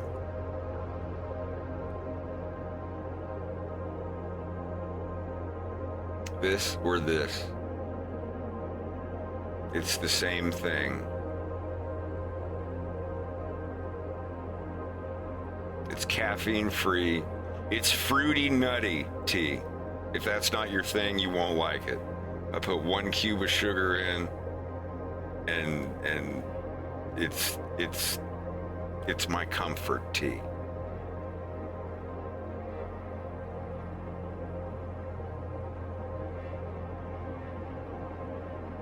If you see it, it's not cheap. It's one of the more expensive coffees at the grocery store, but let's see if it's cold enough. No, if my lip can't even touch the top of the mug, I don't do it. You gonna hurt yourself?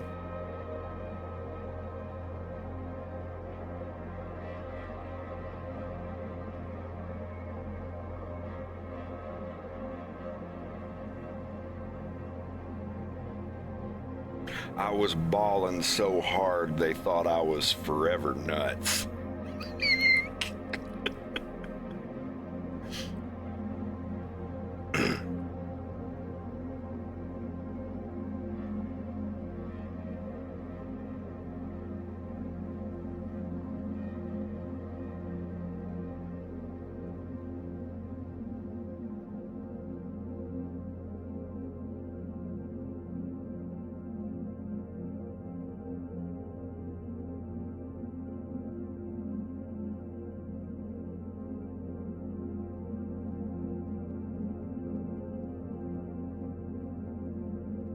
tell you, if there's no reason to redraw the torso, I don't do it.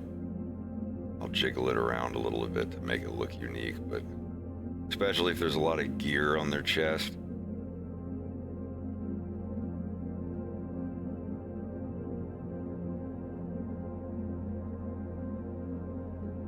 Hey, baby, not gear on your chest. Okay.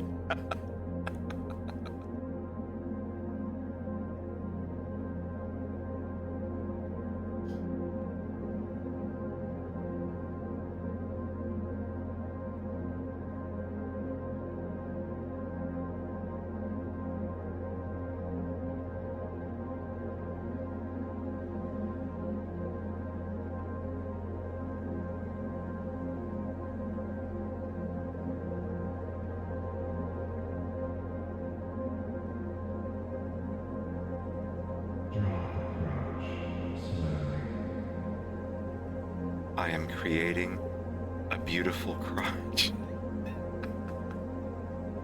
There's a song. I am creating a beautiful day. I am creating a beautiful day. I am creating a beautiful day. I am creating a beautiful day.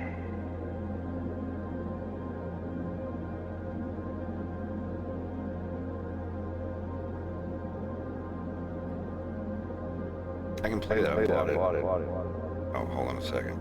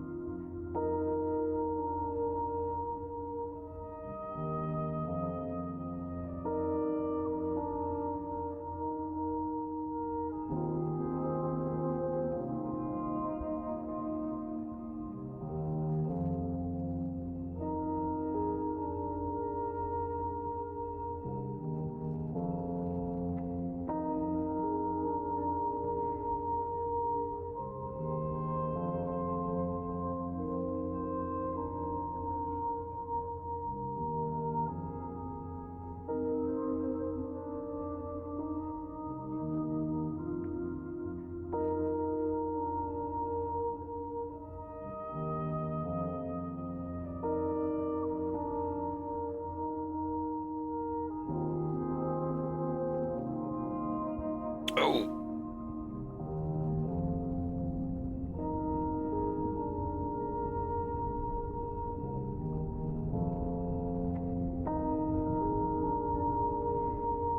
Oh, I didn't mean to hit that. I meant to reload my underwater submarine ambience.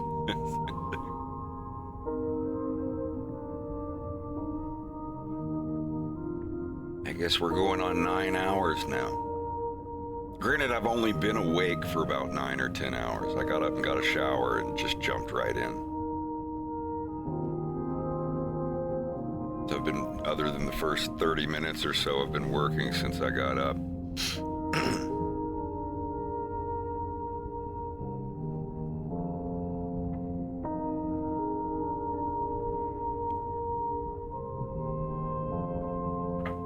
Man, I really like this office.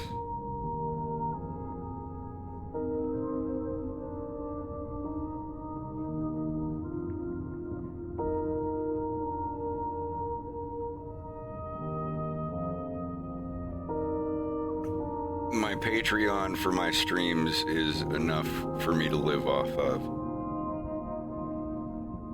I almost have enough to pay 2 other people to help me every week, just about.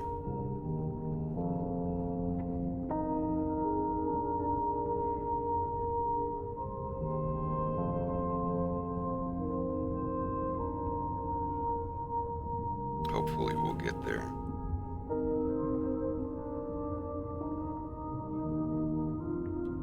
My goal is to get 1 minute done per month. Hopefully twice that much one day.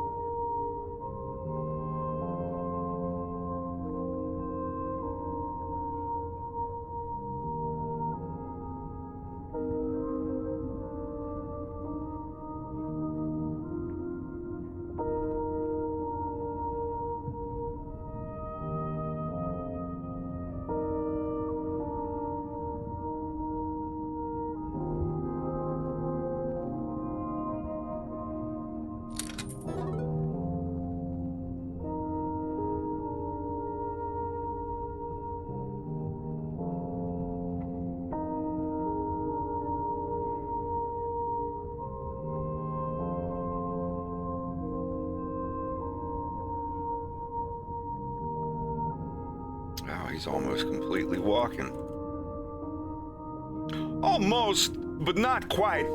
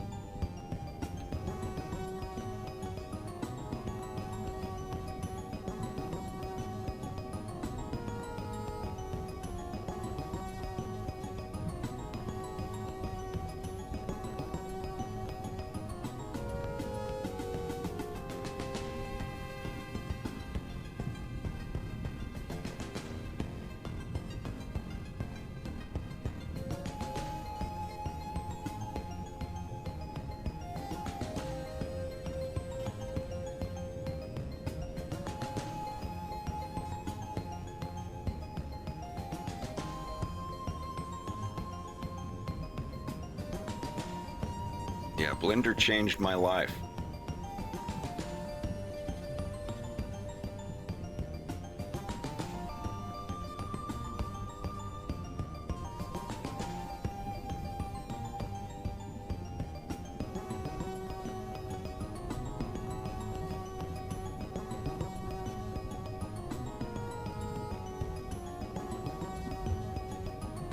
I'm sorry, I'm just really super duper hyped about this. The schematic that I got. I'm so happy with it. This is so great. They got it really close to what I wanted it to be.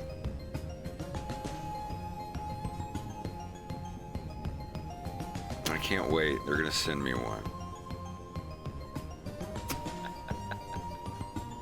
Yeah, this is, I hit my goal. 340 people pre-ordered one. The goal was only 200. We almost got double on it. So, I think sometime around December, I'll have to take a week or two off of animating a Fox in Space so I can make a commercial for it.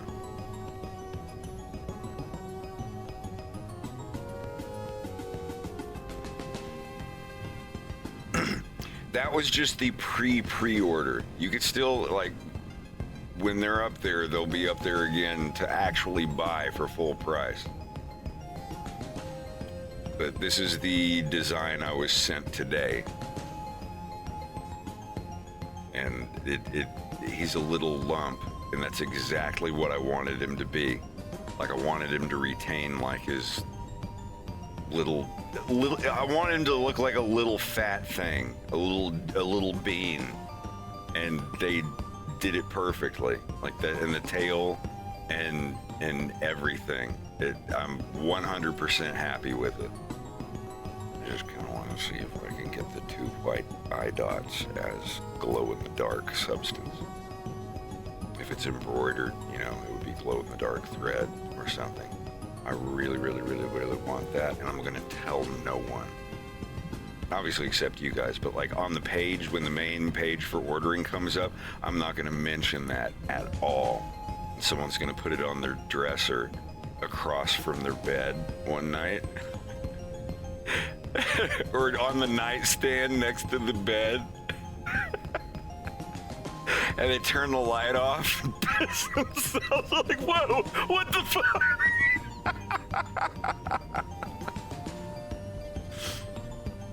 That'll be the fun part.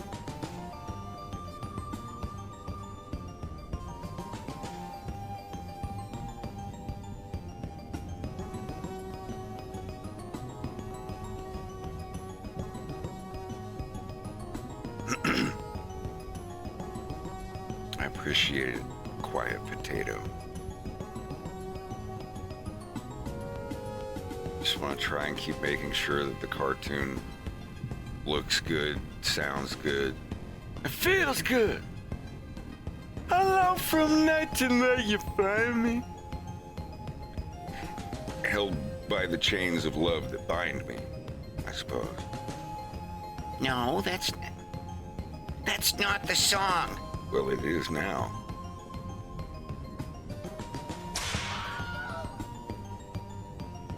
I had to do it to him, Slime.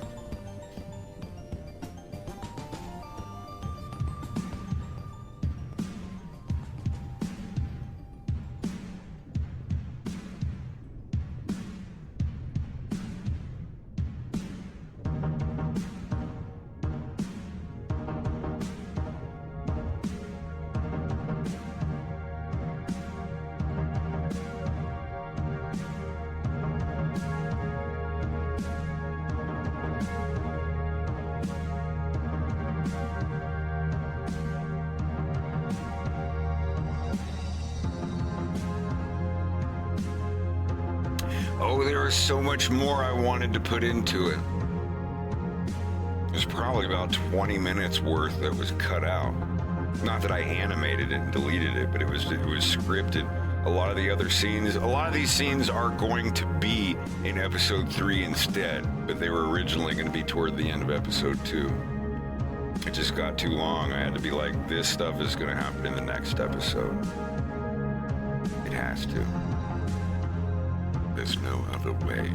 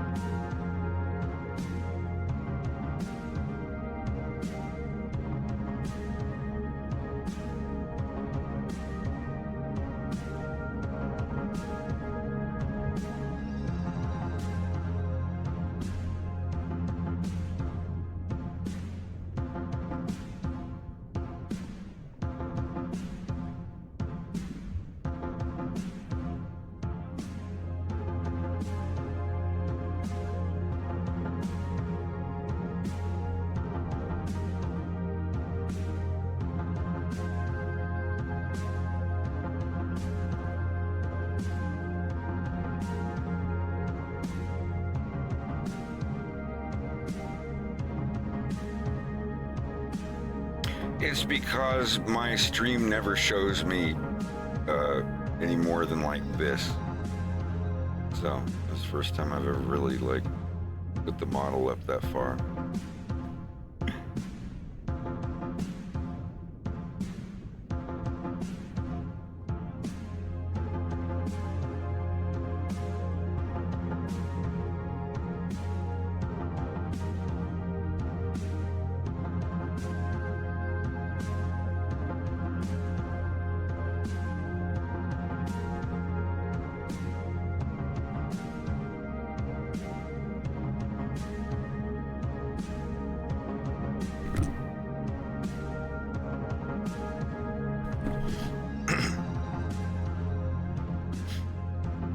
Well, the program works better with less stuff in the background. So I just put in, you know, I have the camera angle here. See, this is the camera that I'm in.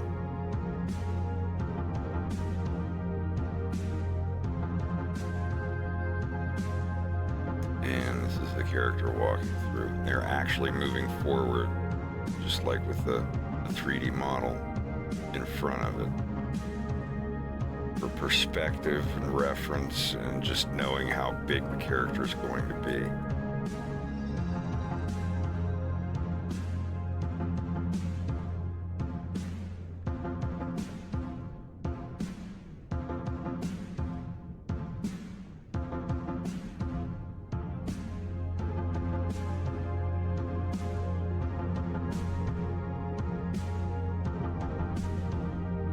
I've got left to do is these little bits in here.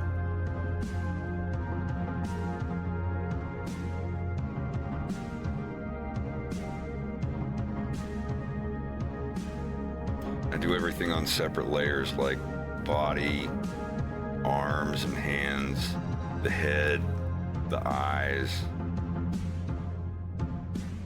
or even just, you know, the filled layers. Everything's on its own separate layer down here.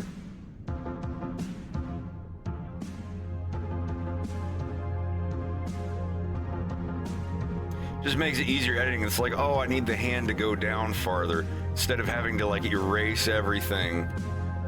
And I mean like everything. You can just go to the arm and hand layer and move it wherever.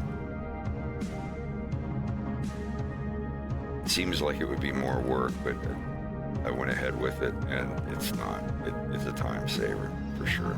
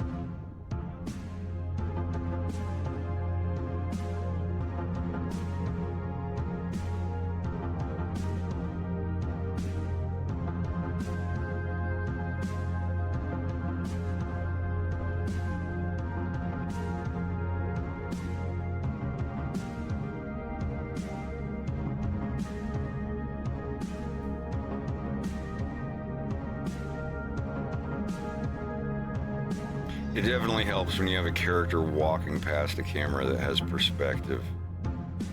If I didn't have that, I'd just, do like walking to the side. It takes way too long.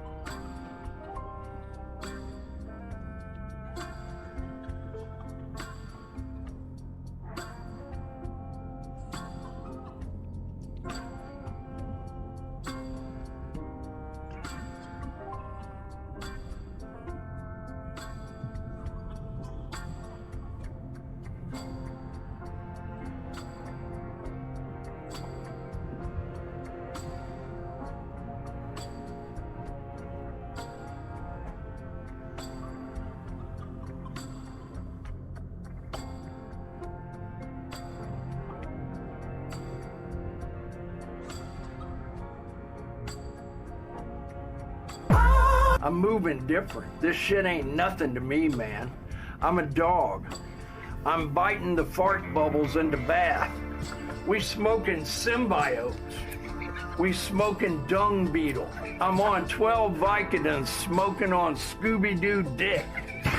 We snorting that good Buffalo Soldier Tamarin Jordanian jibbies. They must have amnesia. They forgot that I'm him.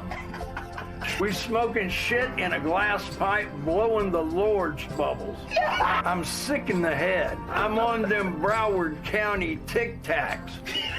I don't give a fuck if I go blind. I don't need to see the price tag anyway. I'm high on 12 Jason Bournes. We smoking filtered crack, you stupid piece of shit. I'll fucking kill you. Slowly faded into darkness, and I let the archangels take him. Yeah. Ops wanted some initiative. blew up their entire quadrant. I'm moving like Oppenheimer. Step the wrong way and you will perish. You think I care about this shit? Ask me if I care about this shit, cause I don't give a shit. If I had $1 for every time they said I gave a shit, I'd be broke, cause I don't give a shit. My bitch looked like David Hasselhoff. I bawled so hard they thought I was a fucking nutsack. Shit ain't nothing to me, man. I'll kill you, piece of shit. I'm moving different. This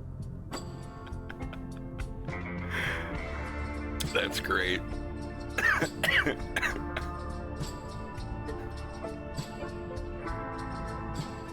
The Vinny Vine Sauce animations are good too.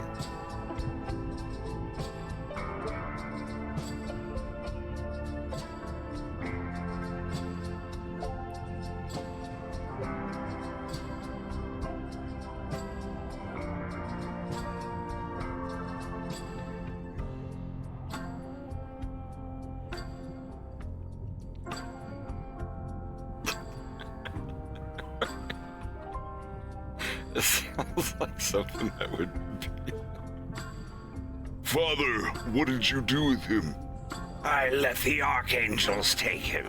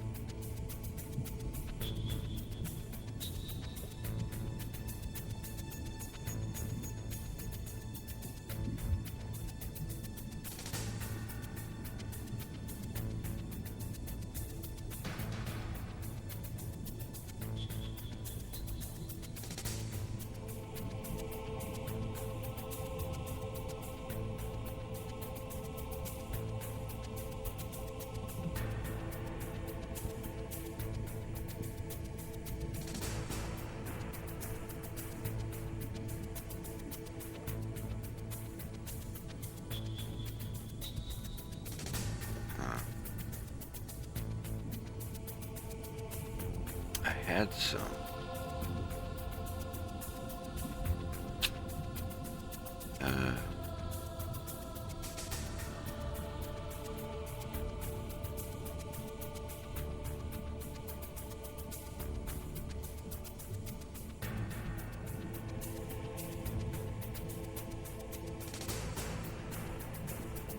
Well,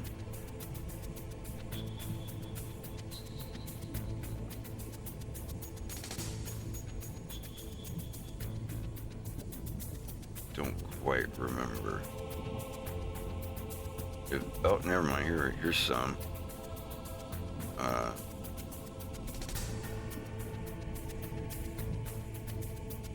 This is the best I can do.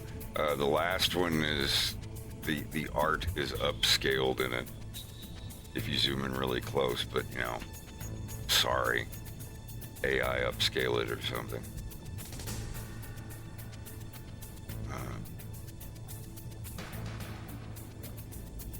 Here's one.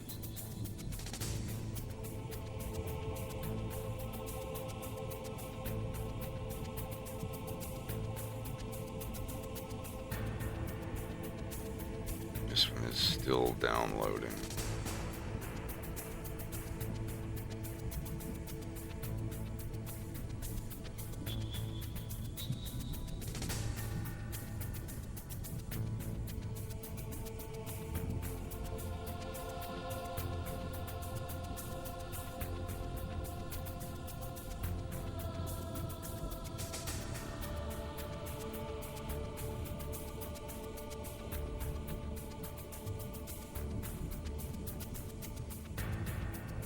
Man, it sure is taking a long time to download. I think it's because I try to get too many at once.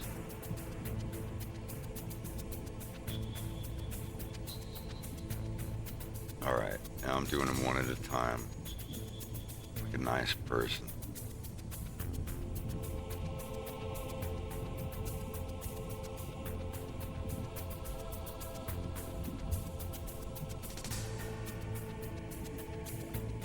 Here's another one.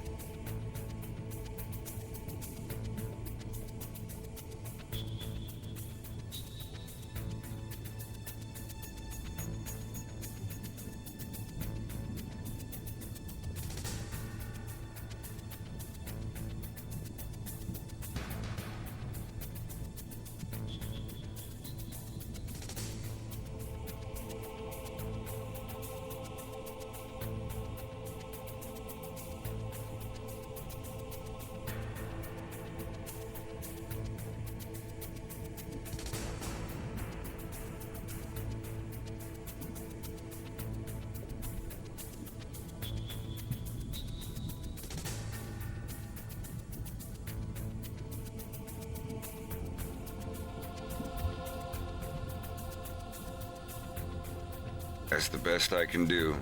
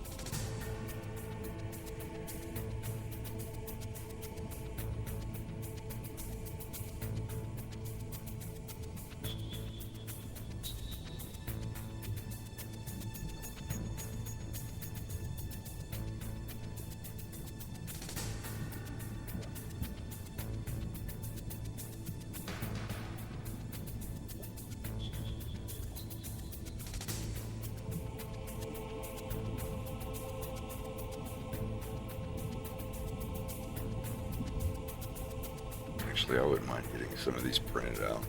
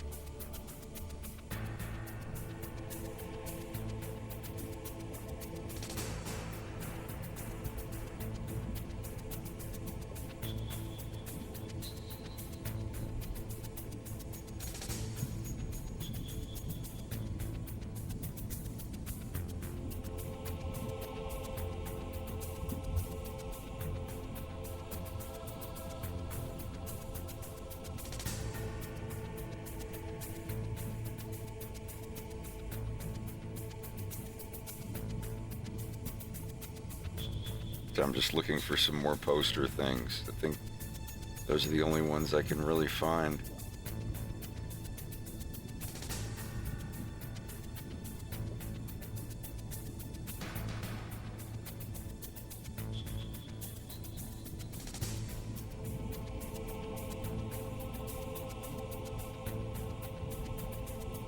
I want that vertical one printed out. Wonder where I can do that.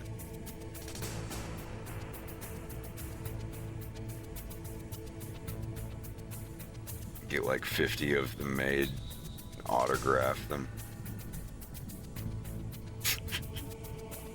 Give them away on stream as a prize or something. I don't know.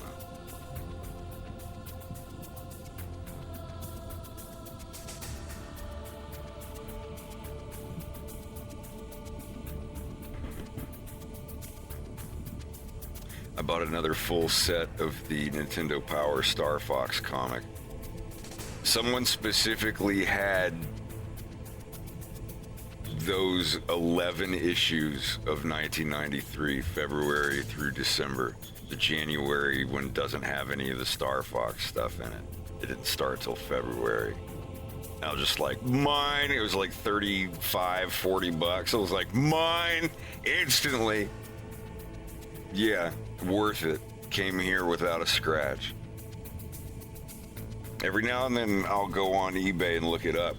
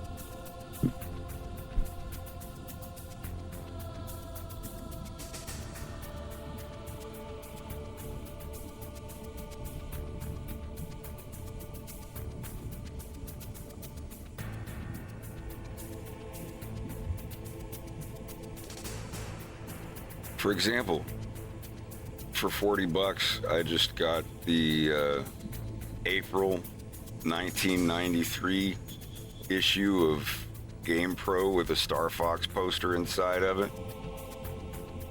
If anybody wants the very first Star Fox poster ever made,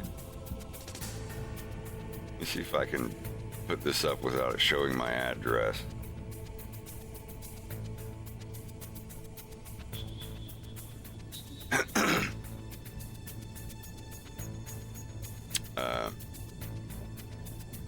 I'll do you solid. Here. Here's two listed right now. The shipping price is high because it's coming from Canada. If you looked up these listings right now in the United States, the shipping would probably be free. So if y'all want the very original, really big Star Fox poster that I have hanging on my wall, here's two of them on eBay right now. One of them's Canadian $19, so that's like 15 bucks US. You want to pay 15, 16 bucks in the United States for a Star Fox poster? There you go. There's two of them right there. It even says with the poster, because I've bought these before. At one time I bought one and the lady said that the poster was in there, and when I got the magazine, the poster was taken out. There's a bunch of them. There's a bunch of issues of them on here with the poster. Just doing you a favor. It's the best poster I own. Every year or two, I'll look on here, and if someone's selling one that has the poster inside of it, I'll buy an issue of it. I have like 3 or 4 copies of that poster, just in case something happens to them.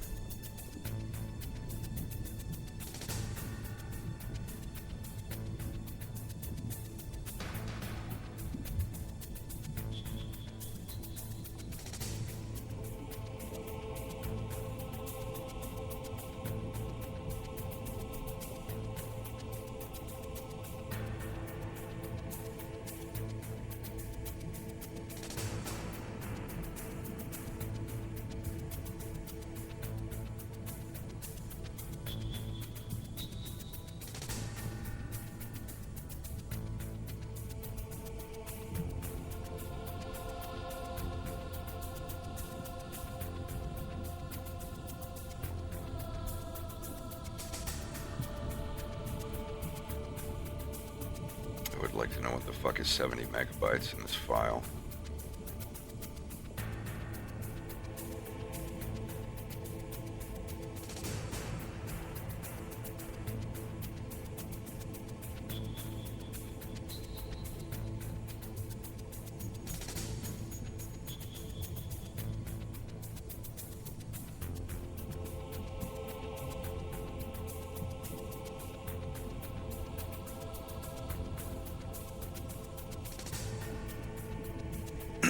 The heck is 74 megabytes?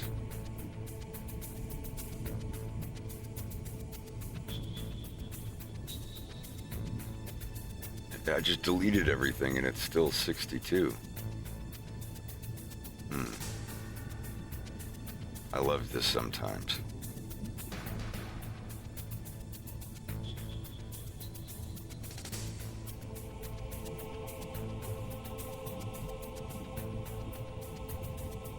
Finding the object that's taking up space.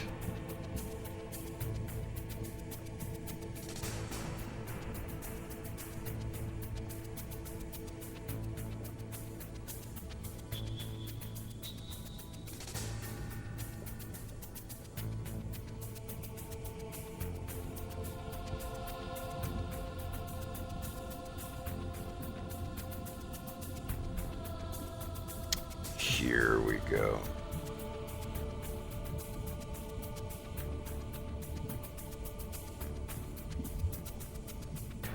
Now it's 25 megabytes.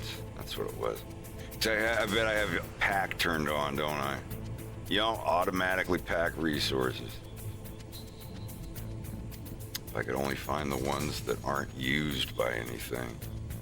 There's got to be a function for that. It's like find all images that aren't being used by any mesh and delete them. All right. The more mesh stuff there is in this, the slower the program will run. So for each character, they each have their own file for every camera shot. This is the one where he walks and stops. In front where Wolf is sitting in the chair here looking at him. Having them all separated like this means that the program runs lightning fast when you're editing the character.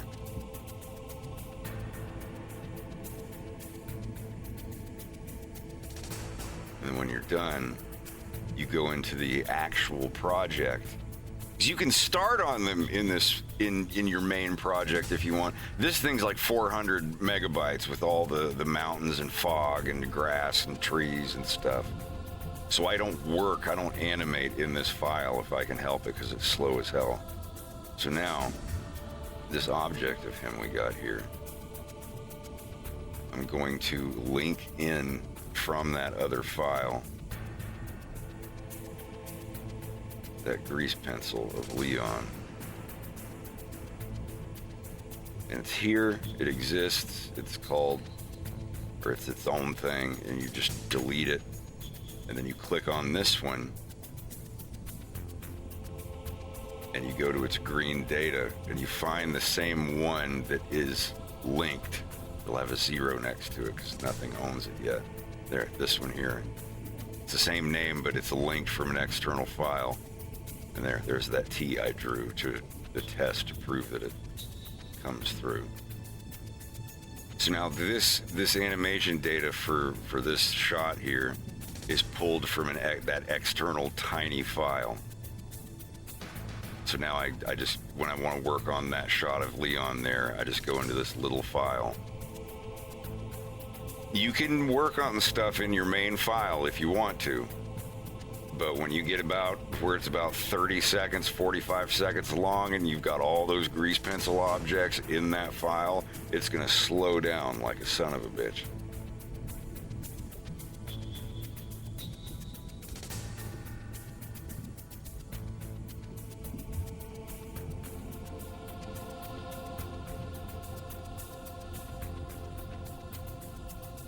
Just so you all know, those eBay things I posted, those were in the United States. I'm thankful I can get them here in Canada, but the shipping is like 20 to 30 bucks depending on what you're getting.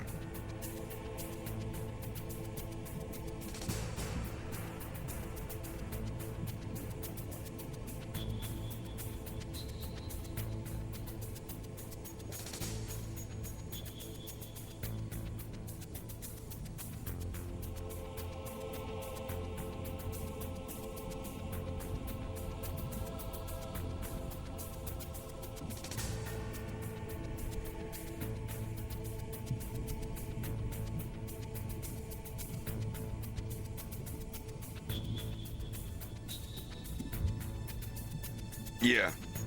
So like this little file here is just called leonshot11.blend. I go in here and put this stuff in it and save it. And now I go back to the Yanush office file, the big one. And now see, it pulls it in. Every single one of these other ones, just like this one here of Leon walking in, this is external too. You can tell because all of your things down here are grayed out. You can't click and edit them. And if you somehow do get inside of it and draw on it and delete a bunch of stuff, I'm gonna hit save. I just hit save. This object is external in an external file. It's read only. So even if I fuck that up and I hit save, now I'm gonna revert the file and it's gonna open it again. Everything's fine because you cannot edit this. Be that as it is, don't fuck up and work on it for 10 minutes in this file and then realize, oh, this is the read-only one. That has happened to me before. The good thing is, if you start drawing on it and you have to undo, you'll find out that undo does not work. You cannot undo on it. So when you usually in the first couple strokes, you'll go to undo something and I'm like, oh, undo's not, oh, this is the wrong one. And you save yourself about 30 minutes of pain.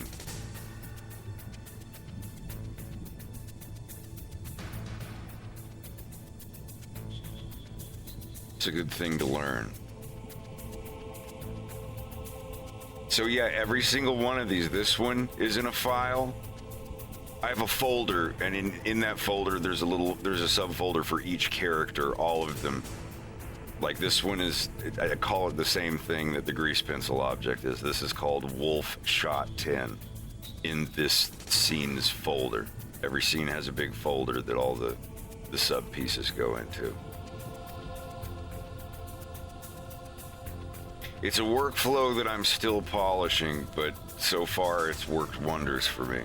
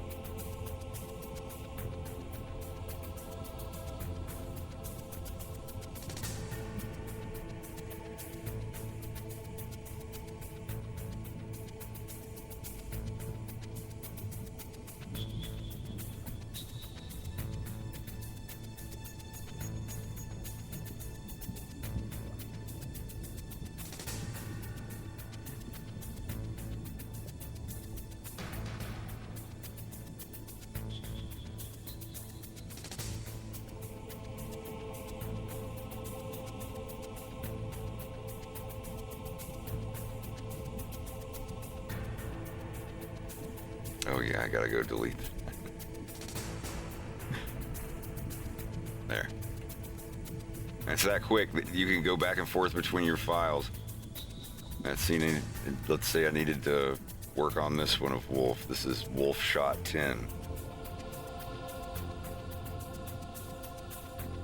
I'll just go in there, Wolf's folder, Wolf Shot 10, open it up, and here it is. Just the reason I put Leon's model in here is because during this animation, he looks up to look at Leon as he gets closer. So I wanted to make sure that he looked like he was actually, you know, looking in the right spot. Yeah, I mean, it doesn't matter. It's not that much bigger of a file at this point. Like that's like half a megabyte. If starting out, your file is like 30 or 40 megabytes, that's good.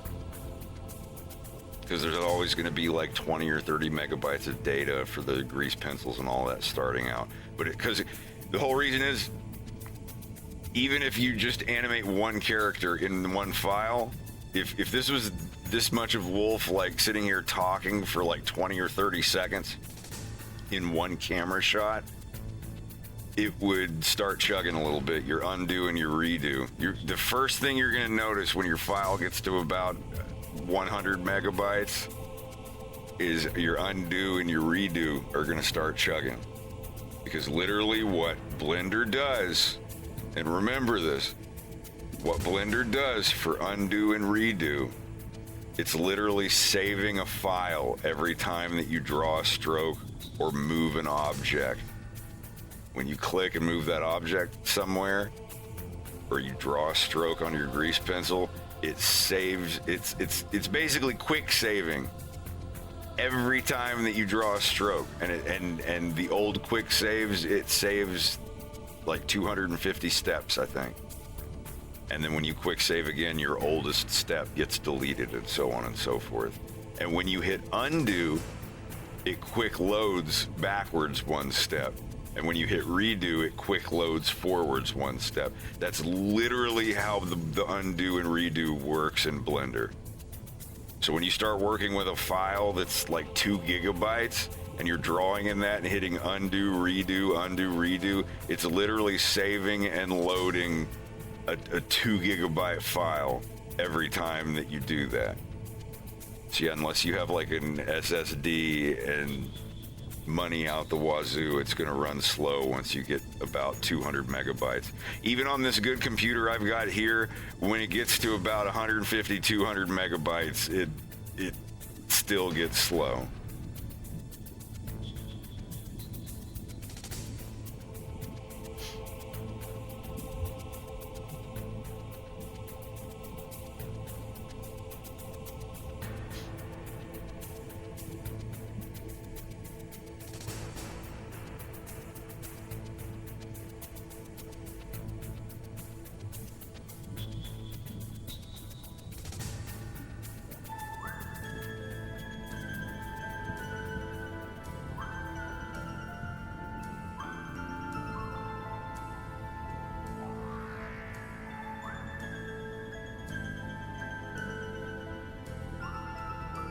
Yeah, you can edit the limit, but I've never seen it let you go above 255.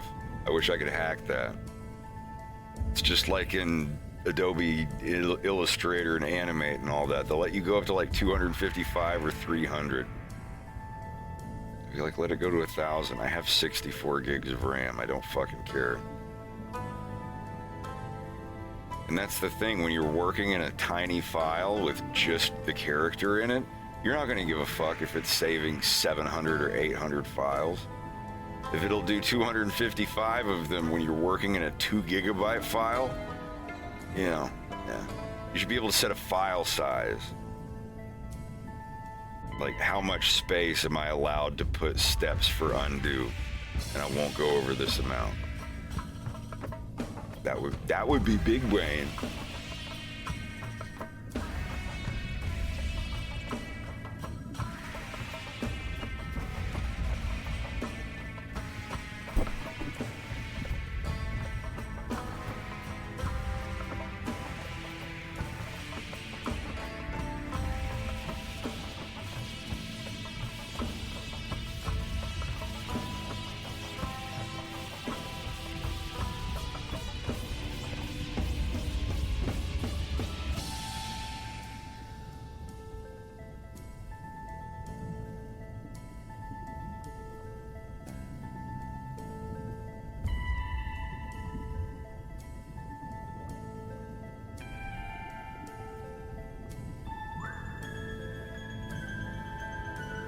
And that's another thing, if your main file gets corrupted and you've got to load an older version of the file, you still have all of those linked things in separate files and they haven't been corrupted. I mean, if it's a whole folder, then yeah, you're screwed. But, you know, let's say like a save, how you're saving your main file and lightning strikes, knocks your power out, and that file gets fucked up. All of your animations are in other files. If you saved all your animations in that one file, you'd be in trouble. Is the tutorial of mine on YouTube? Yeah. Oh, tell me I got it that time. I'll be able to tell how many are down here by looking in this trap I've caught. That's not a bug, that's a bubble. There's 2 of them in here so far. I don't know. I'm also drinking fruity tea, so that might be a problem.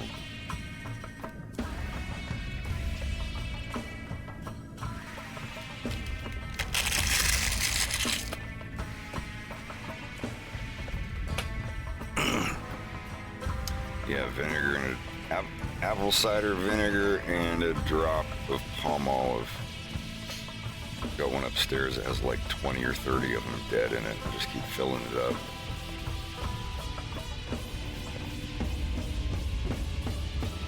Let me see if I can get a couple more.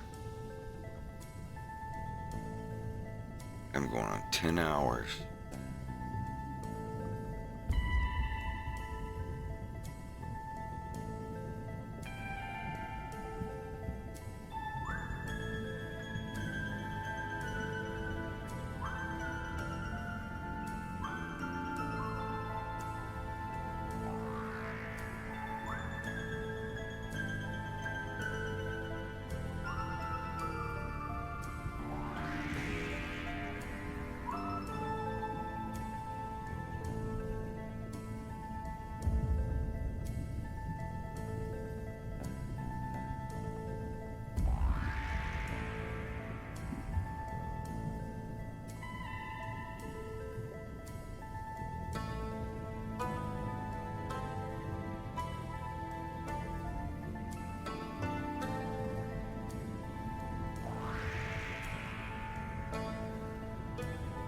Yeah, the YouTube thing, sorry, I didn't mean to get distracted by the bug flying around.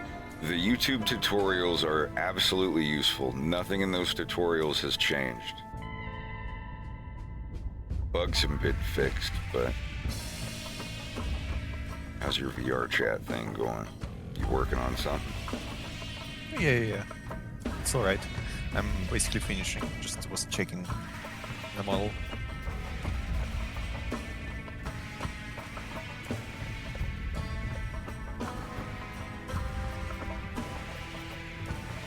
I recommend watching them in order.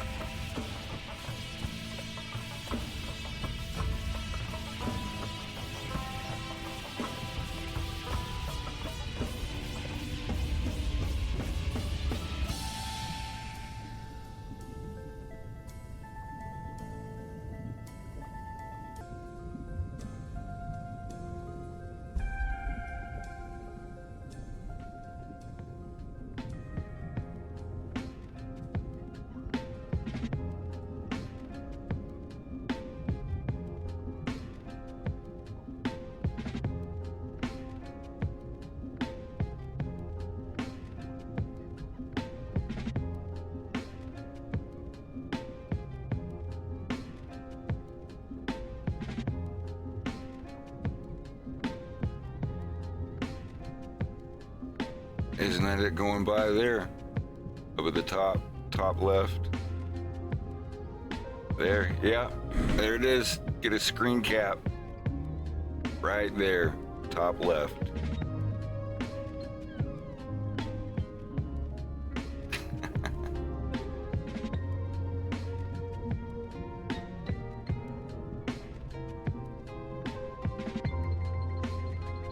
It'll come by again.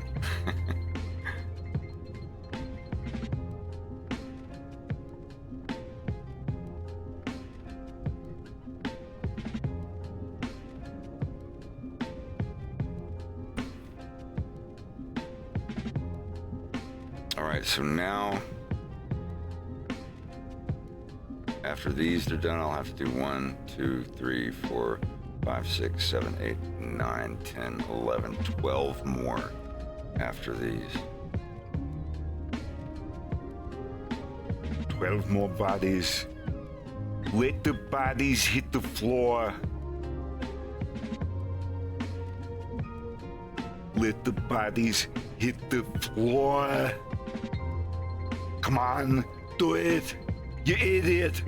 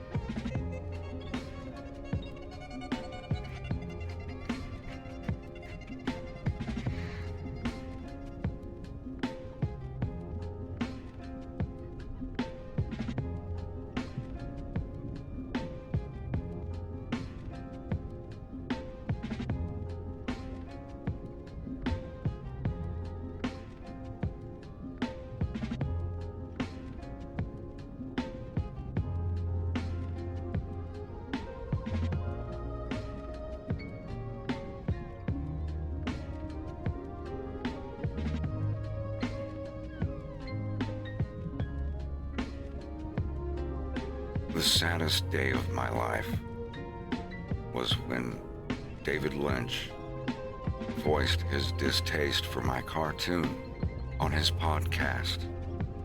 It went a little something like this. Yesterday, I just saw the most ridiculous cartoon I've ever seen in my life. A fox in space. It made no sense. The direction was terrible. It was awful. The most pain-inducing 40 minutes I've ever felt in my life.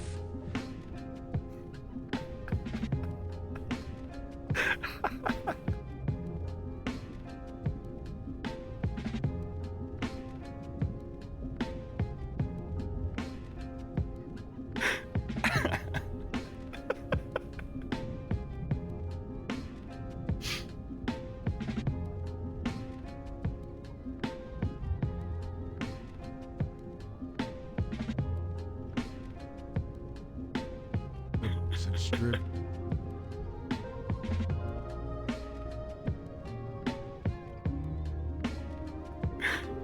A Fox in Space. What a show. The best animated series about space foxes. Have you heard of it? I have. It's got Fox McCloud, Peppy, Rob 64, he does this little beep, beep, beep. Location confirmed, sending supplies. The rest of the gang, the really great guys, trust me, I know them personally. Every day I see them out there fighting the good fight, making Corneria great again. Wait a minute. Why is a fox in space? What's he doing out there?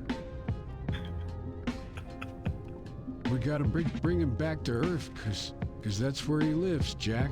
And that's what we gotta do for every fox in America.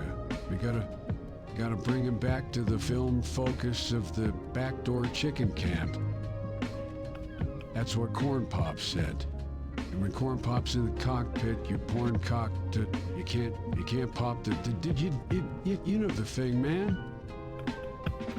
Andros, have you heard of this guy Andros?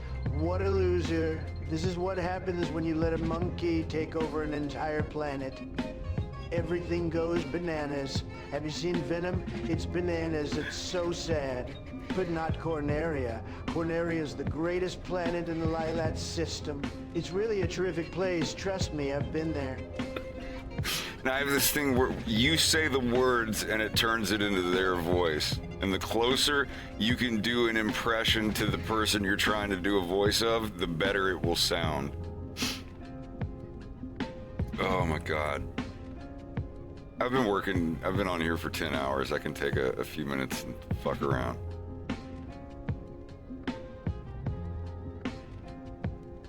Give me something to say.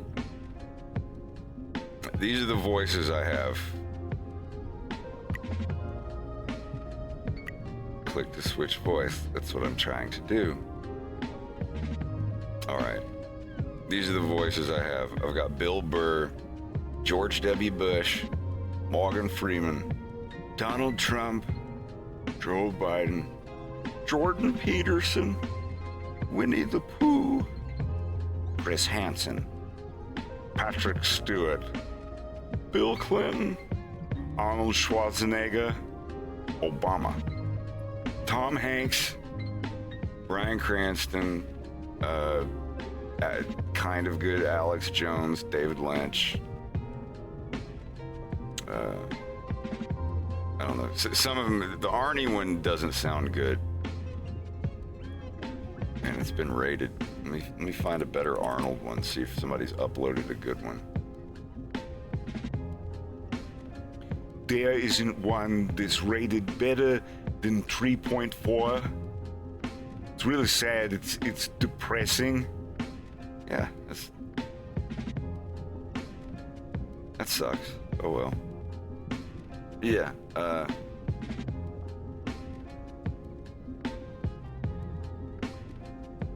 what could I do? What could I do? My train ones. Patrick Stewart narrating Star Fox. Let's see.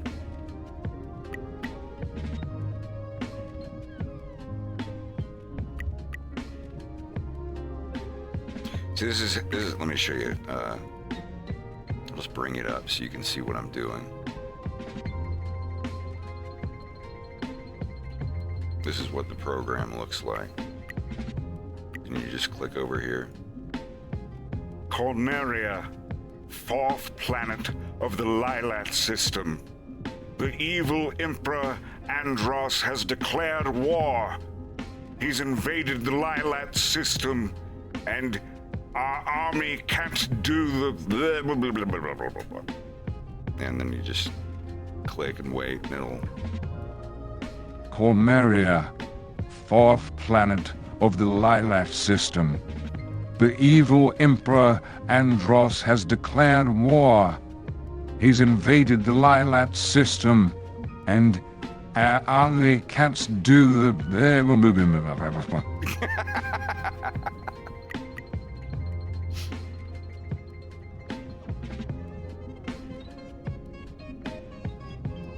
Yeah, this one's pretty good.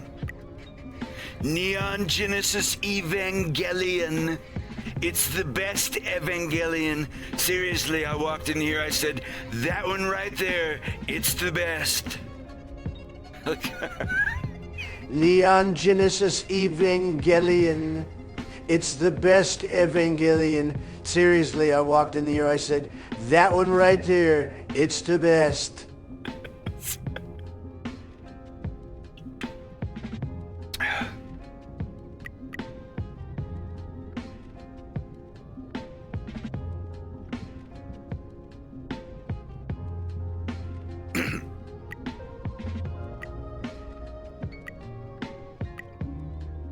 You know, it's all fine and dandy growing up on Corneria, living in Corneria City with the elites.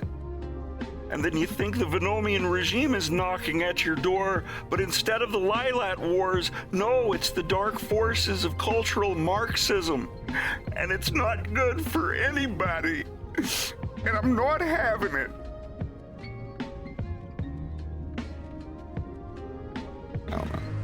You know, it's all fine and dandy growing up on Corneria, living in Corneria City with the elites. And then you think the Venomian regime is knocking at your door, but instead of the Lilat Wars, no, it's the dark forces of cultural Marxism. And it's not good for anybody. And I'm not having it.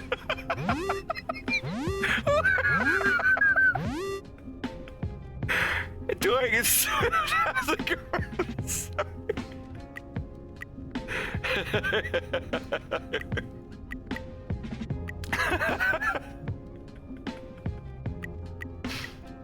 Look who it is. Doig Swift. I can't do it. Look. Doig Swift. What a team, what a wonderful group of people. They're friends who have arrived in the live stream for a Fox in Space. What a show. What a beautiful Doig Swift. What a team, what a wonderful group of people. They're friends who have arrived in the live stream for a Fox in Space. What a show. They've got Fox McCloud, Falco Lombardi, Slippy, Peppy. They've got Rob64. Have you heard of Rob64? He does his little beep beep boop up, location confirmed, sending supplies. He sends some really terrific supplies, trust me. They've got Fox McCloud, Falco Lombardi, Slippy, Peppy. They've got Rob64. Have you heard of Rob64? He does his little beep beep boop up, location confirmed, sending supplies. He sends some really terrific supplies, trust me.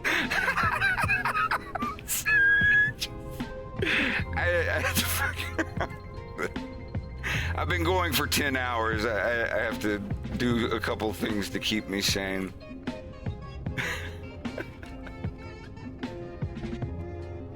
Oh my god. Only the best. A Fox in Space. What a show. the best animated series about space foxes. Have you heard of it? I have. I've got too many buttons. But hey, hello everybody. I'm Fred. I'm working on a cartoon called A Fox in Space. It's about, well, you know.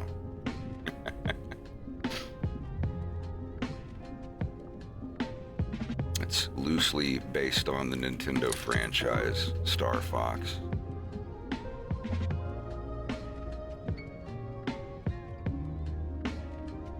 Right now I'm working on the rest of Leon's frames where he walks in the room. I can go over the scene here, I guess.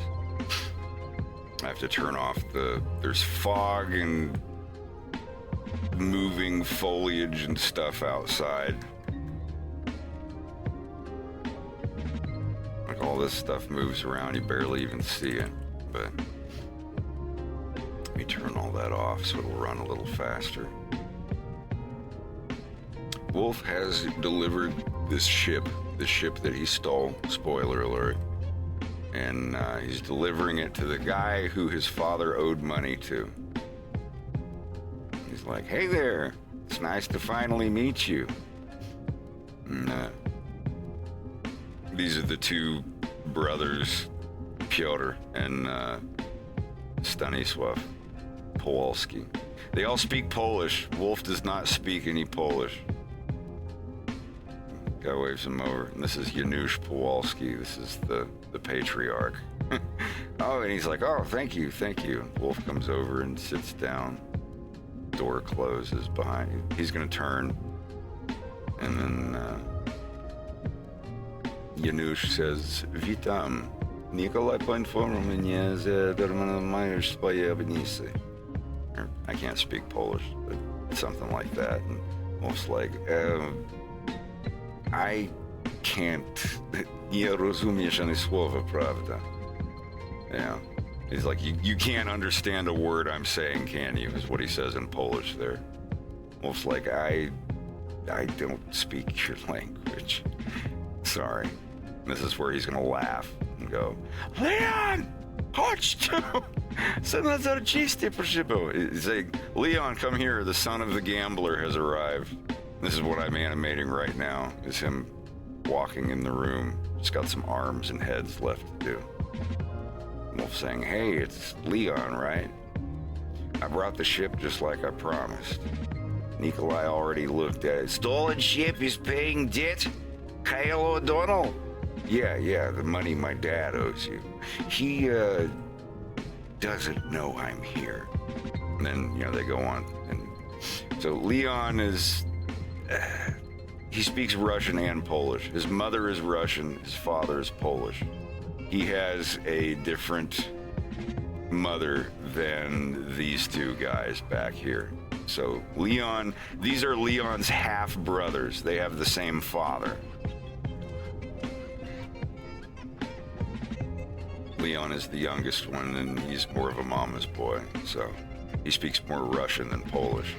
But even so, his father calls him in to translate for him. So he's basically telling Wolf about what's going on, and Wolf is talking to him, but this is his son is mediating for them.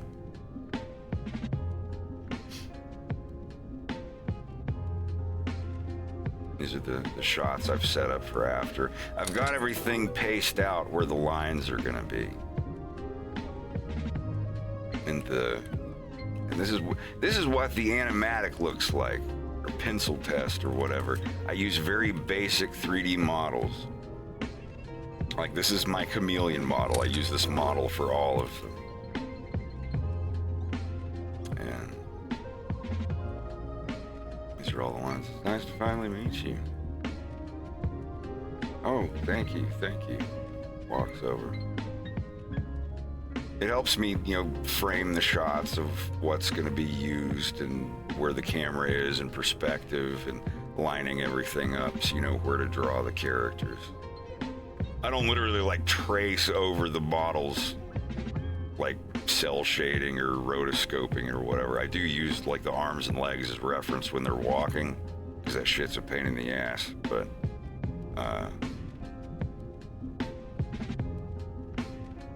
this is I do the scene like this first,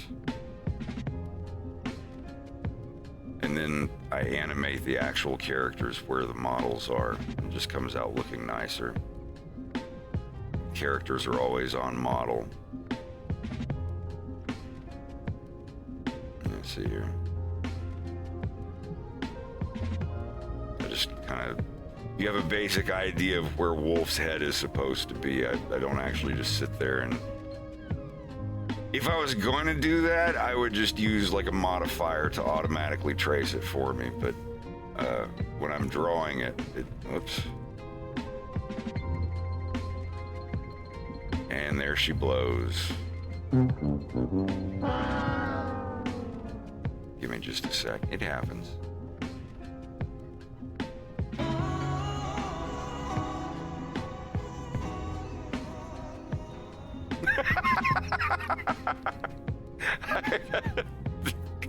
The guy that got this thing on speed dial.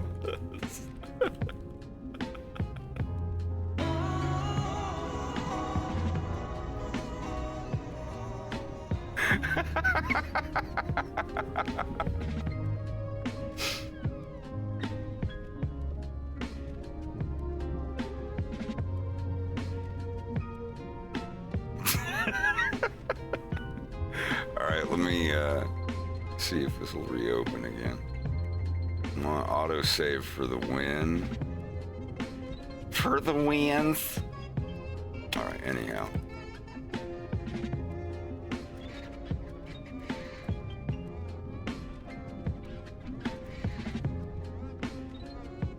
There we go, saved. So when I go to draw a character, I've got their body layer, their body fill, like body lines, body fills, head lines, head fills, eye lines, eye fills, the mouth layer, teeth and everything would go on the layers in between. I have 4 layers. I have upper teeth, lower teeth, mouth lines, and then like the mask where you can see the inside of the mouth. Here, just for an example.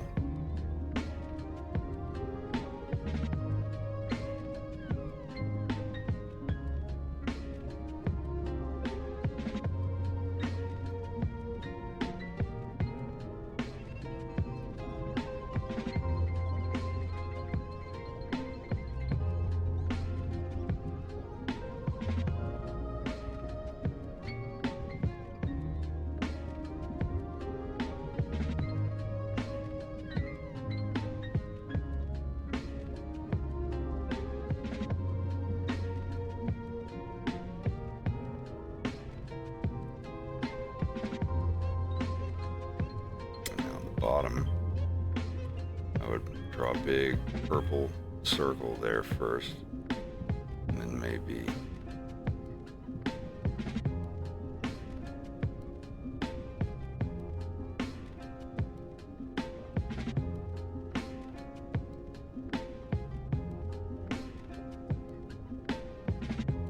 you've got the mask in there, and you can just kind of move around what you need to. Hey, how's it going?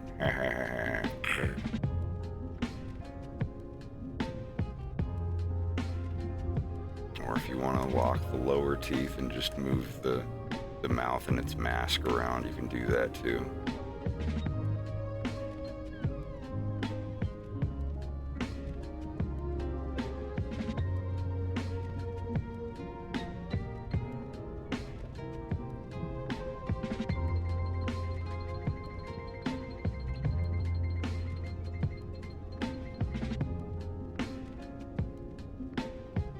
Just as easily you can delete all this.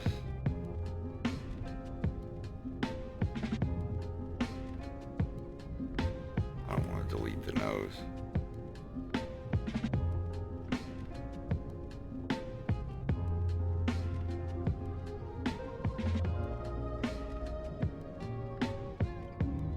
sorry. Here.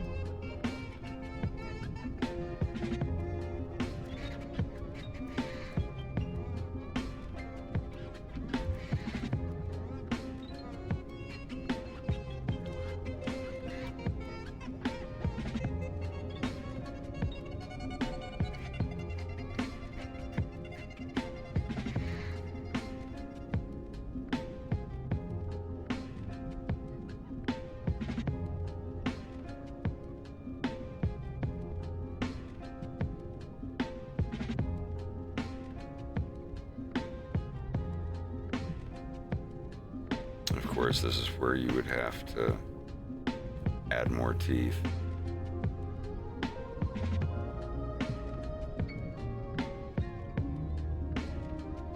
Once you get it down to a science, it becomes a lot of fun.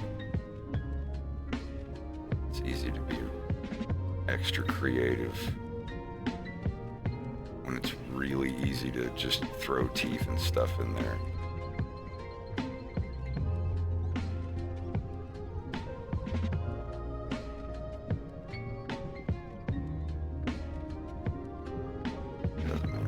This goes out because you're only going to see it where the mask is. There you go. You can just kind of scooch everything around.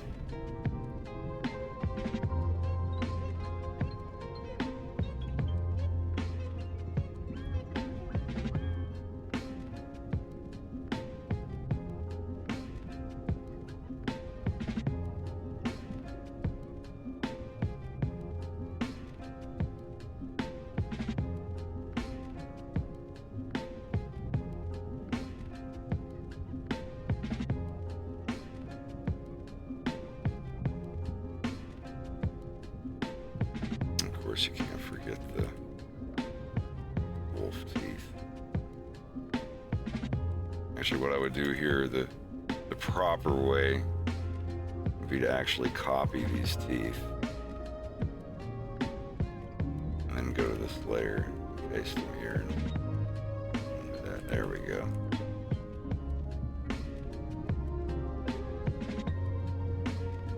And block the upper teeth material. Now, it doesn't look good when you go up that far, but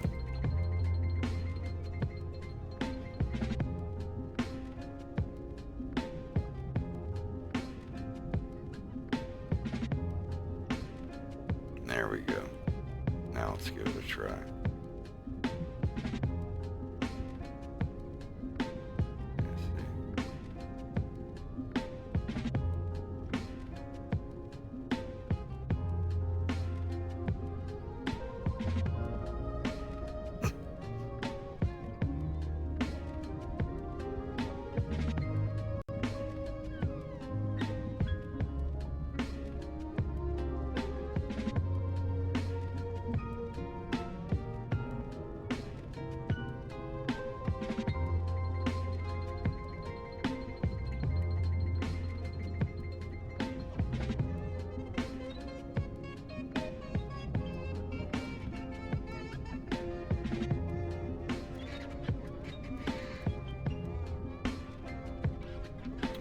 This in here because I needed to make these layers anyway. But yeah, that's how I do like a front-facing mouth. A side-facing character with a dog muzzle or whatever, then the pieces are cut. And it's done in a slightly different way, but once you know what all of them are, it gets pretty easy.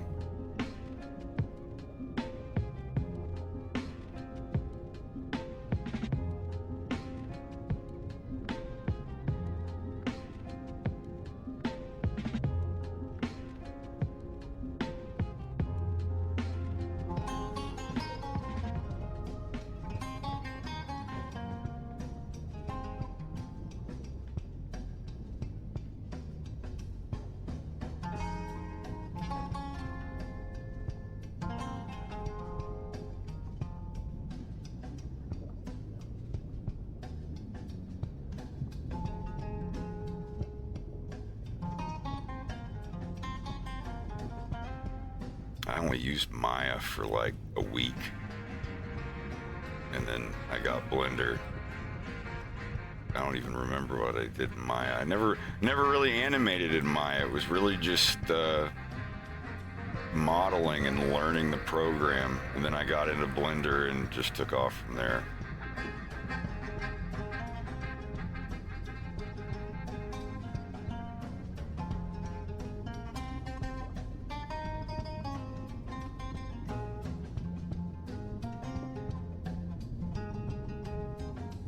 I want to make this into a fucking VR chat realm.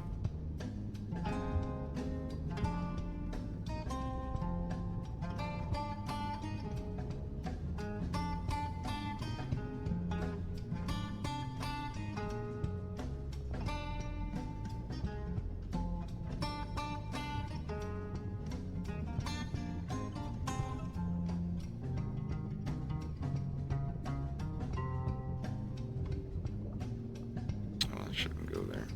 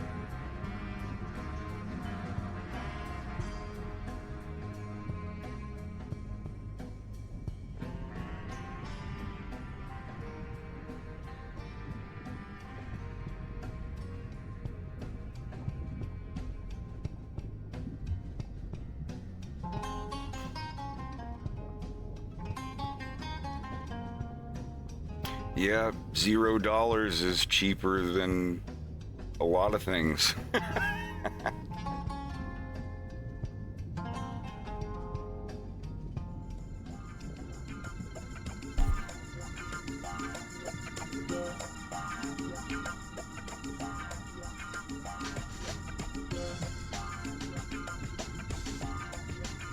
Guys, they got a new mirror in the Russian place.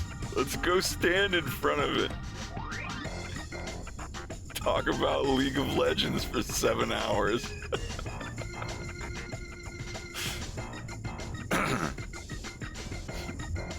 Yeah, I hate ZBrush's layout. It's really weird. It's like an alien came to Earth and was like, "Ah, yes, I must make a 3D modeling program."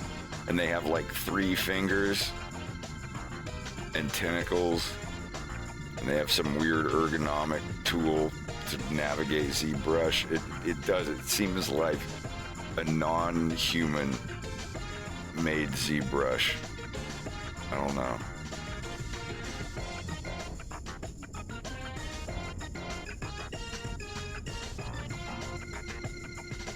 Alright, some more of these. I want to draw my hyenas. I need to get back to that.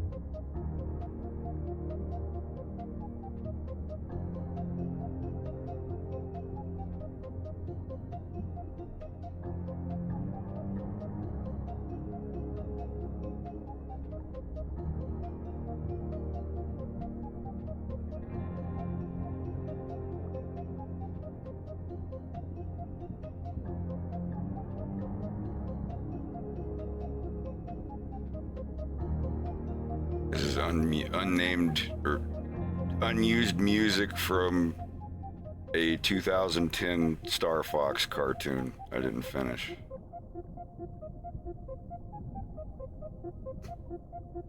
I've got the other one on here too.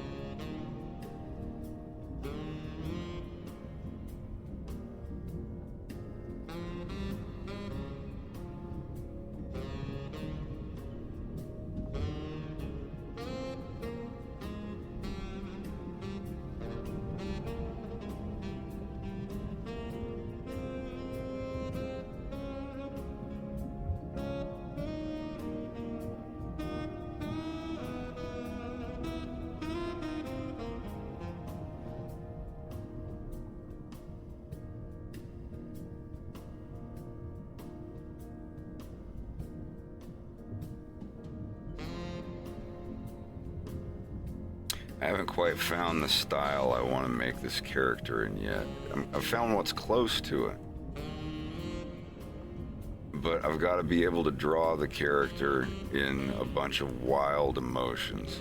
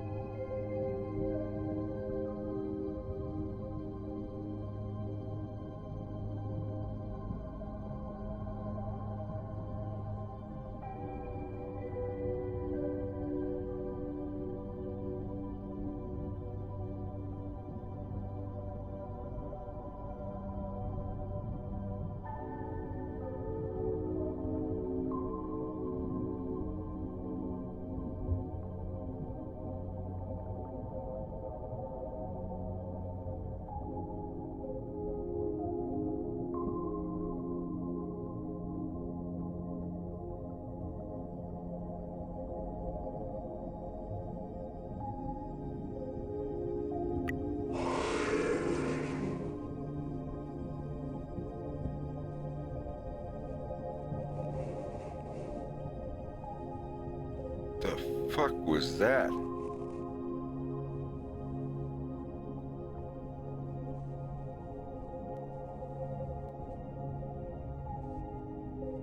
Was that?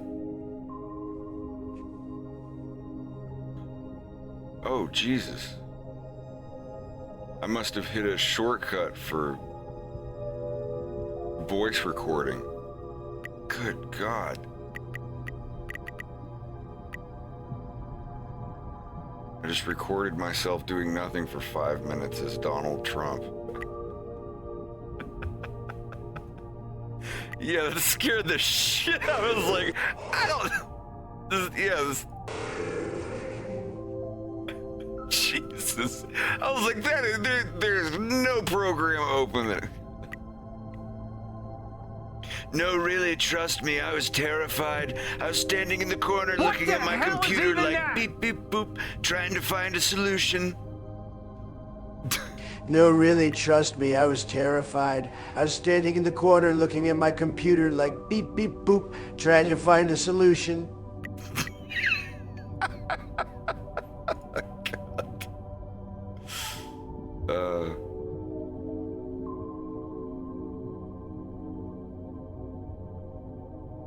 No, David Lynch saying that he hated my cartoon is the best one ever. Yesterday, I just saw the most ridiculous cartoon I've ever seen in my life. A fox in space. It made no sense. The direction was terrible. It was awful. The most pain-inducing 40 minutes I've ever felt in my life.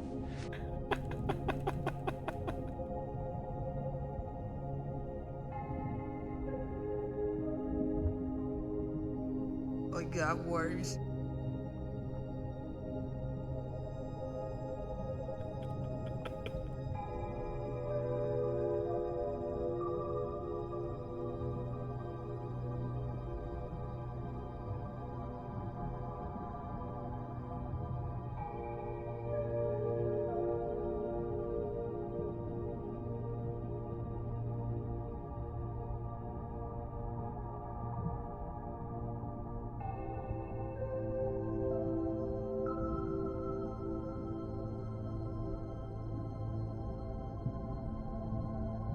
It don't look too bad.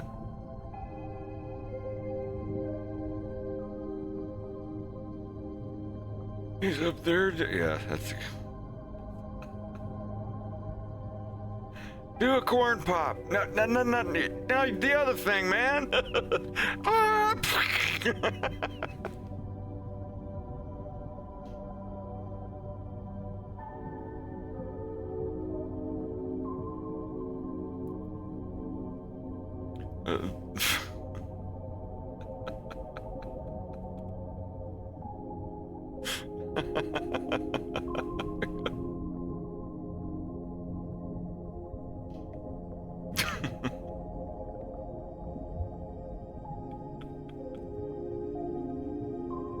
God damn it.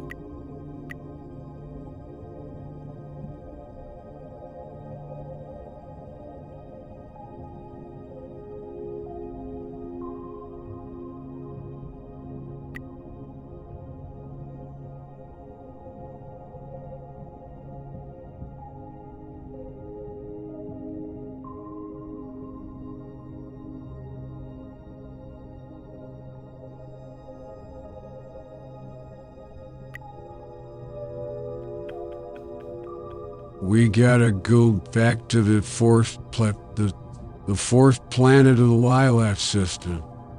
Corn pop, nair pop, you know the planet, man?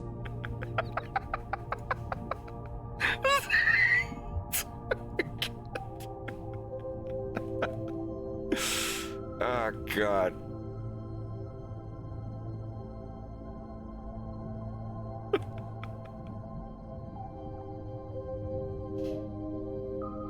Oh, well.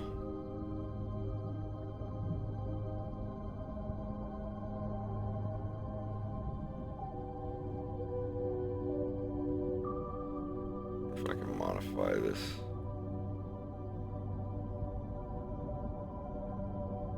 To look right. Hell yeah. I hate having to redraw shit that I don't need to redraw.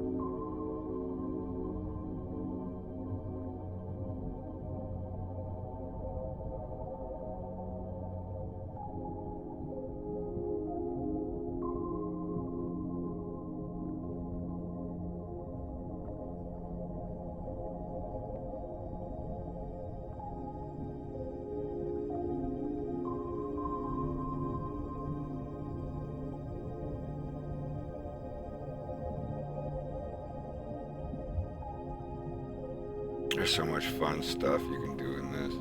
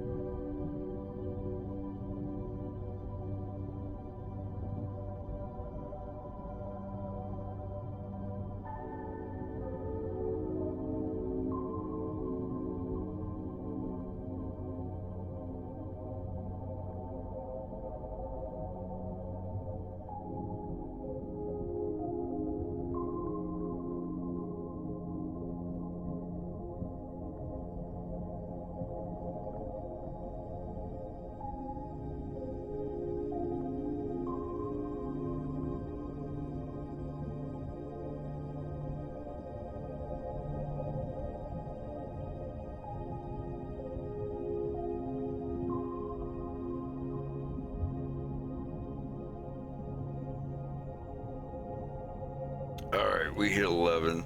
Hours go to 11. There's a joke in there somewhere.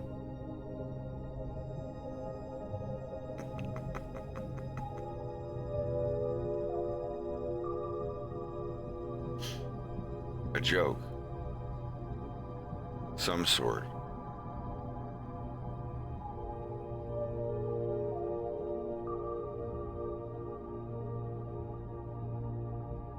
Oh my goodness.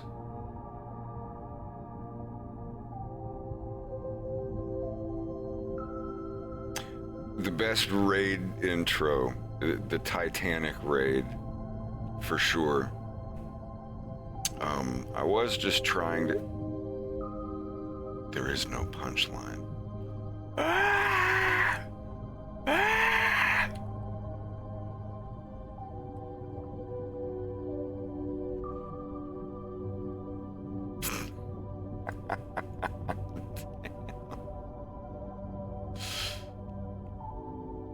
Is there an ad break that someone does? How do you do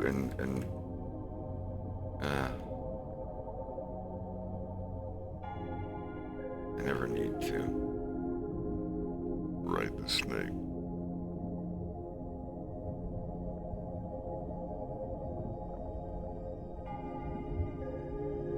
Anyway, it's been fun.